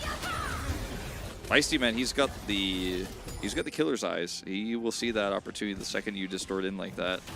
Just a little bit of an oopsie. It can happen to the best of us. As Humbug is continuing to have an unfun time. He is not enjoying his League of Legends experience. TM. Yeah, the sense of community, TM, that we have here is not being shared by Hambach. Yeah, either. he does not have a sense of community here because he's not in Twitch chat. If only he could just open that pop-out chat, then he'd be feeling it. But at the He'd also moment, be breaking the rules. yeah, so he can't do it. Yeah, he's just not allowed to join. So he's just Sense not of going to have community. that sense of community that you can't feel in LDL, can't enjoy it in LCS Academy. Should I go gym before T1 versus DK? I mean, you can just bring your phone and watch on your phone. That seems fine. Well, yeah, but that is kind of against gym etiquette, isn't it? Unless you got your headphones in. And if you're watching this at the gym, then you're probably sitting on the bench too long, and that guy's waiting for you, and he's getting really mad. Don't be that guy. Honestly, if you're not going to be on the treadmill, I'd say to, like, go to the gym after that series if you don't want to miss it.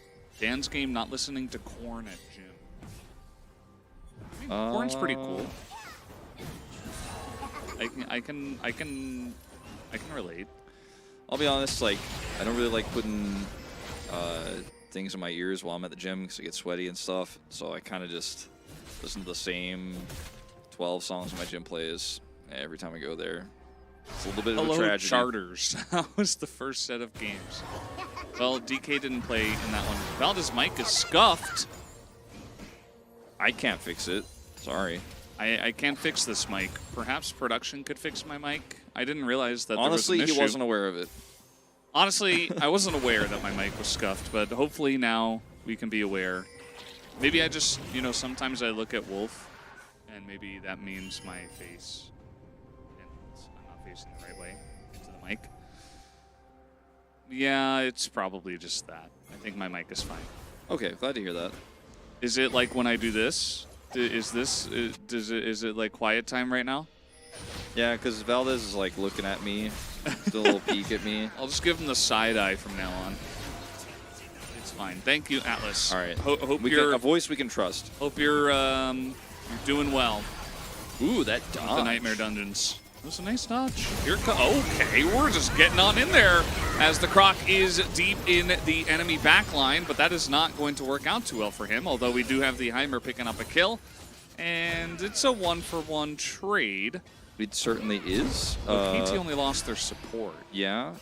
For KT, though, I think trying to approach this position is going to be very difficult as Hype also loses a third of his health bar. And Rizzy, he has his ult available, doesn't have flash. Wants to stick around here, but I mean, Duro needs to set those turrets up again here. There's one. No, that's actually a sword. I thought he was going to drop the turret down. Wants to push forward. There it is. Poppy is thinking of a lot of damage right now for KT. As now the flash in from Wei, he is back. Flash in from the Viego, and this is KT turning around a big fight. They're going to take this Rift Herald as well. And yeah, they lost the first dragon, and the jungle diff was palpable, but I think times have changed. This game is kind of a mid-diff situation here because Roamer is significantly behind. Doesn't obviously have the static chip spike yet. As, yeah, Wei will be traded here for the Renekton, but this is advantage KT. They don't have the turrets set up the way they want to, and this comp, I feel like, really doesn't work without an Azir ult. Or something similar, right? Some sort of mid that can kind of peel for you, as LeBlanc can offer very little in this fight. At this stage in the game with the Kerchessis shard, like, what is she really doing? Does she even exist in this fight? Not really. And the way has this really great setup. Hambach falls up. That's deadly. Sin is trying to commit. Yeah, Jin's also not at this stage of the game going to be very relevant without proper setup. So I'm not feeling great about the chances here for the side of Hana Life Esports. As we said in the draft, I really don't think this is it, unfortunately. All right, this is a pretty good 9-game angle. I'm hoping that At least we 6. can get there. At least 6, right? But, you know, we still have to see how T1 does. You know, but we're on the way. We're on the way. It will be, well, I mean, yeah, at least it'll be 6. It will Yeah. absolutely be Well, I mean, at I'm saying least 6. I'm saying it's going to be at least 8, right, total. But I don't know if we're not 9 yet, because T1 will have to win a game against D+. Just put it into perspective. Yes, true. Like, don't get excited about the 9 games, chat, until I mean, this works out. I And want to go. then- I want to go into the 3rd series with a chance at 9 games. I don't want to go into that one with this being a 2-0 and we're like, well, guys, we had a chance at the 9-0, but unfortunately now we don't. Yeah, no, I mean, I'm hoping for that, but 'cause I want 9, I want the full set. But I'm not ready to believe yet. Yeah, it's at In least this game, 7. though, I'm feeling like we are going to hit 6 out of 6 for first 2 series, is what I'm saying. Yeah, I think Wolf was saying that this is looking like a 3-gamer, so I mean, Chad, I'm not going to do a 6 math on out of stream, but I'm 6. not that out of touch, okay? I'm just saying for maximum possible games of the first 2 series, it's a 6er, it looks Yeah. like. And this is what Annie can do, especially if you get ahead. You can just start bursting. Hashtag burst it. Yeah, Hanwha Life Esports are getting on the other end of that now. Yeah, they're understanding what it's like to experience that. I'm trying to see an angle here for the Last side. bear? Okay. Roamer just going to distort away. So he was pretty fast on that one, at least, expecting the play to happen. I think super hyper focused because he is trying to bait something so Grizzly can come in here and punish, but he's not quite there fast enough. Feisty down a flash. It's going to be KT picking up the Drake. And it will be Chemtech again, because I didn't predict anything this time, so we just got it back to Yeah, back. we just defaulted Sorry about that, to guys. the last prediction. That's actually on me. Thanks, Wolf. But Static Shiv is done now. That's what the observers are showcasing here. He has picked it up. Wolf, are you a toast or cereal kind of guy? Toast, 100%. Yeah, me Cereal too. is for children. I used to like cereal a lot, but then as I got older, I started to have stomach issues when I would eat it. So kind Now- of gave up on that. If you eat like some really healthy grain cereal, I think that's okay. But if you're eating Fruit Loops, what are you doing? I love Fruit Loops, but like I want you to it's take not- a look at your life. Yeah, it's not. That's for your Pancakes or kids. waffles? Waffles, 100%. Yeah, same. I'm actually glad we're having this like interactive chat. I used to like pancakes better, but as I got older, I changed to waffles. Y'all hating on God. What? That's what he said. He said, y'all hating. He said y'all hating ONG.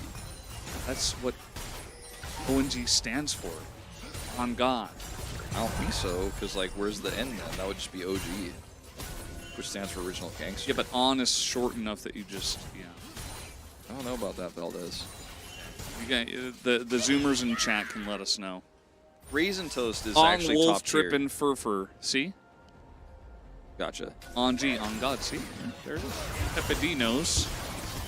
That sounds like a very reliable source. I mean, in Twitch chat, that guy's like the boss of Twitch chat. Like Pepe D. Come on. By the way, you have to say the underscore. That's right, sorry. Pepe D underscore. Yeah, see? He said Pepe D question mark because it's Pepe D Sorry. underscore. See? He put the underscore in the chat. He knows, yeah. I told you. You thought I was trolling Valdez, but he knows he's got the underscore there. Come on. Can we all be friends and enjoy Pop-Tarts? Yes. Okay. Good. But I will not. I'm not actually going to recommend that you eat Pop-Tarts, but I will enjoy them As a much snack, everyone. I mean, you know. Cereal pretty is big just snack. like a snack that it's like dessert for breakfast. So yeah. don't do that. But if you're eating like 1 or 2 Pop-Tarts All right, so Pop-Tarts as are a dessert, I mean, that's okay. chat. Pop-Tarts are toaster strudel though.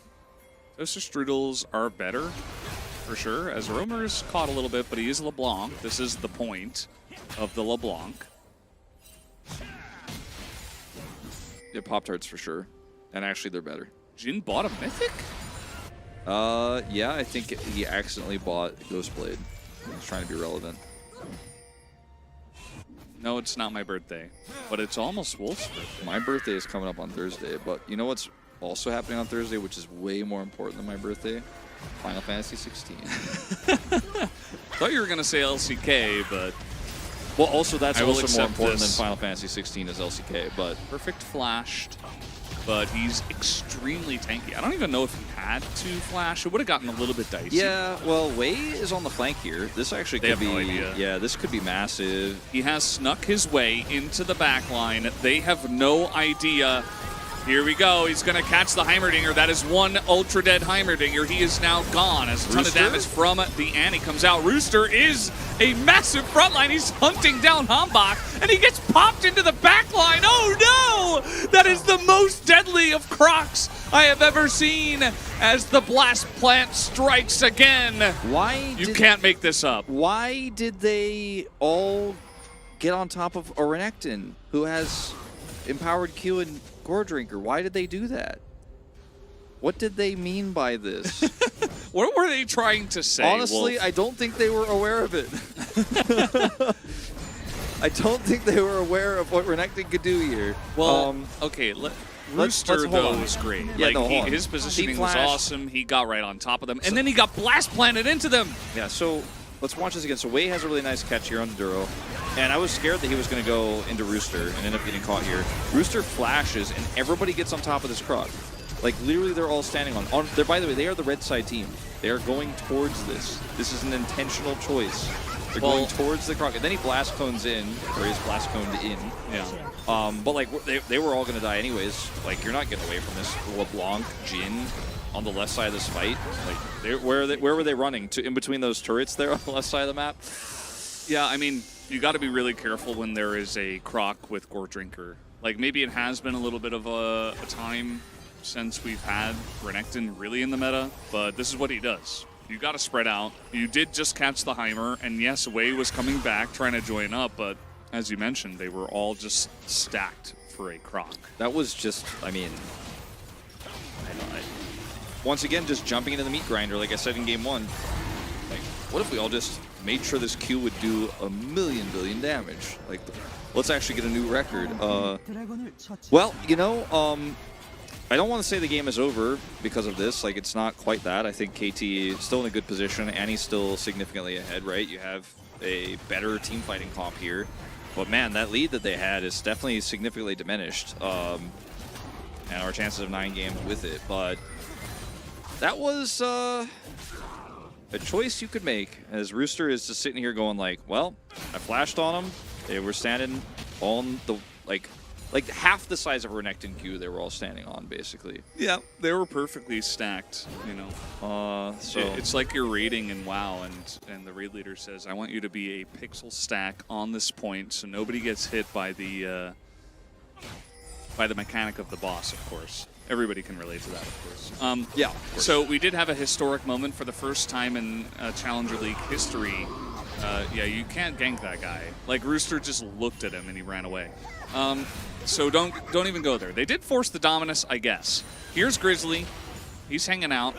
I mean, but he's yeah, still going to get this turret, but yeah, go on. the historic moment was that somebody for the first time figured out that it was Challengers and not LCK by themselves.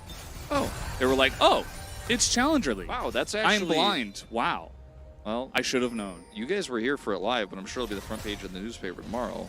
That's actually Big quite... deal. That's a... Congratulations. Yeah. Who was it? I didn't see the guy. It was Pepe D _. Oh, Pepe D _, man.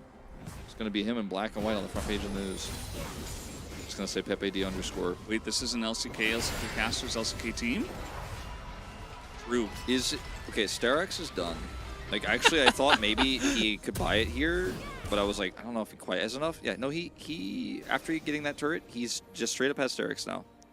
Rooster is not going to be robbed this time if they win it. No, he won't. He was very angry after the first game. Light the torches. Honestly, he probably could have just built Hullbreaker. Was it Bob Quinn that started the LeBlanc static rush? I'm pretty sure it was Closer. Well, I mean, like, somebody had to do it in solo queue first. Nope, Closer did it in a solo queue first and then did an LCK first. Pretty sure it was him. I'm just going to give him all the credit. He was also Okay. the first loss. Nice mic. Yeah, apparently my mic is, like, all jank today. I don't know what's going on. Sorry about that. Yeah, we'll have It to take a happens. look at that between this series and the next one. Or potentially between this game and game 3 if KT can figure this out. They are significantly behind right now.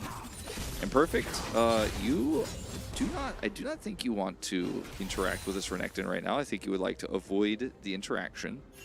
He does have a lot of armor, like a lot of armor, and the best damage item in the game, but he's still not as powerful as the Croc. So definitely be careful.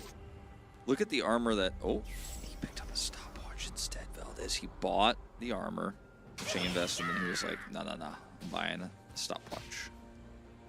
He's like, I could have resources, or rather, some more resistances, or I could go golden to potentially Q again. Despite Ooh. the amount of times that we have said to be positive about teams, I just banned someone for 600,000 seconds. There you go. It's a long time. And after that, if he comes back with another one, he'll ban him for 600,000 years. Yeah, if he does it again, That's the next that'll step. be the end. You know, he didn't say anything that bad, so I didn't want to. I don't know what he said, so I'm just gonna Just trust your saying judgment. He's just being very negative towards one of the teams Well, that's that's having not- a rough day, you know? Yeah, that's not very nice to do. We don't do that in this chat. Not in this chat. Probably not in LCK either. Lunel, she's gonna get you. Yeah, I'd say Gotta be careful. stay away from doing that in BCT Pacific as well. You know, just be good to each other. Say it nice. Go say it in Thanks, Gatorhan. That's exactly correct. Oh, the Jin rooted someone. Okay, this combo, I don't think they ever kill perfect though. Like yeah, never, no. ever. Because Well, I think if Lure hit like all of his ultimate every single shot, maybe. But even then, it would have been close. yeah, maybe. But I don't think he wants to commit that, and he's not going to. And so Poppy will live. And Perfect is fine, but he's gonna have to back. And look at the amount of map control that Hanwha Life Esports have right now. I mean, it's lethality Jin. He does big damage to squishies. If He actually does pop some people. So if he catches Aphelios, he and Renekton at any point, Hype and Feisty can't really do the things that they want to do in this comp anymore because they're so far behind now. Whereas the LeBlanc, who's also still pretty behind and isn't that relevant, is starting to actually at least be relevant in sides. Like, she's going to push that Poppy back. Perfect's not going to be able to do much. They'll still be able to trade this for a top side turret here. Because Rooster is just happy to play weak side. Roamer, that is not that was not exactly what he was looking for. It's okay. He got the auto off. Nearly took out his overheal. Very close. Yeah, you'd have to ask Yundo for the Shiv stats. I don't have that on hand. I mean, the observers could actually mouse over it, I guess. Yeah, I think that actually shows up in the tooltip, but I believe so. I don't know if we want to. I don't think it's actually going to be that high in this game, to be honest. It hasn't really been about the LeBlanc. I don't think it'll show you. Just farming up. I don't know if it shows how much damage to minions. If it's total damage or champion damage, I don't know what it'll show. Either way, or. yeah. Some stats. Would be nice to have both, but Yeah. He went mid. He farmed that wave. Now he's coming bot. He's going to farm this wave. He's going to stay bot. Now, fortunately, Poppy's not the best at actually absorbing waves, clearing it out fast. Like, Yeah. you kind of want a Gragas, or even an Annie is a little bit better. Yeah. Azur's just, I don't know why he's that far up, but they have a lot of map control, so it's okay. yeah, I mean, unfortunately, Perfect can't really, he can't deal with this. Feisty is not in a position to deal with this anymore. He's just trying to actually get into a side by himself if he can. But Baron is up. I mean, we're 25 minutes into the game. I think that Hanwha Life can actually really consider just starting this one up, push the Annie back, get some deep vision on the other side of the pit, and what are you going to do is Roamer's just, he's practically trolling at this point. What you do. Although you're not supposed to take the 2 turret shots. Yeah, that's that's not a thing. That's not part of the build. It's not part of the strat. Yeah, no. Now, I if didn't you read do, that. this is the correct follow-up, though, is to go take the Mega Honey Fruit. The Shiv is fine. I mean, you farm better. It's actually very good. We've seen it a lot. There's a reason why all the pros keep prioritizing LeBlanc. It's for this. It's a lot of map pressure. it's very win more. Like if you get behind, it can kind of help you like sustain and clear waves and stuff like that. But I feel its power a lot more when it's ahead. It's unfortunate because I really do think KT should have won this game, but they made that one bad call, and now they're on a ward. So everyone's rushing over. Roamer does have TP, he's going to use it. Timing kind of thin on this one for Hanwha. Yeah, they're coming in here a bit late. Grizzly not going to get an easy entry, too, with this Poppy as the knockback not going to hit him. He flashes over and he gets in! Oh, Grizzly, that angle was just dirty as Jin actually killed something, too. And yeah, this one might just be over. HLE Esports absolutely going to bop them here on top of the Baron. As a big combo into Rooster, but it is not nearly enough. Grizzly will land the Q and probably kills perfect here. It's going to be close. Ooh, Steadfast Presence. Okay, so not an ace, but basically the end of the game either way.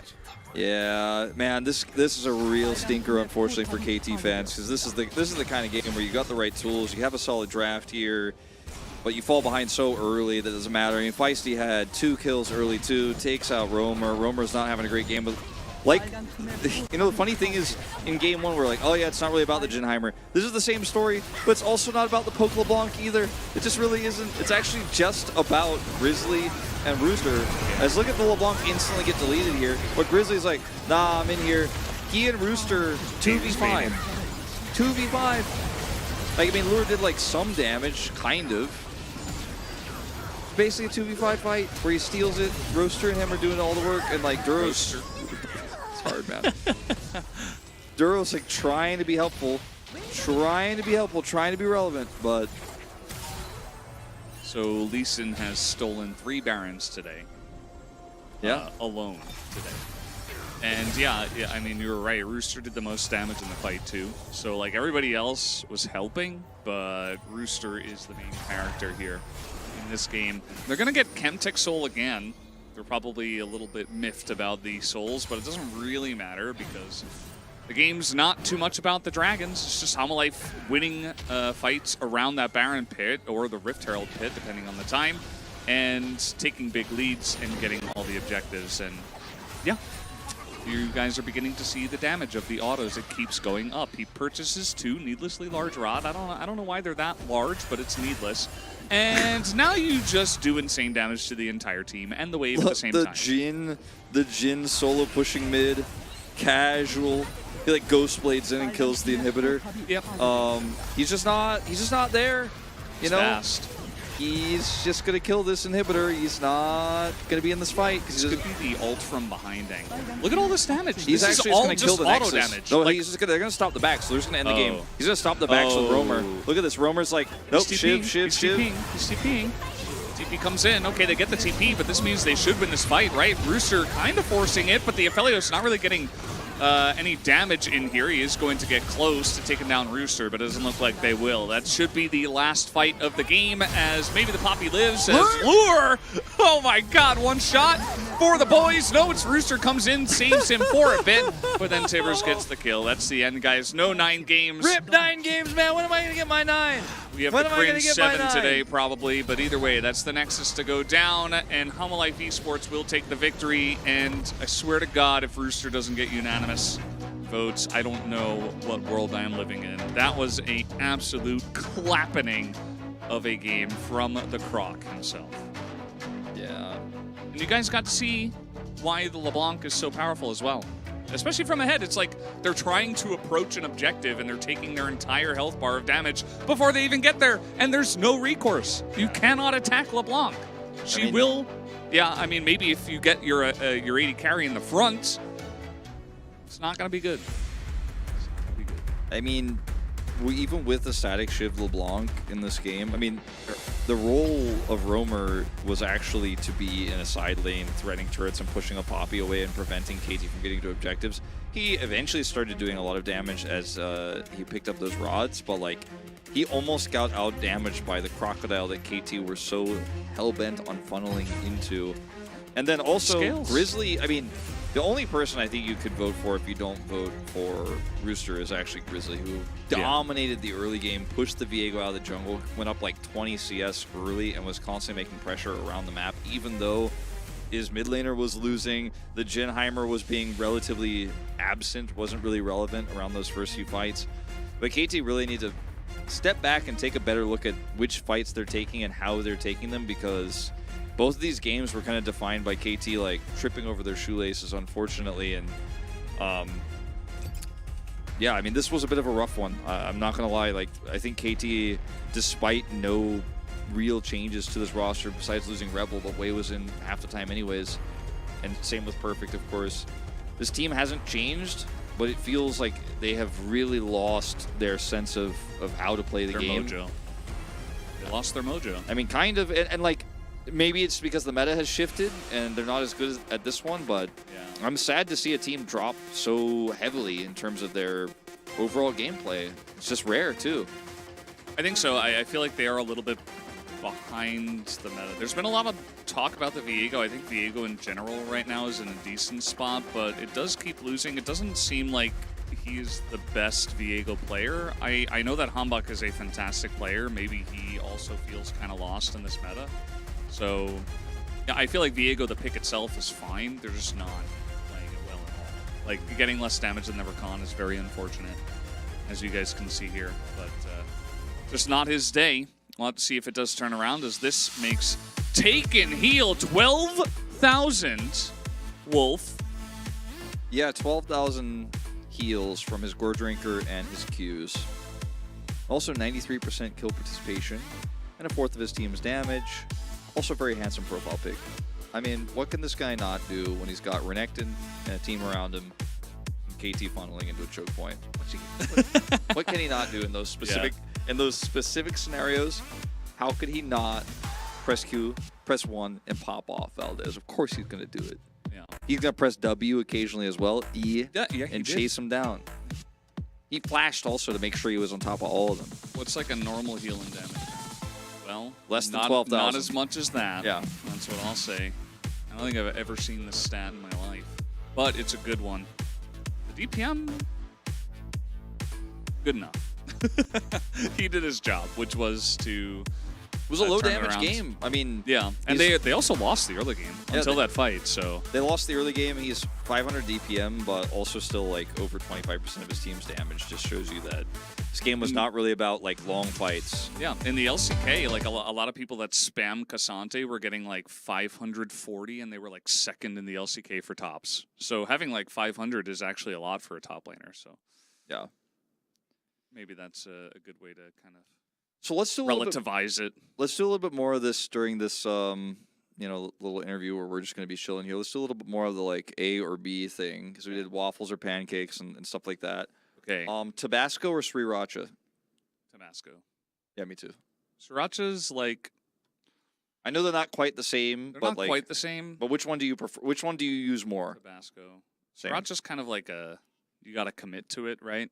Hot sauce or Tabasco is just like, like a little spice on top, Sriracha, depends on the food. Sriracha can go crazy, that's true. I mean, Sriracha is great for any food that has rice in it, generally speaking. Sriracha was ruined when they cheaped on their farms. I mean, it could be. I don't know. Salty popcorn. Good question. Salty Ox. popcorn. Thank you, Salty Ox. popcorn for Yes. sure for me. You playing solo queue today, Ox? Oh, now the mic is really bad. Oh, We'll talk to them about it. I should not have looked at Wolf. I apologize. I'm gonna use two hands now. Leveling alt. What level are you now? Salty is the correct answer. True. Also the gochujang disrespect. It's not even in the same category. Yeah, no, it's not What? the same category. Okay, gochujang or samjang? Samjang. Yeah, I'm a samjang guy as well. Sorry, now I will disrespect it. It's a good month to use the same mic. I mean, Wolf and I are both married, so. What's for dinner? We're getting curry. 24. It's so slow. Well, it's time to get the XP boost. So let's see. What's another good question? Wagyu sauce Okay, mountains is or not a thing. beach? Mountains or beach? That one's a bit more difficult. I'd say beach, personally. I spent, I'd say, 90% of my life being a mountain guy. A beach guy now. I've switched over. People can really change. Yeah. Wow, mountains winning in the chat though. Yeah, a lot of people like mountains. I feel like there's something specific, like something romantic, not like in a love sense, but like something really cool about like being in the mountains away from civilization. You know, beaches can be like crowded. There's a lot of people. It's really sunny. I can understand mountains people, but I think I'm a beach person. The thing about I really hated beaches before because sand, like I was basically Anakin Skywalker. It's everywhere. But like at some point I really enjoyed, like I still enjoy the water, but I just really don't like sand and like you're wet and you're salty. But at some point I really enjoyed both all the activities of the beach, but then like the cleansing when you take the shower afterwards and then just going somewhere where you're like clean, but you still had a great day. I'm like really into it right now. The beach. Yeah, it's cool. I went surfing with Ghost Lady, my wife, in the rain with an instructor. That was a lot of fun. And when then, did you go? When? Yeah. I just recently went surfing as well. That was sometime after spring, like right after spring. I think it might have been after the finals. How cold was it then? It wasn't that cold. It was warm enough. Surfing in the rain. Surfing is fun though. I'm a noob, but I enjoy it. Okay. Diablo or Sonic the Hedgehog?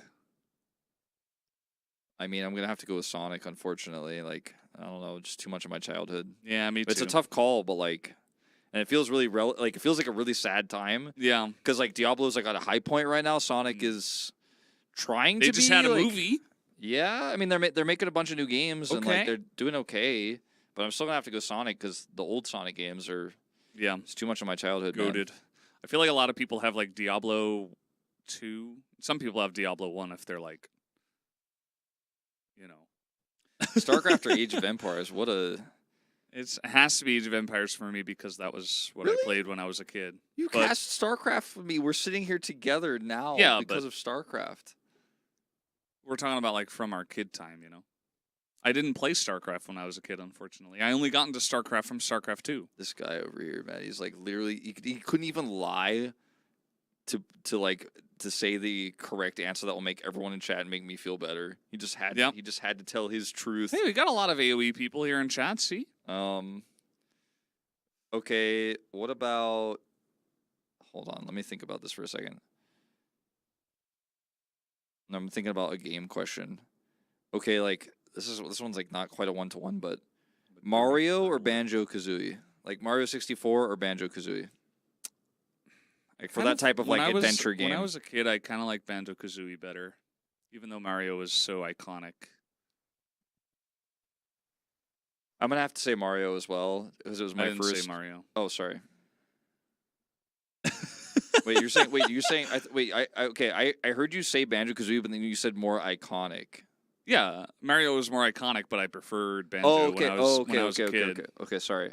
I heard you completely wrong. I thought you were like, I went Banjo-Kazooie because it was more iconic, so I was like, oh, he said Mario because I heard more iconic. Okay. I'm going to have to go Mario because it was a little bit more iconic. It was the first N64 game I played. Yeah, Yahoo also like affecting my decision, naming himself after Mario for sure. Not actually, but yeah, Just play my mic. It's all funky. Really going down gaming now. So would you rather? I thought I had something, but it's gone now. Sci-fi game or fantasy game? That's a really tough one for me actually. I usually lead fantasy though. Probably fantasy, I guess. Just because more games that I play are fantasy games. Sci-fi games are fun. Street Fighter or Mortal Kombat? Mortal Kombat. Street Fighter for me. Can you show the stats from last game? No. I gotta see if my player got enough kills for my bet. No, we're not gonna look at the stats. Sorry. Skyrim or GTA 5? Probably Skyrim. Yeah, I think I'm gonna have to go Skyrim as well. Up or down? I'm definitely down. Oh, but like, okay, would you rather be for example, really far underground in a cave or like really high in the sky? Underground in the cave. I think I would too, actually. Weirdly enough. When do T1 and DK play? In about a half hour is when we would start that. It's supposed, I think it's scheduled for 7:20, but it's going to be delayed. So yeah, probably about half an hour. I think it was scheduled for no, it wasn't. I think it was 7:20, wasn't it? It was 5:20. 17:20, right? No. 'Cause that's when we started. Anyway, guys, we're going to have to stop comments. We'll see you in about a half hour for the next matchup, T1 versus D+. Kia, don't go anywhere.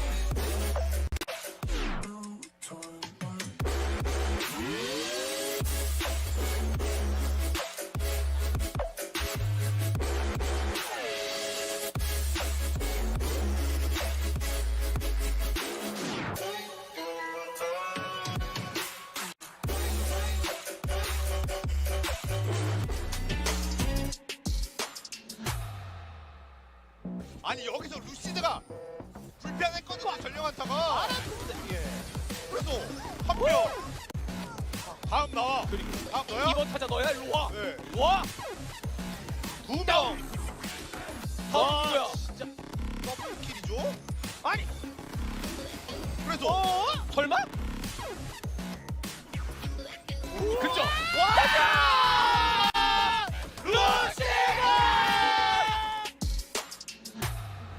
대단한 한타. 그리고 스킬 연계. 그래도 드래곤이라도 일단 먹고 우리 뭐 좀 해보자. 일단 먹긴 먹었는데 살아가는 게 중요해. 살아가는 게. 살아가는 게 중요해요. 앞담벨로 피했어요. 일단 제일 자기 잡았는데 맞아요. 말파도 누구야 되는 아 근데 말파가 세요. 말파가 세요. 너무 잘해. 말파도 너무 잘 잡았어. 말파 잘 잡고 잘 잡았어. 근데 아리가 이거는 아리가 칼차례니까 그래도 세주한테 데려가야 되는데. 오. 코너킬! 에이스. 열엑스. 이렇게 생각하는 것 같거든요. 자 매우 맞추면서 데미지 끄다. 자 넣어주고 있습니다. 이런 포킹 싸움 하나 중요한데. 자 프린스 준비 합의. 자 그리고 공격기가 지나갔습니다. 위에서 카리스가 그리고 끝까지 치나요? 네. 끝까지 치나요? 자 그리고 세례를 맞으면 들어가면서 맞았어요. 자 왼쪽 방금 들어가면서 이런 데미지 프린입니다. 그리고 앞라인 잡아주고 프림이 잡았어요. 아 프림이 지금 안쪽에서 아니 프림이 완전 일상꾼인데요. 묵상인데요, 묵상! 프림을 내렸으니까 아니 이거 준비가 아 진짜 와 엠프림. 자 들어가지 에어시도입니다. 좁은 지역 나올 때 기습을 할 가능성이 꽤 있거든요. 자 여기서 프림이 잡혔는데요. 프림의 또 타이밍이 언제 네 있는데 언제 할지 보겠습니다. 근데 지금 몇개잘 눌러요. 몇개잘 눌러요. 대박 대박 이 타이밍 잘 들어갔거든요. 대박 오케이 브리온. 오케이네요. 오케이. 자 룰루를 노리는 걸 오히려 이제 비스듬을 우리에게 만들었을 거다라고 얘기하는 것 같아요. 그렇죠. 아니 그래서 에이스 한타 오케이 깔끔하게 들어갑니다. 들어왔습니다. 진짜 잭스 100 쳤어요, 그냥. 네 여기서 지금 쳤어요. 팩토리. 그리고 바로 4초 나오는데요. 잘했으니까 이거 왜 이렇게 나오죠? 네. 하지만 뒤로 한자 안잡으로 잡니다. 킥이 대박이 났어요. 자 그리고 여기서 전력 내놓아버립니다. 와. 없어져요. 안전당했어요. 자 데미지 뭐야 라이트닝 듀오가 와. 옵니다. 고민이 없었죠. 젠지가 들어가는 데 있어서.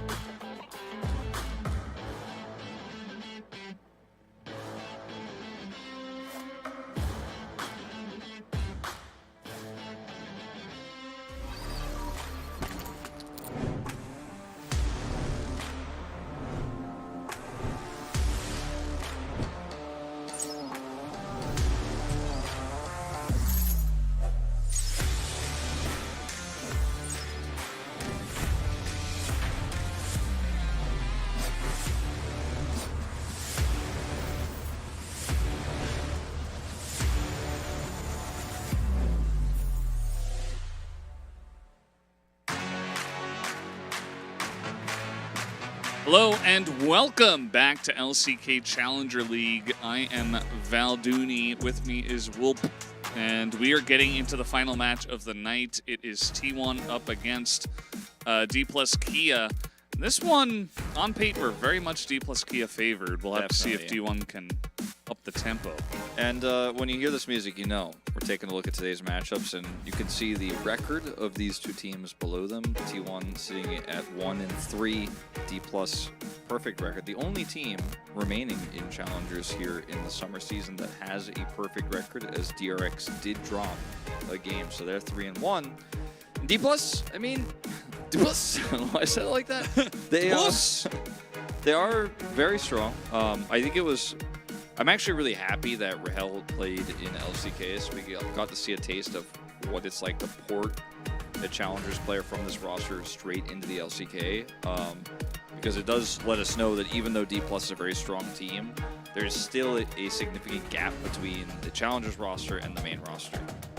But there's an even larger gap between T1 right now this season and D+ Kia's Challengers roster. So Yeah, but Thanatos win to LCK. win. Never. Where is Faker? I'm just going to answer some questions before we get started. Okay, where is Faker? He plays for the main roster, not this one. This is the Challenger League roster, okay? This is Poby. He is an up-and-comer. He is also born in 2006. So, yes, he is 16 or 17 years old, alongside of Smash, who is about the same age. Where is Keria? He is also in the LCK, the Tier 1 league here in Korea. Here in Tier 2 and Challengers, we have Bout. Yeah. Where is EasyHoon? We don't know at the moment. He was on that that replay show we did for LCK. Yeah. But we don't know where he is right now. He's probably at home, just chilling out. Maybe he's even streaming. Maybe Perhaps he's even playing League of Legends. Maybe he's in the chat. Maybe he's watching LCK Challengers Global. Bout Whitey. Yeah. Forgot the Eun there at the end. It's okay. It's the thought that counts. Yeah, I didn't even... Yeah, okay. there was no Eun there. It was just No, Whitey. yeah. Whitey. Whitey. Yeah. Well, Rahel, once again, playing in LCK. He actually is not his first time playing in the LCK. He played previously as well. And Hobei trying to return to form, but I think right now this this team is mostly not the top half He of has the map. returned to form. I mean, Hobei's been good. Lucian's been godlike. Thanatos has been, you know, above mortal, we could say. Yeah, they've been really strong here. yeah, I think Bible, obviously a very strong shot caller for this roster. So, you know, it's a team that we expect to 2-0 here. The question is it going to be via LeBlanc? Is it going to be via Aphelios? Is it going to be via Zeri? You know, and what's T1's take here this week against D+? Like, what's their plan going to be? Because it doesn't really get more underdog than this, as we have a lot of D+ Kia fans here, Thanatos and Lucid fans pointing at each other. Or pointing at, yeah. So, the one who it says Lucid is actually saying that, but you guys can't read that anyways. I don't need to explain these signs. I don't know why I tried. Yes. Well, D+ heavily favored in this matchup. Definitely the storyline we have coming into this one. They have looked incredible. They are undefeated. They have not dropped a single game. But can they defeat Red Side in game number 1? Well, maybe. See the Nico ban coming through? Maybe. That's not going to be a thing in this series.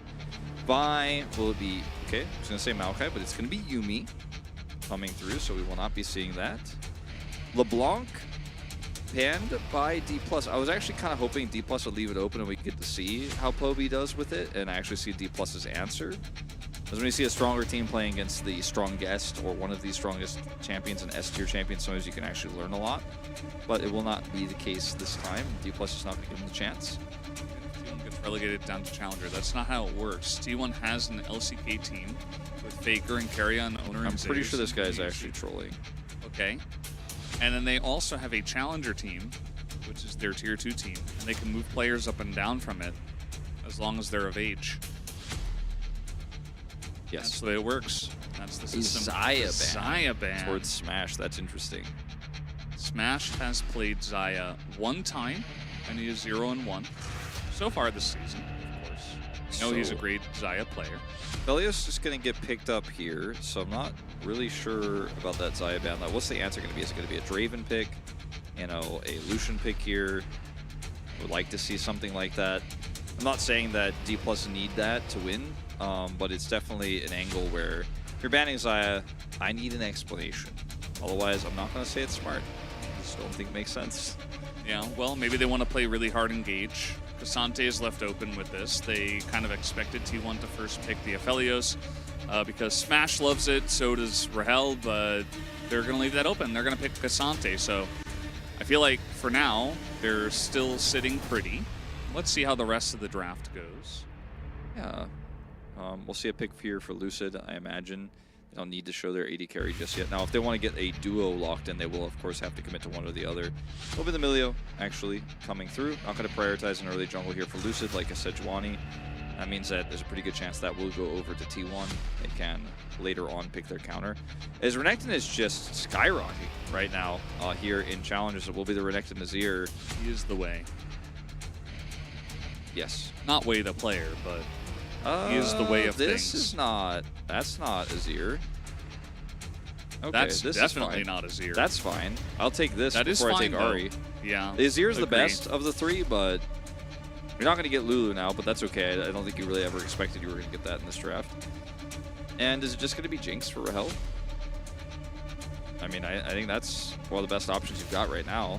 Lucian, Zeri, Kog'Maw. I mean, it could also just be a Draven game. There are so many picks that you get when you have Milio on your team. Will it be the Jinx? Yeah, I think it's So- the best option, but, you know, for a well-rounded comp, if you want to play early game only and kind of try to get a huge advantage, which D+ normally does, then I like the Draven, but I like this one because it's more safe. It's more safer in the hands of Rahel. He's going to have insane range with this alongside of Emilio. Blitzcrank banned. Blitzcrank, will they ban Nautilus as well? I think it's pretty smart. I mean, considering they've already shown both of their solo laners and the jungle pool is very wide in this meta. There it is. You're exactly right. Lucid getting thinned out here a little bit, but maybe a ban on the Maokai is the next step here for the side of T1, because this Thanatos could, or this Cassante rather, could be played mid or top. Could be an AP jungle situation. Sejuani, which they could have picked instead of one of these support or AD carry, will be taken away instead. I think Maokai is very strong here for D+. It's going to prevent the Renekton from doing anything in team fights. Do you like the Maokai skin? Not really. Ari, Azir and Ari, now that LeBlanc is not allowed, we are just going to go back to Azir and Ari. Could have been the Corki, but he decided against it. Ari is just fine. It's not really that super hard engage comp that we see from DK just yet. They do have a decent amount of pick. Wonder how they're going to round it out here for Lucid. Yeah, this feels like a situation where, you know, I mean, there's so many viable options here for him. Weirdly, I wouldn't even mind like a Xin Zhao here for what their comp is trying to do. But Lulu actually does make it through the draft because they wanted to play more defensively with this Milio, so that's just going to be an easy answer here for T1. They have the Scion, which could be Wild Growth for Engage, but it's mostly going to be used for Renekton or Aphelios. Rek'Sai, okay, keep dreaming, Ox. Thresh is good against Ari. It's a pick-based comp here for D+, but I am worried about what it means for this Renekton, for the Azir. Wukong. That's D+ not a champion just trying anymore. to make a play, just trying to make a point here, you know? Navi played it. Okay, is Navi in Korea? Not anymore. Is he on the Korean national team? Yes. Yes, he is. Please not Wukong. Okay, well, DK trying to make it interesting, you know, starting off with a little bit of a handicap before we do come into this one. What would you like I mean, to see, jokes though? aside, they do have, well, Wukong is just not very good right now. I think he's pretty good in their comp, though, because, I mean, Viego is open. Viego feels fine. yeah, Viego is also good, but I Could have played Rek'Sai. I don't like the Sejuani was Rek'Sai banned. as much. I would have liked Viego, but I think Wukong is actually really good because he doesn't need to make an impact pre-6 in this draft. He's just going to be chilling. He's going to be farming. He's going to hit 6. Then he's going to do stuff, and Jinx is going to get excited. If Viego doesn't have the same sort of hard engage, I think Sejuani or Lee Sin would have been the perfect picks for this draft. They're taken away. Yeah. Also, Xin Zhao I would have actually liked here. Like I was mentioning before, I think he's actually really strong in this draft. But Zhao isn't on the list, Wolf. He's not on the list. We have a list of approved champions, suggested champions. Generally, our teams love to follow the list. Yeah, Wukong is on the list, even though he maybe shouldn't be, but he is on the list. He's like at the bottom of the list right now. They're like he's like in relegation right now. We're not sure if we're gonna keep him on the list.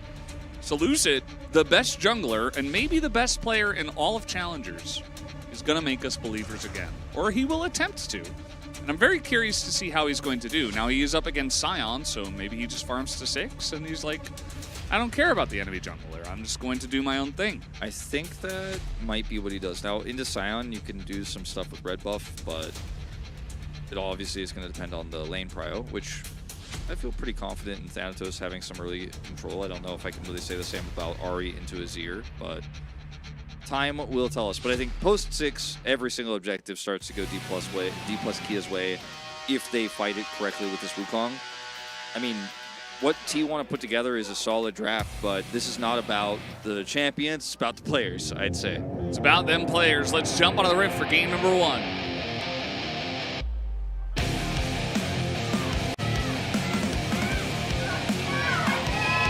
I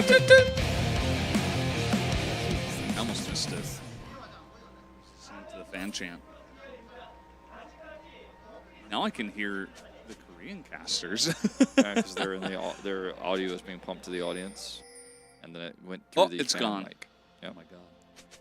The magic. How is Valdez's microphone, chat? We were a little bit worried about it. My microphone is feeling wonderful. I'm asking chat if it sounds okay. Oh, I thought I was part of chat. See, I'm right here. I'm in chat. Sounds clear. That's good to hear. Good at the moment. All right. It's muted. Wistful sponge bobist. The guy who's muted says sounds like robot. Mr. Destructoid. You fade out toward the end of your sentences. I guess my noise gate is too high. Probably. Unlucky. I'll just have to talk really loudly all the time. I'm gonna slide away from you. Mic is loud and clear. I'll try not to fade off to the darkness. Clear is on Live Sandbox. Now it's too loud, Kappa. Kappa. Kappa. Kappa. It's the new meta. We don't get it. Louder Swift Rage. Louder Swift Rage. See, I'm in the chat. I didn't type, but you know. Pa equals I mean it. Oh. Okay. All right, so let's see how this early game goes for the Wukong, because that's one of the sticking points, right? Like, what can we learn from our top challengers jungler? What can we observe? Player. Yeah, but also jungler. Okay. And he's just going to path bottom side here, wants to try to potentially make an impact on this 2v2 where you have the Jinx and the range advantage. Or just full clear. Yeah, I mean, he is going to full clear, but obviously he started one part and he's going to finish on the other run. That's going to be in that area. He's going to... We need another jungle part. You know, like when Riot's like, we're going to make big preseason changes, and then they gave us jungle pets and nothing changed. Maybe they should add another part of the jungle. There's like change the map. In Pokemon Unite, there's like jungle camps in your base, basically, that you take practically, like as you leave to start the game. Could do that. Yes. Bible. Okay. Not sure why Bible was there, but he's taking a lot of damage. He did have to flash. He was going to sail wide. Yeah, I missed the beginning of that. I think we all did, but he might have just been backing in the brush or just hiding in the brush, waiting for the reset, trying to leech like some experience. I'm not entirely sure what that was all about, but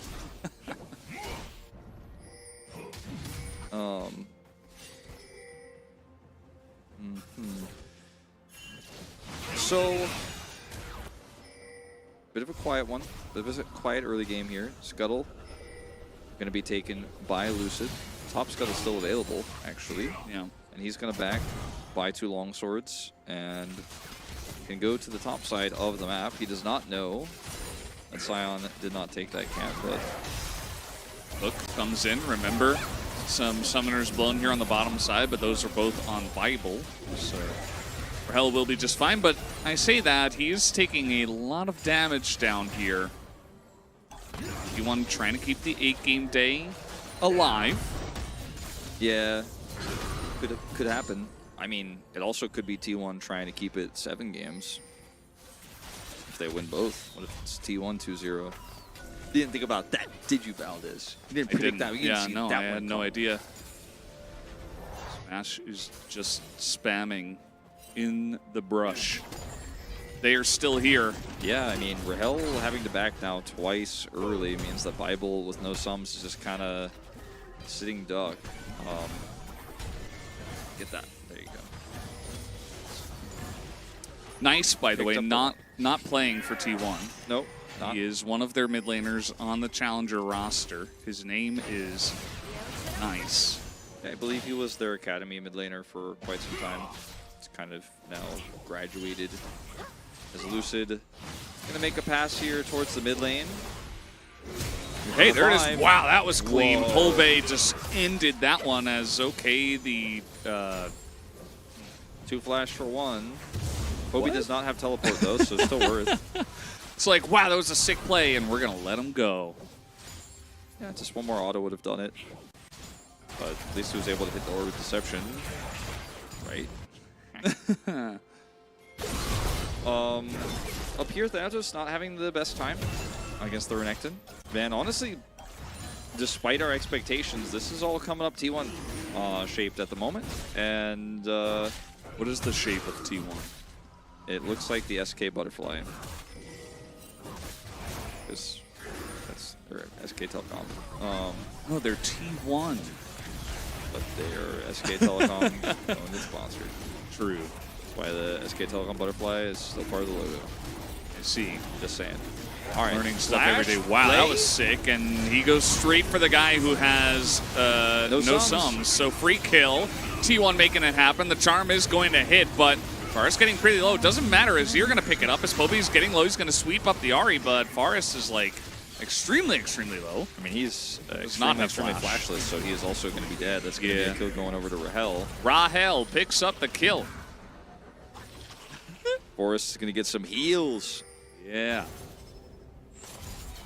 All right. Well, I mean, technically a win in the team fight here for D+, but Bout sets this up really nice. Gets the kill here on Emilio. Polbey, though, on the edge here, doing a lot of damage. The Orb of Deception is pretty big. Hits the charm here on Poby, and then now it's just a shooting gallery for Rahel. Has They enough killed mana. Emilio, who's not level 6. Yeah. And has no summoners. If They they used like a Scion Q, a Flash Flay, a Hook, right? There was a lot of stuff thrown into Emilio. If they actually kill the Jinx, then it's a totally different scenario, but Yeah. he has plenty of mana and he's going to hit from range. And the charm was pretty good there onto the Azir, obviously, from Polbey. So what looked like a good situation for T1 quickly becomes the opposite. But Got the Drake. Aphelios did get the Drake, or the First Blood, and T1 got the Drake. So it's not all tears for T1. Although, definitely could have been better. Nice follow-up here from DK, who... They're keeping things interesting for us, you know? They've been dominating a little bit too hard, so they decide, Bible doing that as well. As he's trying to keep Flash around, that's going to be the ult on, and Flash on over, Smash once Blood. And, well, he'll at least trade his summoners for Bibles, which isn't the greatest trade, but he at least chunks them out, and maybe he's going to keep control of the lane. They're just going to send Rahel home one more time, maybe, is the plan. His third back of the game. He's the one who's healthy, but we'll see how long he can maintain that, as they do not have 6 just yet. And over here on the top side of the map, we do see Dahl coming over to try to deny this Rift Herald, or support, rather, the take of the Rift Herald, excuse me. He's going to take it away from his teammates. He will He's pick like, up it's some my loot. eye, Smork. He will minimize the local gold picked up. Excellent. No 300 for you, that'll be at 200. And Lucky. sharing the gold. Now level 6 is hit here for Rahel. Bible has been able to passively heal up a little bit. And they were actually going to take a back timing here, it looks like. See what he ends up picking up at this point. Nice dodge. And I think Bible still wants to back here, but I think they're going to stay. As Lucid does have level 7. No flash, unfortunately, but is heading towards this lane. So they're going to stay and maybe see if when he gets over here, they can make a play. Let the lane push in. Baker back. I don't know if he's actually going to commit to it. I think it's just posturing to get this Wukong once he clears the blue to come down and make a play.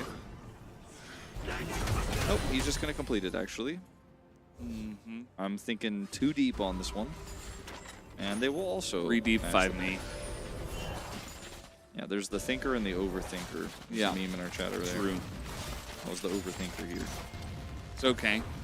Lucid still farming, still looking to make this Wukong relevant. Will he make it happen? Will he make us a believer here in the chat and in the game? Oh, Dantos messed that one up. Yeah, he picked the OP one, but he's up against the one that's recently buffed. Yeah, the new OP. Yeah. It's like a Woody and Buzz Lightyear situation here. Who wins in this case? Buzz Lightyear. But who wins between Renekton and Cassante? Buzz Lightyear. AKA Renekton. But, oh, okay. Okay. Yeah. I mean, he's winning pretty hard right now. He's up 11 CS. It's a very... it's a very large lead. Yeah, it's huge. In this case, in fact, a flying toy. And, I mean... It's not a situation where, like, remember we saw a lot of Renekton today. We saw that KT series just before this where we did see KT kind of run into Rooster. This situation, I think, going to be very different. I think D+ will respect the Renekton a lot, but what Renekton's impact can be is a little bit less conditional, I think, than Cassante right now. But because of the lack of teleport here for Bell to buy his... for a drinker, he is going to end up losing a lot of that lead that he had, as well as a plate. Forest. Still waiting on this. Trademark Scion gank. Olbay and Lucid are here, though. So 4v3 currently, but DK not committing to it. When does Buzz Lightyear defeat Woody exactly? Before they go to Pizza Planet, obviously. Do you know the timestamp? No, I don't have the timestamp. We need timestamps. But before that, he also does it when he falls with style, with his eyes closed while riding the racetrack in Woody's room. And then Woody loses the bed sheets as well as the pillowcases and all that. And then Andy sleeps with Buzz Lightyear in the bed, and that's and he's just now the old toy. So yeah, very early on in the movie, actually. In fact, just like this early game. For Renekton. Funny how that works. Just to answer the question that was posed in chat by Astronalis, who always has good questions. Thank you, Astronalis. It's a good question. From Texas. Thank you. Good answer as well. Yes, he's from Texas, or he likes taxes. I'm not sure. DK gonna pick up this Drake. To be clear, nobody likes taxes, Valdez. That was a silly thing to say. Oh, okay, sorry. Well, I mean, no individual. Maybe some large organizations that govern things. that decide what is and what isn't as well. They have a lot of power. Sandy from SpongeBob does love taxes. I don't know about that. I think she loves Texas. No, we were just talking about taxes. Okay. Well, Hobie's gonna get a Leandries. It's gonna be good for like the Wukong and the Cassante.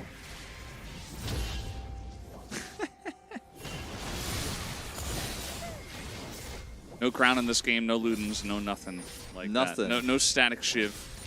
No protection. Not going to be building any of those Zonia's components. It's going to be going straight to Shadow Flame. Yep, and Lucid, he sat in the jungle. He did take that Drake, I guess, and now he has a Divine Sunderer. Still waiting for him to press his R button. I mean, if you go Leandries into Shiv on a 0, I'm like, is that bad? I'm like, not sure if it's bad, actually. It's not as powerful as LeBlanc, but it seems like it could actually still be good. If Sand Soldier's proc it, right? I actually don't know. I've never built Static Shiv on a 0 myself, but they proc Ludens, so I mean, I think it actually does. Pretty sure it does. That actually sounds kind of legit. But he doesn't need extra wave clear. Huge. Smited. Smote from the skies.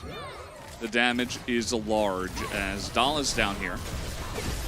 Yeah, and he might be down 6 feet under if he tries to hold on to this turret for the next wave. Uh-oh. Okay, here we go. Lucid pressing his buttons. There's the rocket, and Rahel is able to get the alley-oop. Very nicely done. As Dahl did not respect that, did not respect the damage or their ability to dive, so holds on to his flash and just goes down. Yep. So he stayed. He died. He did. He's going to be back in 10 seconds, but that's a lot of money going to Jinx's pockets. Rahel also will take the entirety of the turret. And while there will be a Rift Herald picked up here on the top side of the map, this will be first brick here for D+. So a lot of extra money picked up across the map. And, I mean, they should be able to drop this down and secure a turret themselves, but it won't be the first turret of the game. And won't ultimately lead to any follow-up or map control, and actually they don't even need it, so that's fortunate. I thought they were going to drop on, like, I think you just pushed this one. And I think they thought about it, then they were like, no, we just pushed this one. So Rahel, he went up to LCK, got some training, and now he's back. Now he's the sniper. And now he's the sniper, okay. And he is going to have to carry this game, as both he and Smash are pretty fed at this point. Smash ahead on CS by about 20, but Rahel having the extra kills and the assist. So might just come down to that. I do feel like DK are in a pretty decent spot. It is Infernal Soul. I'm curious to see how these team fights are going to pan out, though. I feel like DK's comp should have a decent amount of control. Might come down to how good Forrest's positioning and ults are. He doesn't even have his first hit yet. I don't know what's going on with that Adam build. Still deciding, perhaps. Yeah, that's a little bit behind, I suppose. I mean, he's just straight up building components. Yeah, it's kind of odd. Just wants some more health stack. Yeah, as much health as possible. But couldn't afford a giant spell. And as Rahel just going to walk it out. And I mean, this is the Jinx range advantage, you know? It's kind of a known thing. Honestly, I'm aware of it. He's a space laser, basically. Honestly, it doesn't feel like T1 are aware of it. It is quite... Actually, it feels like most of the LCK is aware of it. The flash on in, and he's just going to cleanse flash himself. That's a good trade, though, for Forrest to get that out of the Jinx. But the follow-up here is pretty nice from the side of DK, as now they chunk them out. And Forrest, you know, he's down an ult, he's down a flash. It's going to severely impact his ability to engage yeah, and this in these fights. In 5 seconds here on the streak. Now, this Herald will help a lot because it is going to force D+ to focus a lot on it, which should give naturally T1 prio. But there's no wave with this, so while it will get the crash, it will be taken care of pretty quickly here. And T1, even with the Herald, are not actually able to wrestle that prio away. I think in part due to the lack of flash and the ultimate there for Forrest. So... excuse me. So T1 may just simply have to give this up, and it is, you know, Infernal Soul, so quite significant to actually have this lead. At least T1 was able to pick up that solo Chemtech Drake to prevent this from being Soul Point. But things looking pretty good here in what was a slow turnaround for D+. I mean, it's not a massive gold lead, only sitting at about 500 ahead, but the Jinx being fed is the biggest problem here. And the Wukong has kind of gotten through this early game very easily, has a pretty massive lead in terms of the farm he's been able to pick up as well. Is going to have that level 11 ultimate now upgraded, ready to go for the next fight. T1 is not able to even opt into this one. I mean, if they got the summoners out of Rahel and they were able to stabilize and not take a bajillion damage afterwards, would have been pretty nice.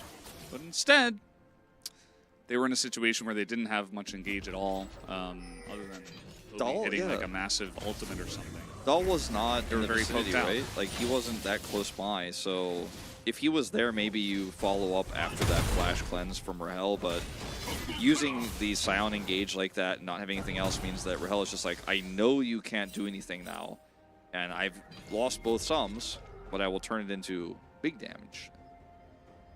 Large. Damage. And it looks If like true. Forrest finally built that item. Jack Show. Yeah. I don't know how you're supposed to pronounce that item. Is it Jock Show or Jack? I think it's Jack Show.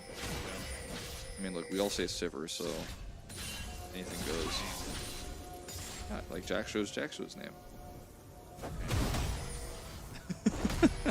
Makes sense. It all lines up. Thanatos hasn't really been doing anything this game. He had to lane against Renekton, and then all the fights have just been kind of done and dusted before he really had to do anything. So he's just kind of chilling. It's like sitting here farming a side lane, being a Cassante, not pressing buttons. Unfortunately for him, he does get poked out a bit here, as that Q not going to land. Seems like they were aware that Forest was around. Honestly.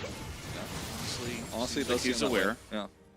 And we're just going to hang out a little bit more. For DK, I mean, they have a pretty fan Jinx. They have a very nice composition that has a good amount of engage, pick potential, front to back. They're in the lead. They have one Infernal Drake, so no need to take any risks for them. They're just going to wait for the next Drake.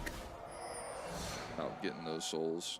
Stack them up. Really good catch by observers, you know, very satisfying. I don't have faith that T1 can coordinate these fights properly based on what we've seen so far. They do have the items required now, like Jack Show's 2-item Aphelios.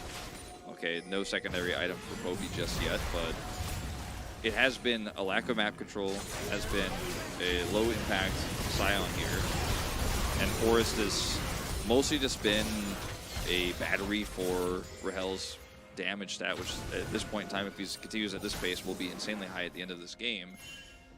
And without Prio, without setup on objectives, the Azir feels way worse. The Renekton is not able to actually threaten this Jinx. And in the window where Jinx has had both summoners down, they've been able to do nothing. They're trying to find a window now, but what is this?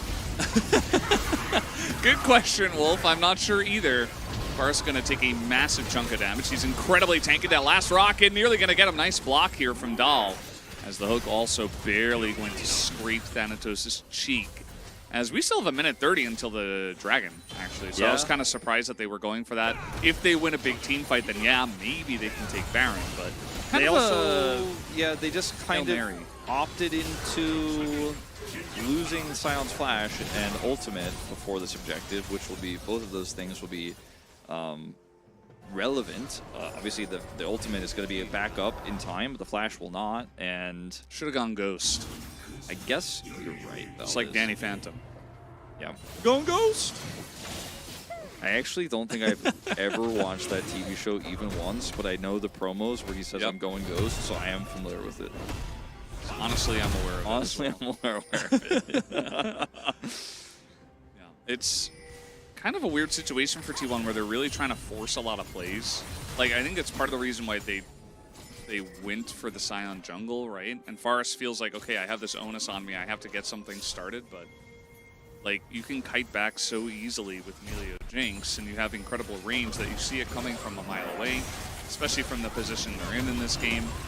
And it feels like with Jinx Aphelios, you're really going to be hoping that they kind of make their way into you, and you would like to kite back, but again, it just feels like, you know, it's almost like you're both playing TFT and you both went for the same comps, but one guy just got a little bit luckier, or he like rolled better, and he kind of just has the higher ranked stuff, so he's just going to win at the end of the day. I mean, it does ultimately kind of feel like that, right? Now, Lucid has Flash ult, so of course with his Warrior's Trickster as well, so he can engage from a very far distance away, and the follow-up is insane, so positioning here for Smash has to be very good. So far, so good on that. Speaking of, is he is behind the front line. Risky, really trying to look for this pick onto anyone. I mean, the Jinx range is so high that you can actually just free fire at Forest over the wall, as Rahel is just like, if you guys are going to play neutral, I will eat those health bars, so how long are you going to wait to engage? And all the while, Lucid is just waiting for his flash engage on top of Smash. If Smash dies, there is no follow-up damage here, really. I mean, the Azir is just too fragile. You lose either of those carries, it's just not going to be a fight you can win against the massively fed Thanatos. As he's going in.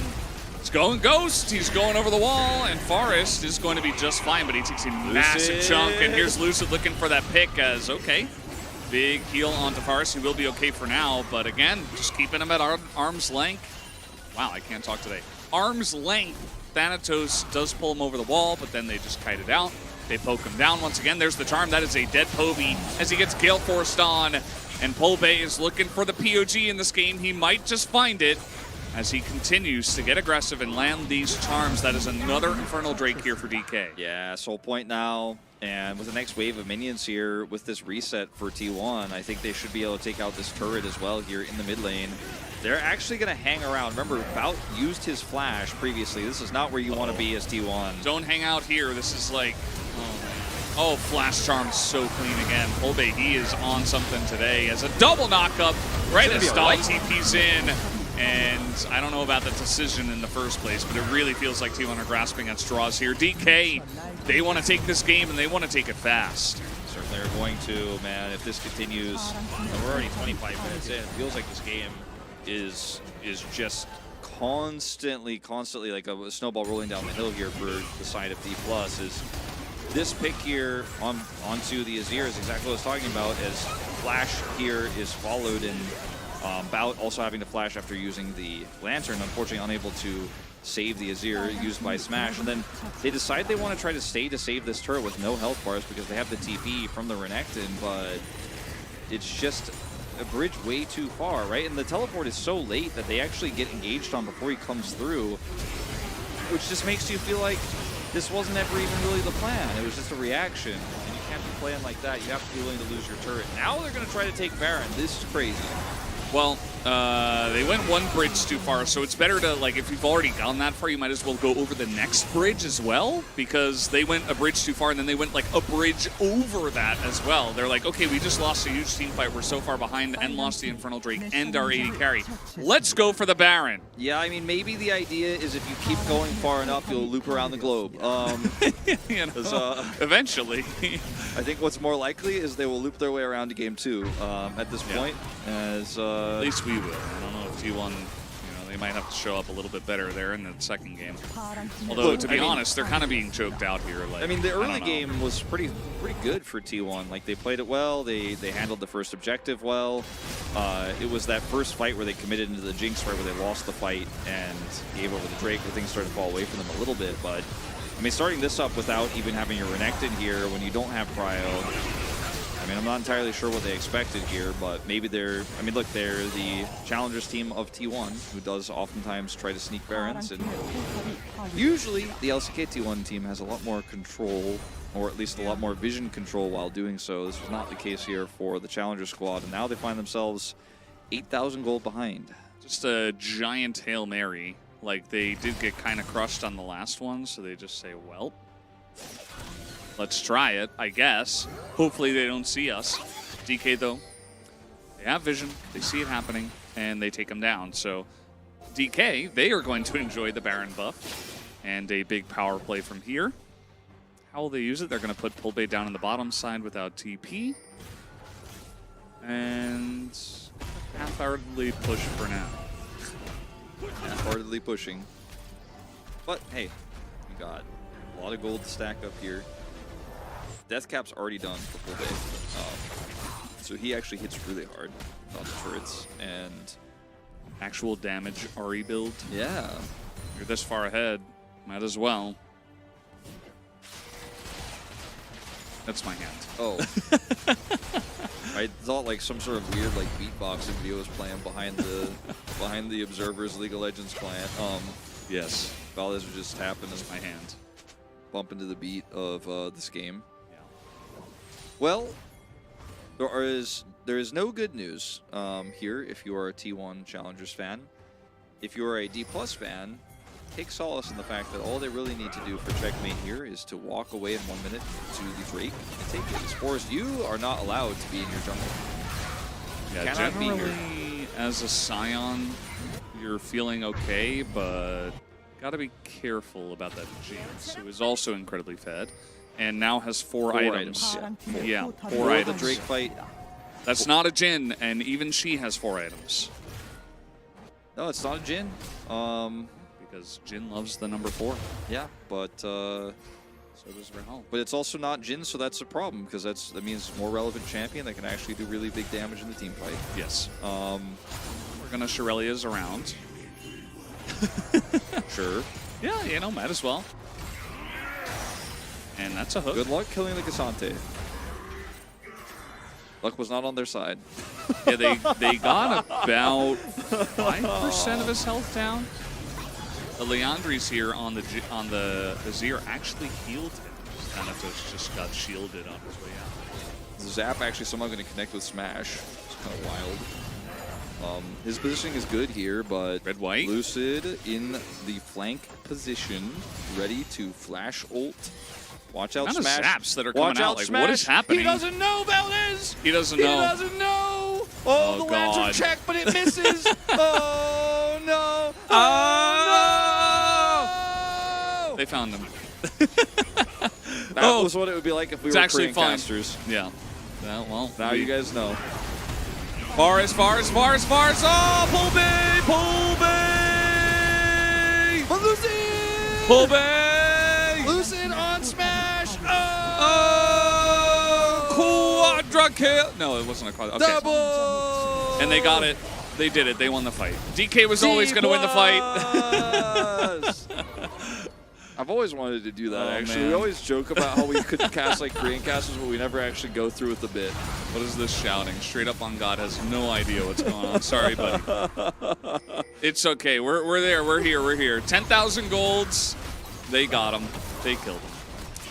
And it was, I don't know. It felt like a team diff. Like T1, they had angles. They won the early game. They got first blood on Aphelios, and then after that, nothing happened. They just couldn't get any fights on their turf. That was the end of it. Down goes the Nexus, and DK's gonna win. GG! All right, sorry, I just had to go through the bit all the way to the Nexus falling. That's why I was just being quiet and letting you actually do the real analysis, so I could say GG. Yeah. We have to sync it up as well. So, Wolf, what does T1 have to do to crack this shell, the mean- hard shell of the DK that have not lost a game yet? The problem was they give Milio over, and D Plus is actually thoughtful enough to know that Milio Jinx is actually broken into Aphelios. And Jinx did, like I said, she was on par for some big damage. Big damage. Oh, we got to vote. Yeah, well, I'm voting for Jinx, I think. Although, like, Voting for Full Bay. actually, you know what? I'm going to join you. It's like, I'm actually going to join you. so you know what? Like, Rahel did a fantastic job. If he wins, I'm not mad at all. And he might win. Like, he sat there, he spaced excellently, he used his summoners perfectly, he never got caught, he was great. But Pulbay kind of like did all the picks where it kind of got the ball rolling for DK in all the fights. Also, Lucid was constantly threatening, even though he didn't do that much damage. Like, his positioning was super oppressive. Like, it was really hard for T1 to actually close in on objectives. But, I mean, the early game was pretty good for T1, right? We talked about it until they made that one mistake on the first Drake fight and gave over those 2 kills. And once you lose tempo against D+, there's no coming back. And I think that while I like the T1 draft in isolation, if you're playing Aphelios into Jinx with Milio and you're trying to like walk Sion in for engages, it's gonna have to be cleaner than that. Like Forest, I think, came in at inopportune times, at weird timings, and D+ were like, okay, thanks for your flash, or thanks for 2/3 of your health bar. T1 was desperately trying to be proactive and make plays. Maybe a more simplistic comp. Malphite, perhaps. I mean, to be honest, Malphite probably would have made things a little bit easier. I mean, you probably just like get a simple flash and then you back away, and it's a little bit less like Sion's just out there dying. This Pulbay is in fact going to pick it up. I thought we would see more 80 carry votes on the Korean side, but perhaps we were the difference maker this time, Wolf, as Yundo would have to let us know. Yundo will probably let us know, but we were Korean casters at the end, and then we voted like the Korean casters, I guess. So maybe that we are like, maybe we'd say unanimous. Maybe I almost made a mistake and voted for the Jinx, but I stayed strong thanks to you. I think that would have been fine. But honestly. like, both of them played so well. But I actually do think I had kind of the damage number made me forget about how much of an impact Pulbay made, and then you brought me back to reality. So I'm not a boom boomer today. Well, as we all know, we only get 2 votes out of like the 11 or so. So there's only so much we could have done in terms of swinging the vote. So yeah, Pulbay not flanking this game at all. Just No. straight up He was dunking just there. on some people. Yeah. I mean, he did a little bit of flanking between the mid and like, outer and inner. Yeah, that was nice. A little bit of flanking there, It but was mostly good flanking, yeah. not. Mostly not flanking. Yet some say he is still flanking to this day. It's a fun meme. Yes, but he played excellently. Is this the season of D plus Kia? Finally? Yes. Is it Yes, actually is. going to be the season This is of the D+ summer Kia? of D plus Kia, yes. Because it's always the season of D plus Kia until they randomly lose. I think this is the one. I hope D plus fans, for D plus fans' sake, you're right.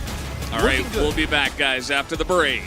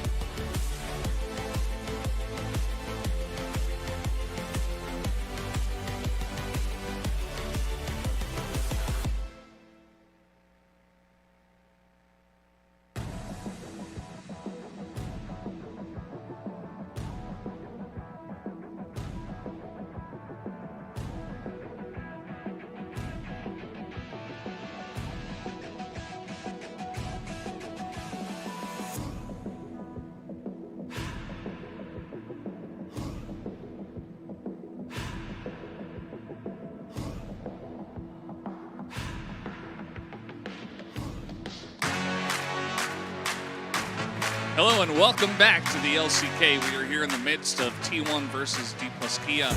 We just ate our food in record We time. are actually officially spicy curry speedrunners. It was also a little bit spicy, so We are spicy curry We're good. speedrunners. I ate my curry in about 3 minutes. yeah, Same with Valdez. record time. It's not that spicy unless you eat it really fast, like we did. Yeah, it's okay. We're gonna live. But we finished I think. all of it, and we can cast the games now. I can see the sweat. There you go. That's probably not due to the curry. Yeah, it's just kind of hot in Korea right now, but No mayo nuggies today. Not there was no today, microwave no. for Valdez. No so. microwave. You put the mayo on the nuggies, and you put it in the microwave. You let the mayo go into the nuggies, and you're good. The tummy aches come later. First, League of Legends. Yeah. It's going to be like me on my drive home and Valdez on his drive home, where we're going to be like texting each other like, you okay? Are we gonna make it? But it's time for League of Legends. Almost. Actually, yeah, it's not quite time, but it's almost time for League of Legends. Okay, red side for T1. Some red side pickers today, huh? No subs. Yeah, Except red for you side earlier pickers. for lunch. Now that LeBlanc has to be banned, it feels like there's so many OP picks that even if you give over Aphelios, you get Melio and what did they get? Melio and Jinx. In this Well, they case. didn't pick it right away. Like, what was their second They pick? got Melio Casante. yeah, Milo Casante. Yeah, That's like crazy. Yeah, is so it's wild. like, okay, we gave them one, but there's too many OP stuff, so too many OP things, so we're going to get at least two of them, right? Yeah. And the blue side will only get one. So that's kind of the balance right now, I guess. and they didn't get LeBlanc. That's for sure. So Now that you have to ban LeBlanc. you ban LeBlanc, Nico, Yumi. That seems like a safe red side rotation where you're just like, well, I get two OPs, we get one. Good luck. See what they do, because red side, I mean, it's getting better. It's getting stronger. You also potentially have counter pick. Squirtle says, I believed in D plus Kia. What does the Squirtle D plus mean? Is it Showmaker? I don't know. Is it Khan? Like, he's not even on this roster anymore, but he always wore the weird sunglasses. Yeah, I remember when we had remotes, when we had remote LCK, we had all the players at home as well. And they did that thing where they had the sunglasses on the interview that one time. Yeah, I think it's like a Khan thing originally, maybe? I don't know. But it's very cool to see the Squirrel sunglasses drawings. They are very nice. D Plus will continue to ban the LeBlanc. And for Forrest's sake, it's actually really kind of D Plus to take the Sion away. I really appreciate Yeah, it. they're giving them a chance. You know, they're saying, okay, that didn't go so well for you this time. We're gonna take it away. We're gonna give you a shot. In general, though, like, to remind everyone, T1 were the team that popularized the Scion level 1 shenanigans in the jungle in the playoffs, and then spread around the world like wildfire. You make the mayo, which has uncooked eggs in it, and then you put it in the microwave, and it turns the mayo into eggs. There you go. Zayaban again. What is going to be the first pick here? Will it be the Melio I think it's going to be Aphelios. or the Aphelios? I think it'll be Aphelios for D+ in this case. Well, it's a fantastic Aphelios. The Xayah bans are so, like, strange. Maybe they just really think Smash is so reliant on it right now. I don't think he had really any positional problems last game or anything like that. He seemed fine. It was really the rest of the team that struggled engages where some nice turns came through. So what are going to be the 2 OP picks? Cassante and Milio? Is it going to be just we run it back? I think so. I mean, what else is what there? we were just talking about, this is what happens on red side. If you pick it, you're going to get 2 OP champs. They could have also gone Yumi, Cassante, and been like, we're going Zeri Yumi, but they're not going to do that. Take Cassante, please. Okay. Yeah, they're going to take it. Don't worry. Yumi. Yumi can go over to the Aphelios lane now. Feels pretty rough to play Aphelios, Yumi, into Milio. They could actually just play Blitzcrank, honestly. Bible has not played a single game of Yumi this season. Yeah, I don't think he likes it. Maybe D+ are just on the 5-head level that Wolf is. Yumi's just bad. It's too bad in lane. We can't play it. I think we're not going to. I think it's pretty bad into Milio, especially if it's Milio Jinx into the Yumi Aphelios. Sounds pretty unfun. Well, Yumi's definitely not fun. So Bible says, why would I ever play that? I'm the oldest player on the team. I don't have to do what you tell me. Play the crank. No, that's not the crank. Oh. That's not the blitz either. Well, Lucid is insanely scary on the Lee Sin. Yep. And it has been doing very well in Challengers, as we mentioned, and we did see that clip of Lucid destroying Kwangdong Freaks with one fell swoop in at like level 3, just killing the entire team. Actually, it was like level 5, I think, but still. It's going to be the Jinx, Milio, so we're... T1 is like, I see that comp, I think I'd like to take it. I think I would like to adopt it. Yeah. Now, the game was somewhat even going into the mid-game, which is where DK kind of slowed things down. They played it better, they had better communication and decision-making, and we got there. I feel like Ari Lee Sin for Pullbay Lucid could be the difference maker in the early game and mid-game that kind of gets them a bigger lead and doesn't allow T1 to quite play the same way. Yeah. Blitzcrank's gone. So you Wukong took the Lee banned. Sin. Wukong is banned. D+ not going to let them run that part back, as Nautilus also would be banned. And we may live in a world where it's actually just going to be Aphelios Lulu, because that's probably the next best step here, unless they wanted to run. If they really want to force, they could play Leona, for example. Play a Mumu. We do not like the Braum here on this desk. Yeah, this is not the I love the Braum team, Wolf and I. We don't in fact, actually are the enjoy exact opposite. Yeah, we of don't that. really enjoy the Braum, and I don't think we'll see it. And if you're Ox, you're kind of in this weird middle ground where you're like, I like Braum, but everybody builds it wrong. Ox is like has the best, like most base take about Braum, so. It's so hot that we've gotten to the portable fan meta here, as you guys can see. Maokai, now this is a T1 special. Is it going to be Maokai Rumble? Like the old days? Yeah. I don't think so, but it would be really fun. Renekton is still up. No, Bible! Oh, no. We're talking you up. Slightly less based. It's okay, if Aphelios Yumi is still strong, you just have to get through the laning phase. What's it gonna be here? Oh, basic Gragas. Or exactly what you called for the T1's Malphite. draft was missing last game, the Malphite to smash the enemy Jinx, get on top of her. I like this. I like this, but I don't think it's fun. I think it makes sense. I just don't like it because it's less exciting. Just so basic. I thought maybe they were going to play Renekton, Cassante, and have a lot of fun with that Maokai pick. Nope. just Could've been gonna be a battle of poke for T1 with nice front line, trying to break through the Malphite and eventually wear D+ down, and D+ trying to set up peaks very successfully. The Yuumi is kind of a weird role in this because it'll make the Aphelios tankier and make it harder to kill Rahel, but that's not really the point. If you're gonna go all the way down into the Malphite angle, you probably just do lock in the Leona, honestly. Yeah. just lock in Leona here and go, no, we're all in all the time. Should have been a Mumu. Or a Mumu.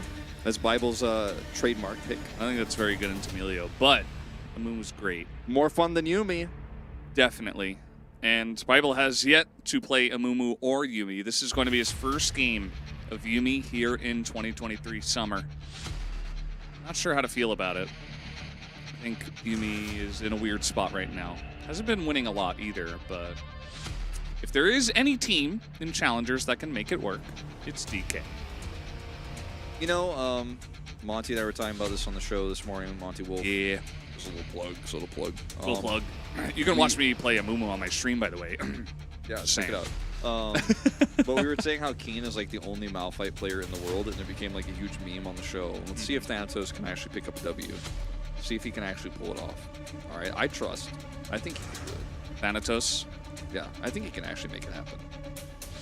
Because Keen's, you know, basically the only one else, otherwise, who's winning with this champion. Okay. I think he's good enough. I think he can do it. I trust. I think it's a better matchup into the Cassante. I guess Renekton's fine too, actually. It's fine. It's good. Okay, It's let's jump on the rift here for game 2.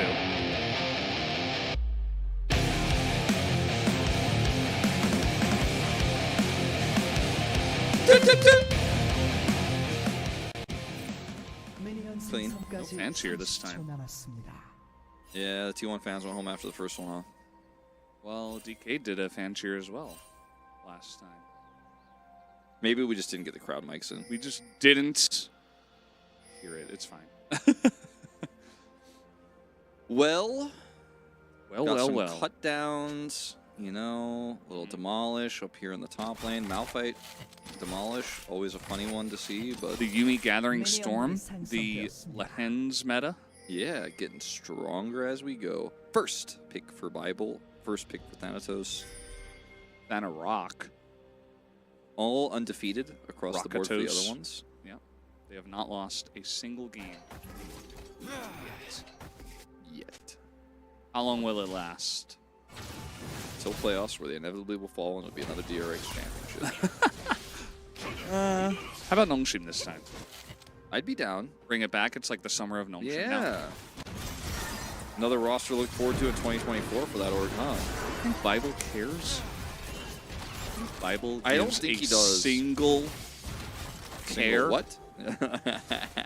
Bobby No. Smith used to say that. Like, I'm not going to say the bad words. I'm just going to say he doesn't give a care. Good times. Yeah. I think Bible thumps. Whoa, that's a hot take right there. I don't know how to feel about that. I actually don't think he does. There was a, did you ever play Twisted Metal? Yes, of course. Remember Thumper? Yeah. Yeah. Knock up, miss. Thanatos doesn't give a care. I don't think he gives a care. I heard they're making a new Twisted Metal. Oh, I will play the care out of that. Time for you to buy a PlayStation, Valdez. That's never going to happen, actually. I guess Never you're mind. not going to play it. I guess I'm not going to play it. I might not be exclusive. It might not even be real. I heard a rumor. I wish I could play Gran Turismo. That's the one game I want to play, but I don't own a PlayStation.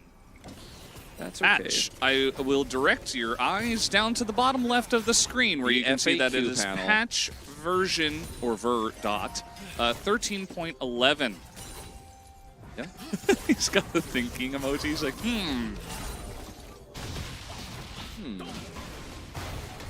13.11. That's the patch. That's So- what we're on. Let's talk about Smash Video backing. games. Picking up an early cold. Okay. But he got it later than Rahel. Yeah, because Rahel started the call. He did an early recall here to pick it up. About gonna hold the wave. This is not unlike what we saw from Rahel in the previous one, although he picked up 2 long swords, skipped the call, cutting out the middleman. Thanatos about to show Cassante the power of rock, TM. I don't think that's trademarked, but Yeah, sense of community is here in our Twitch chat. Sense of community. Isn't the regular LCK on 13.12? No. no, it isn't. not until next week. And by next week, I do not mean Wednesday, I mean the following week, so week 4.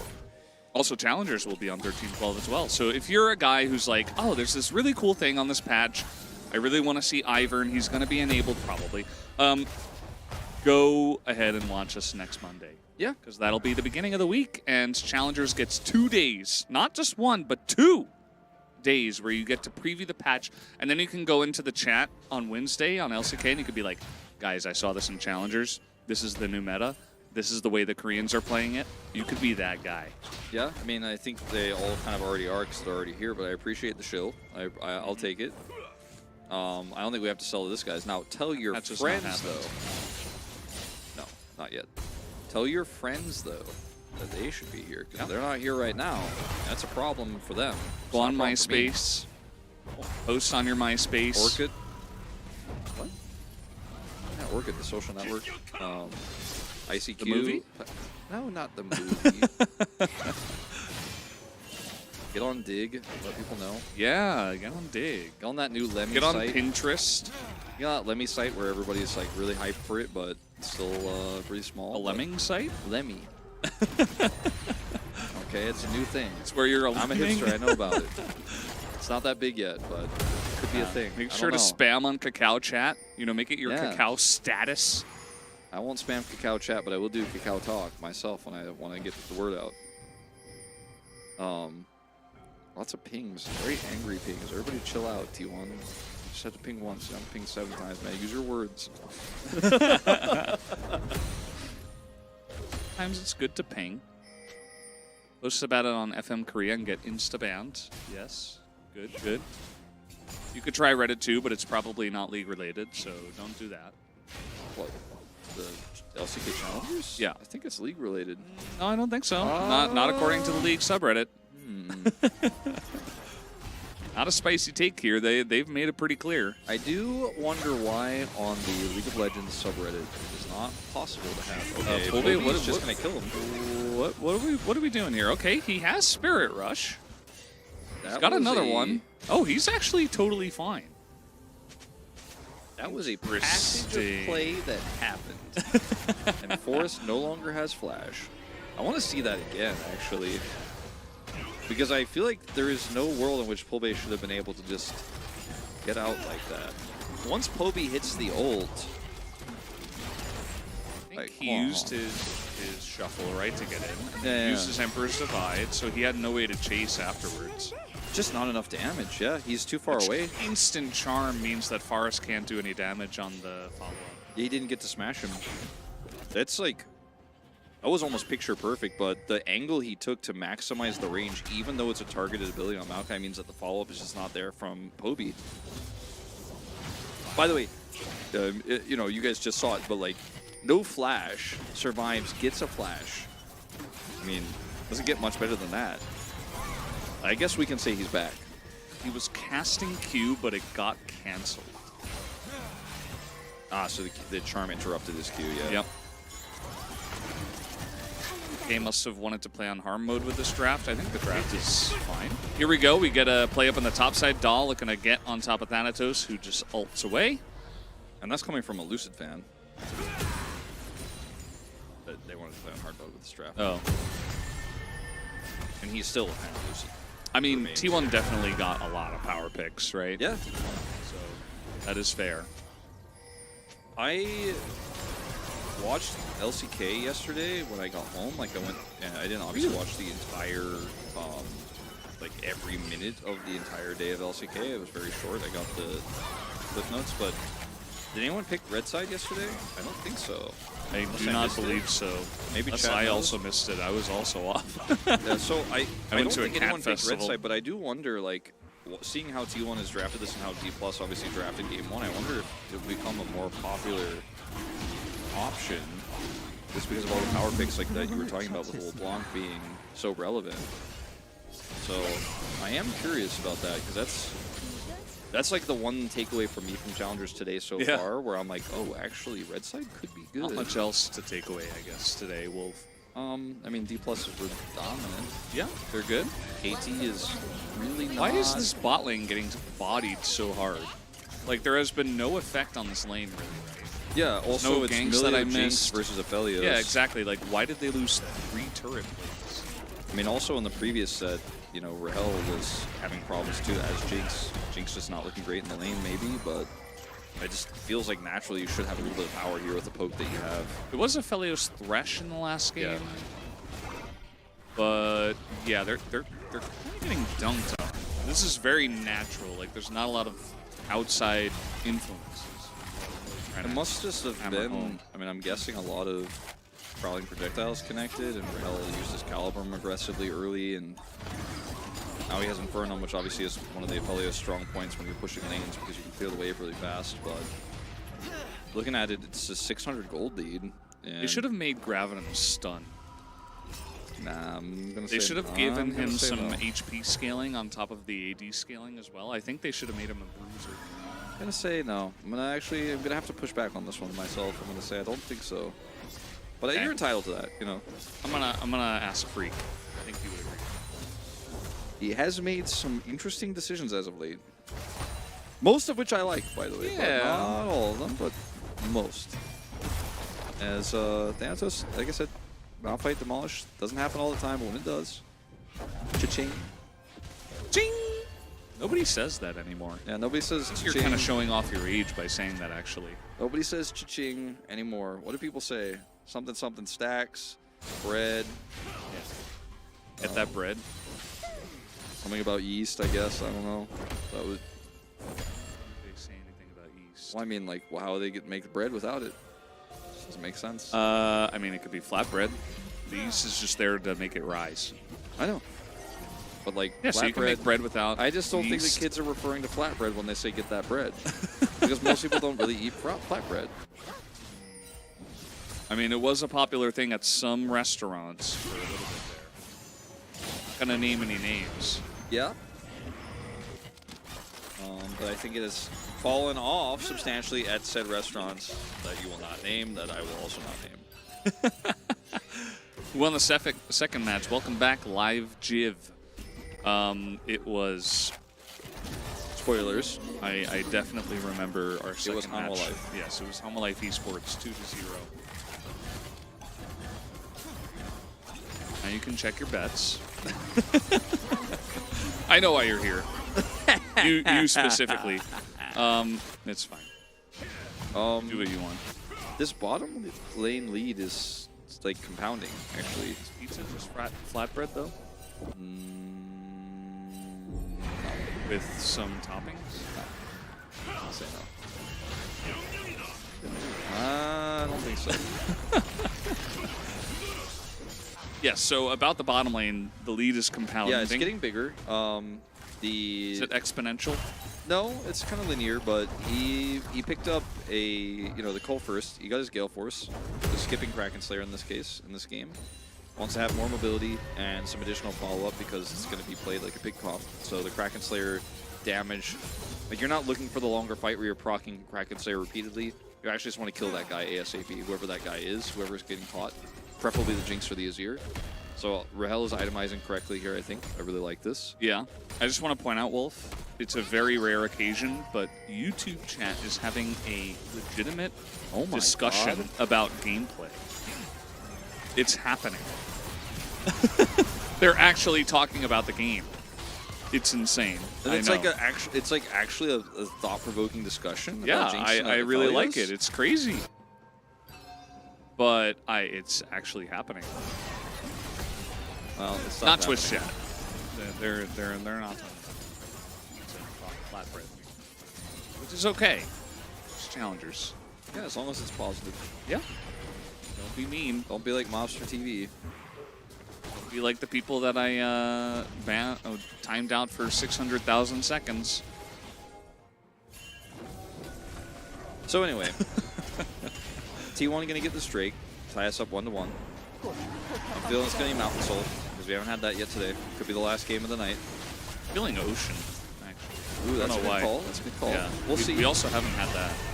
Smash is taking a bit of damage, gets a Moonlight Vigil to the face, just getting poked, but he has a bunch of healing and help from his teammates. It is Ocean, actually, as nice little sweep comes in, but Rahel is full health and full damage is coming out from him, and DK, they get the, oh, well, they lose the Drake, but they are getting this fight in a big way. They take down 2, make it 3, actually, members. The bottom lane, T1, Smash and Bout just run away, and they're even going to get a full turret in mid as well, Wolf. Yeah, I mean, they have so much damage here with this wave of minions coming through, and I mean, I'm a little bit surprised Bible is not detaching to add to the DPS here, but to each his own, I guess. There he goes. Thank you for listening, Bible.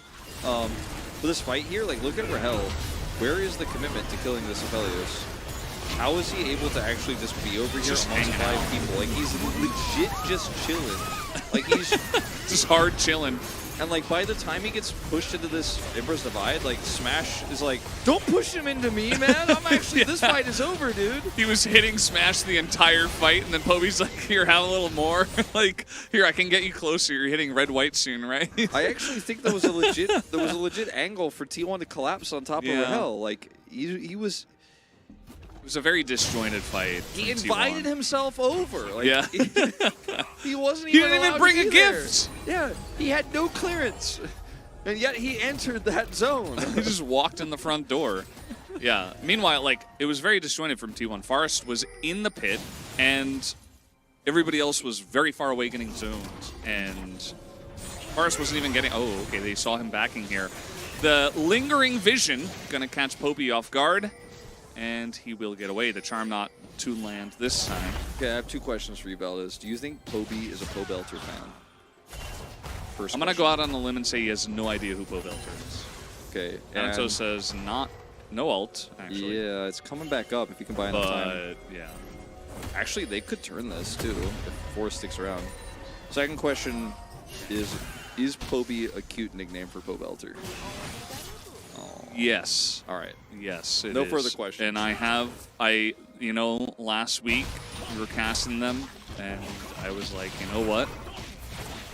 Probably named himself after Pobelter, but then I thought about it, and I'm like, there's no way he even knows who he is, even though he should. I mean, it depends, though. He's very young, right? So, and Pobelter was...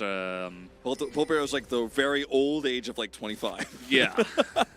Actually, it might even be younger than that. I'm not even sure. But yeah, I mean, Poby was probably like 9 years old when Pobelter was, you know. Like, not even an over-exaggeration. That's, like, actually right on the money. I actually watch Pobelter on the reg. He's one of the streamers I watch when I eat lunch. Cool. How's he doing? Seems like he's doing pretty well.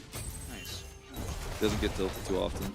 That's good. That's That's the good. kind of streamer I like to watch. Yeah, I recently on my stream I made a command that says I will never tilt at League ever again. And in my most recent stream I didn't even once. Really? Yeah. Even though I used to tilt all the time. It works. I just made a decision in my mind. Like I'm just not going to. I notice Rush has stream titles like that, but it doesn't seem to work for him. Shoutouts to Rush. Yeah. I'm glad that he came on our show for the finals last year. Yeah, that was cool. Got to do the desk with him and with Jung-hyun, or Jen, as some of you Valorant enjoyers might know her by. Who? Wait, sorry, what? Jen, Jung-hyun. Oh, okay. That's her English name. Yeah. She goes by that. I don't know, when I heard In the Jin, Valorant scene. I heard... Not Jin. Yeah. Jen. Jen, Jennifer. not Jin. Yeah.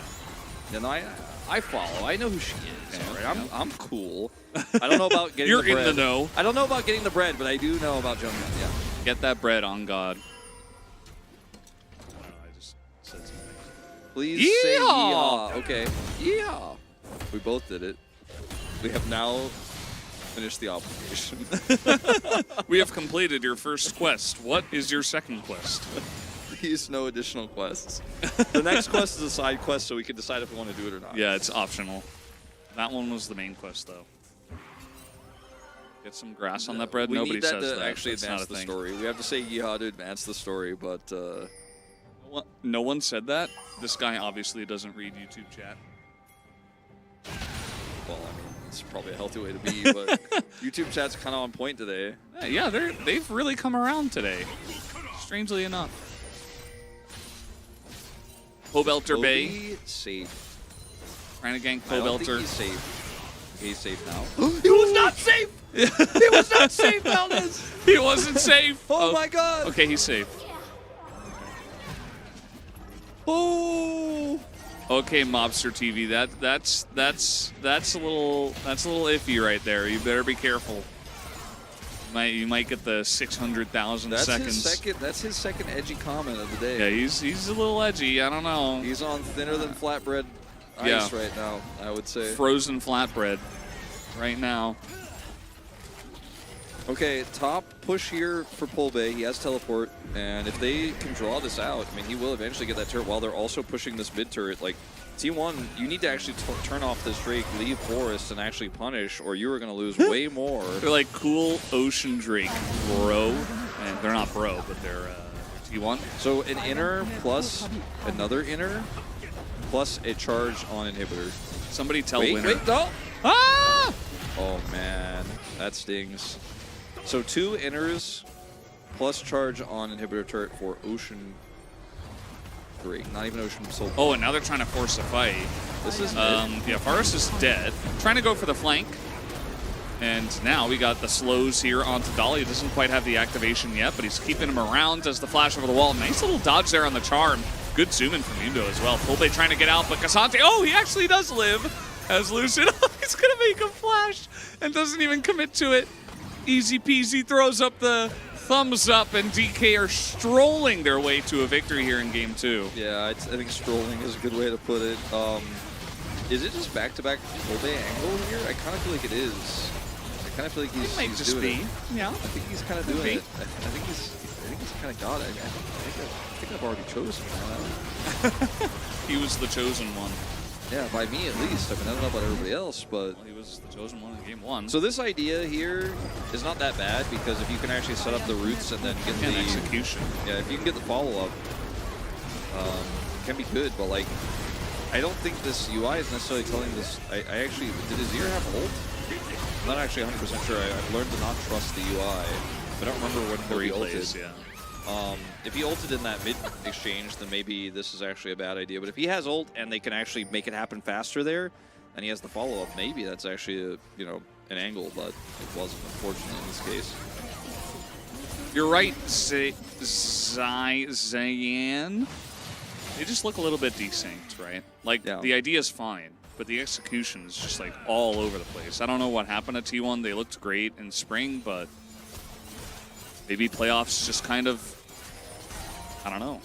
Like playoffs and off-season, they were fine. In playoffs, they had some interesting strats, but I guess in the straight-up games, they kind of suffered. And then off-season into summer, they're not looking that great. As now we have DK just once again just destroying them under a turret. Thanatos doesn't seem to care. He might actually die here as he is kind of left to the wolves. There's the knockup, but he's getting healed right now as he is somehow still alive. You gotta be kidding me. Look at Lucid, man, trying not to crack up. Oh, man. Lucid's trying not to crack up. As Lucid's the having a great ensues. time. Yeah. Okay, this is maybe the beginning of the end of the game here. Is a bridge too far. Yeah. Well, I mean, it was a good try. Yeah, good effort. It was a good hustle. Yeah. And to the T1 point, I mean, it's DK, right? You've lost 3 matches in a row. You're playing DK. It's not an easy spot for them. I mean, they were pretty reliant on Bay, this team, honestly, and that sounds weird to say because we were not very high on Bay in his time in the LCK, but after he went to PSG and, PCS, excuse me, and then went to Challengers, like, it seemed to be kind of like more his stride, and he showed some of his, obviously, veteran experience on this roster, and now that he's gone, the team seems to be a little bit out of sorts. And I also think T1 massively overperformed in playoffs. Like, until playoffs last time, we were like, no, this team's okay. And then they had the great Scion strategy. They executed it very well. They had that Rumble-Wombo combo set up. And then I started to get pretty high on T1. I was like, wow, this team's really good when they're playing at the best. But this is not that, unfortunately. It's not the same. And I hope that they can bounce back before we get to the midway point, at the end of round 1, because 1 and 4 there's still time, but 1 and 4 is starting to be a pretty big hole to dig out of to potentially make playoffs. It's true. It's not easy to change the momentum as well. Like, it's week after week, it's match after match that we see them, and we're like, you know, we can see the idea, it's fine, we know you have great players, but something's just disconnected. Maybe you're right. Maybe it was Bay's ability to lead the team, his shot calling, whatever it may be. But everybody's got to get on the same page, and maybe it'll just take some time. But for now, DK, they are kind of in their most strong point we've ever seen them. So they're just having fun. They're having a great time here. They are winning. They are stomping everybody they face, not just T1. So nothing against them personally. DK just having their way with every match that they play. Business as usual. This one will be no different. Could go for the flash kick here, is not going to commit. Just wants to chill and help his team while threatening Smash, help his team secure this top inhibitor. Baron has expired. These are just regular minions, but D+ have such a lead they can siege. Uh-oh. That was a close call. Yeah, that's the flash. There's the Nature's Grasp coming out there as, okay, Thanatos is incredibly tanky. They're not going to... Oh, they finally did. Okay, they got him. They finally killed the Rock. They finally got one kill, Wolf. As, okay, Lucid go. Second kill. Not sure about that. And Lucid went a little bit too far. Maybe a little bit of happy gaming here from DK. Pulbay is still full health, basically. He does have a Yumi, so with the Spirit Rush, he's just going to run away. He's just going. Okay. He's not going to be able to take out that Nexus turret, but 2 inhibitors down. Third one does survive up there in the top lane, so... Elder Flip angle? No, I'm going to say no, actually. I'm going to say I don't think that's going to happen, but despite here, a lot of resources used for T1, but they're still able to defend their base. Thanatos with a really nice ult there. It was actually beautifully played, while both buying some additional time, but also turning so beautiful after tanking so much. Lucid going for the flash kick play here, and not really the angle he was looking for. Does end up going down after we do see Thanatos die, after doing a lot, right? But now, you know, we get to a point in this game where T1 are like, D+ are like, well, we have 2 inhibitors that are pushing. We don't care about this Drake. And they're really just kind of, like, they might ult tab for a minute, wait for that Baron to spawn, because there's not really a play to make unless they move to As5 to top lane to take out that inhibitor turret and get that inhib. Yeah. But I just don't think that's really valuable for them. They want to make sure they maximize all the gold and all the experience they can get on the map until that Baron spawns. So it's going to be a Drake they don't care about, which they do take. Passes some of that time. Look, we're already down to 30 seconds left. We're getting closer. And, I mean, they've already prepped all 3 waves. So if T1 try to come over here and contest this Baron, they will be walking into a no man's land.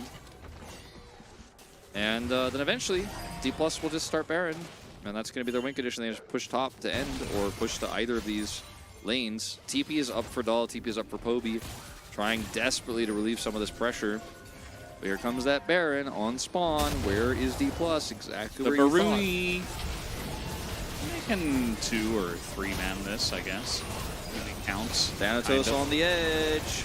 And he's about to break. That is the charm into Forest as he gets in. Actually, he got into that pit. Not the cleanest take from DK, but the smite was clean enough. And the rest of the team not really able to follow up here as Dolly's got an angle onto Pulbay, but he has Spirit Rush, so just going to follow up.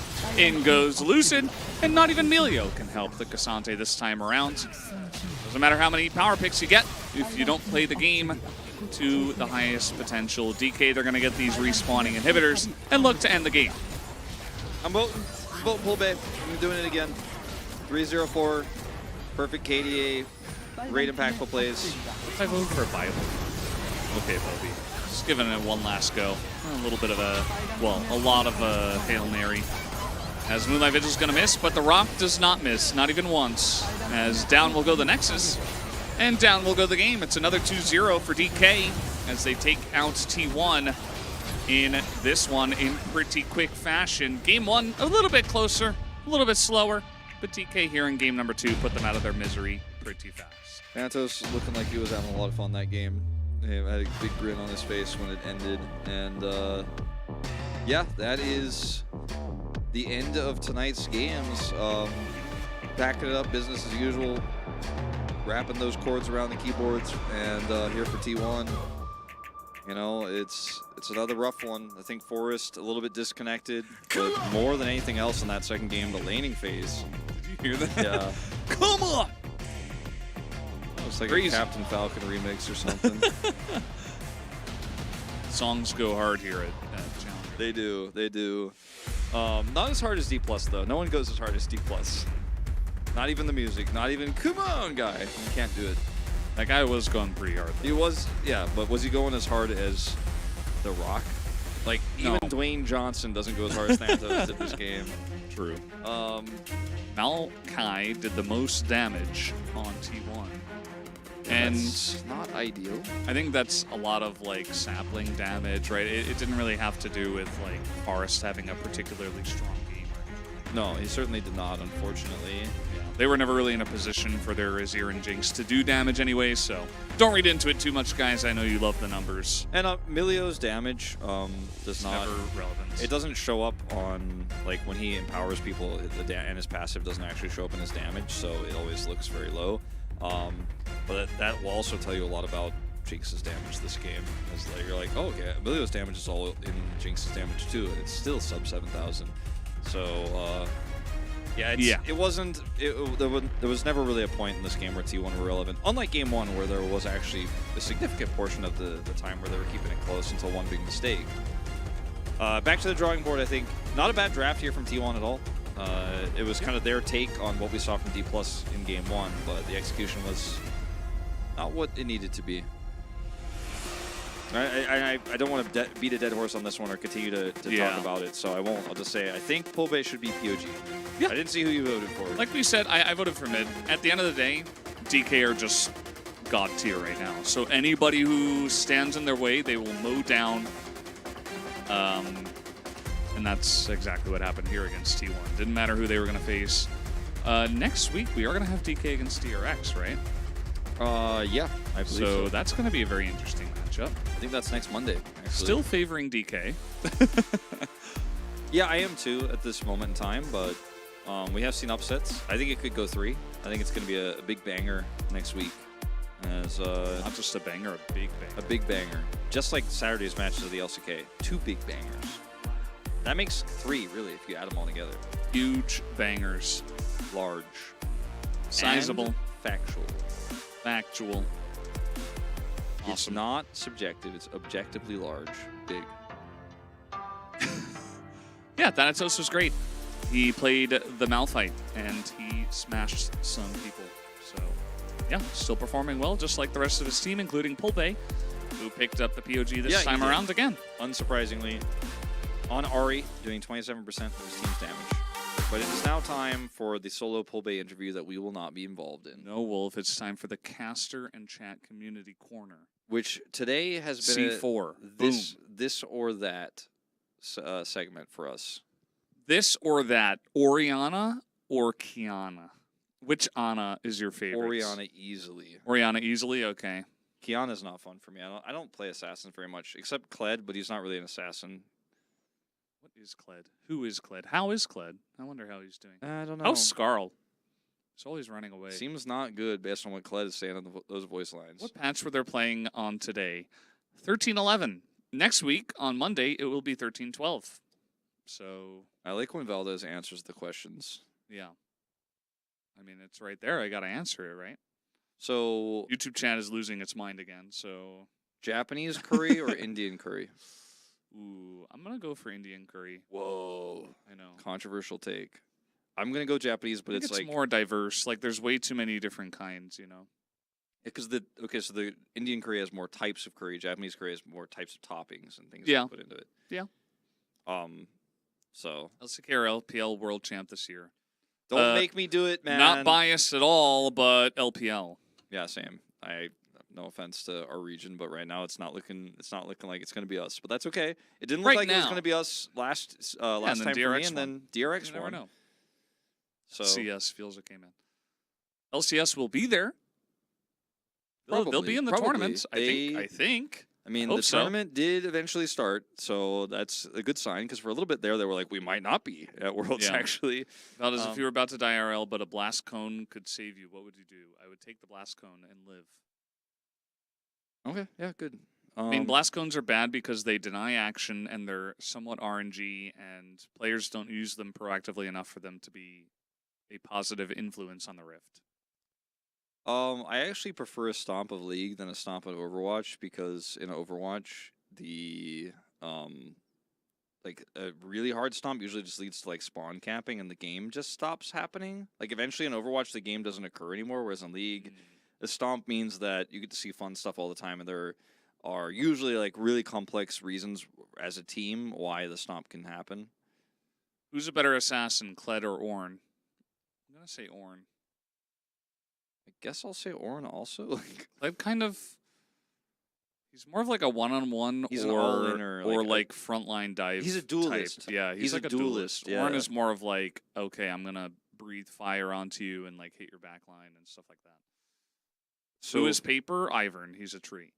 So fellow LCK casters, whoa! I didn't know we had another LCK caster called Empire's Vision, but welcome. Like, I mean, it could be a different language caster that we don't know. True, could be. What did he ask? How's your week coming? It's Monday. Today's the beginning of the week. Well, yesterday was the beginning of the week. There is no esports weekend anymore. I went to a cat festival yesterday. Wolf. I commentated Kart Rider. Yeah. Maokai is also a tree. Sure, Maokai could be it. Ivern is thinner. I don't know. Best vacation location in Korea. In Korean. In Korean. Do we have to say it in Korean? No, I mean, I think they just meant to say in Korea. Where's that place that you really liked down south? Yosu is where I used to like to go a lot. Used to? What happened? You still do? I just don't have any time to go anywhere anymore. But I've been traveling a lot since COVID ended, so I haven't spent as much time traveling in Korea. I still think Yosu is like my favorite place to go, I would say, but it's not for everybody. Did you take your cats to the festival? No, it's like... No, like, it's a festival of, like, cat products. You don't take your cats there. Yeah, it's like a... That's Charlie, by the way. Yeah, I know that. Gatorand's my sub. No. So is Timmy. We're going to have to make a Bobby sub soon for my new kitten. Bobby. He's crazy. You got to get in there. Yep. So if I had to assign a description to each of you casters, best looking, smartest, funniest, strongest, who would be which? I'd be all four. And the other ones would be like... Obviously, Wolf wins in every category, so how can we even... I mean, if it was those four categories, who wins? I don't think I win any of them. Who's strongest? That's Max, probably. Probably. Atlas. I guess you're the smartest. No, the issue is that, okay, so Maybe. Chronicler's the best looking, right? And Atlas is the strongest. So one of us has to be smartest and one of us has to be funniest. But neither of us are very funny, so... Yeah. All right, I'll take smartest. You can be funniest. I'll be the funniest. Yeah, I'm just really funny. That's me, the funny caster. Is Duckdom the most attractive man in the world? I would say, unfortunately for him, no. I mean, he's a good-looking guy. Yeah, he looks good, but like... The world is a big place, okay? There's a lot of attractive... Yeah, there's like competitions for that. Yeah. I also don't know what he's looking like these days because I don't get to see him. Yeah. Spent a lot of time talking about how, today on the Monty Wolf show, about how I know Juhan exists, but there's very rarely proof of this, but he did appear after Kroko had that game 1. Very little proof, but I have seen him that Fate exists. I'm like, there he is. He's right there. I know he's there. They can play him. Yeah. I have not seen Duckdom at all. I do not know what's going on with him. Sadly. We don't know. Thank you, Kasengi Cat. Thank you, Live Jiv. You can do whatever you want. We're not going to tell you what to do. We might give advice from time to time. An Annie-sized Tibbers or a Tibbers-sized Annie? Tibbers-sized Annie? 100%. She has magic. Yeah. I mean, that little bear isn't going to do anything. Well, I mean, what if he... Is he immune to fire? Well, does he also, like... Can't you just punt him away? Yeah, no, it's definitely a Tibber-sized Annie. Yeah. Unfortunately. Because even if he had his, like, when he appears, like, the damage impact, it wouldn't matter because he's small, and Annie wouldn't care. And then she has Molten Shield. What does Tibbers have? Who do you have winning challengers? DK. Who's your dark horse? Dark horse kind of feels like maybe Hanwha right now. Like I don't Is know. DRX a dark horse? Then if so, it's DRX. I don't think the second place team is a dark horse. I don't know if that's what dark horse means. Yeah, then I'll have to go for Hanwha Life Esports. The third place team. I don't know if they are third. They were in 6th earlier. But they did win. Is there a champ you want to see more of in any lane?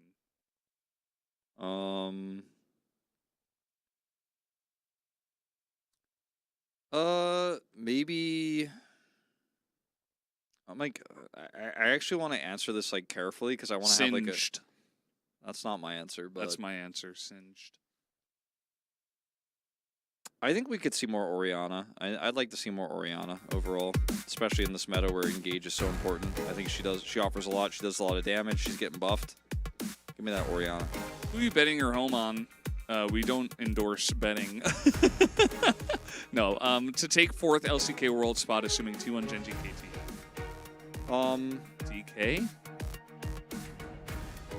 It's either DK or Hanwha. I'm trusting DK right now. Yeah. Speaking of, they did take the 2-0 and are still in first place, undefeated 5-0. What if if you guys missed it? Hanwha won 2-0 as well. I just thought of something. What if the LCK DK team keeps losing, but the LCK Challengers team keeps winning? What if they go like 18-0? Is there any chance that the DK Challengers team could play in the LCK? I don't think so. But I mean, if What about Thanatos? If they kept losing, What about Lucid in the top lane? I mean, I think one of the interesting experiments we could see is putting Thanatos in for a really easy matchup. But D+ have already played their easy matchups for round 1. Like, the schedule gets harder from here, so now is not the time. But maybe in round 2, if they start to stabilize in the rankings, like maybe next time D+ plays against Bro, put him in and see how it goes. But I don't think you can take Kana out during any of those important matches, and I don't think they will. So we're just gonna have to keep waiting until Thanatos goes to another region. Sad but true. Depends on the amount of money that he gets offered, or rather, that DK gets offered for his contract. The new LCK should rules be large enough. The new LCK rules coming through make it pretty likely he's going to leave, I think. But we'll see. Atlas, you can gamble your obols. Did you see the Bro standings change there? They fixed it at the last possible second before it faded away. That was tricky production. Will Kwangdong Freaks win tomorrow? They get their first win. No, I don't. I'm not going to predict that. Yeah. Will if I had the to Sandbox predict, take their second? I don't think so either, unfortunately. DRX are insane. I think tomorrow is pretty straightforward. But I would love to see an upset. But I think Jiwoo will be back. I think he will do some crazy stuff. And it'll be enjoyable, to say the least. I think Nongshim have a fun plan in mind. But this will be, of course, Chronicler and Atlas tomorrow. Yeah, the best-looking guy and the strongest guy. Yeah. I'm going to refer to them as that from now on. Are Ox and Laura joining the Challengers cast in the future? Maybe. Anything could happen. Is Vital playing in CL now? We don't know, but we'll know tomorrow. Yeah, tomorrow when the rosters come out, we'll know, but it's not announced yet. Take the stage for the Sandbox. They've avoided doing it for so long, and the Sandbox is still struggling here. I think if they were going to do it, they would have done it already. But they have not, so I think it's not time yet. Not yet. Not yet. But when it happens, I guarantee you it will be all over the internet. You will know about it long before it happens. Yeah, it'll be announced. It'll be on Twitter. It'll be everywhere, actually. It'll be on Pinterest, MySpace, Dig, Obelisk, or whatever you said earlier. Orchid, yeah. Yeah. So, yeah. So we didn't get our 9 games today. We got 7, which is pretty cringe. Like, if we're going to have a small amount of games, make it 6. So that, like, last Monday, we, like, smashed it out. We're like, okay, we're done. Fast, quick, fun. It was fun. They're just even not that best of letting 3 wasn't even that fun. Just not letting us have the 6 or the 9. Those are the 2 that you get. Just the 7. Just the 7. 8 would have been just as bad, to be honest. Yeah. 8 is just as cringe, at least. Yeah. Just ask Ox. He knows all about the cringe. I just want 9. I just want 9. Please give me the 9. Well, you're going to have to wait for 2 weeks from now, which is when the next time you and I will be. Can I look up what's on happening the then? Monday, sure. Before we if leave? you have time. Yeah, that's what I'm Do saying. you Like, have time? do I have time? We'll find out. They're about to say stop comment. It's not up yet, but you may have time. Okay, DRX Nongshim, not looking promising. KT Hanwha, kind of promising. And then T1 Gen.G. I don't think it's a 9-gamer. That's a 7er. Yeah. All right, guys. Well, you got a look at 2 weeks in the future on Monday to see if we'll have 9 games. We didn't get to today, but hopefully next time we do, or maybe even next week, we'll give them another one, sure.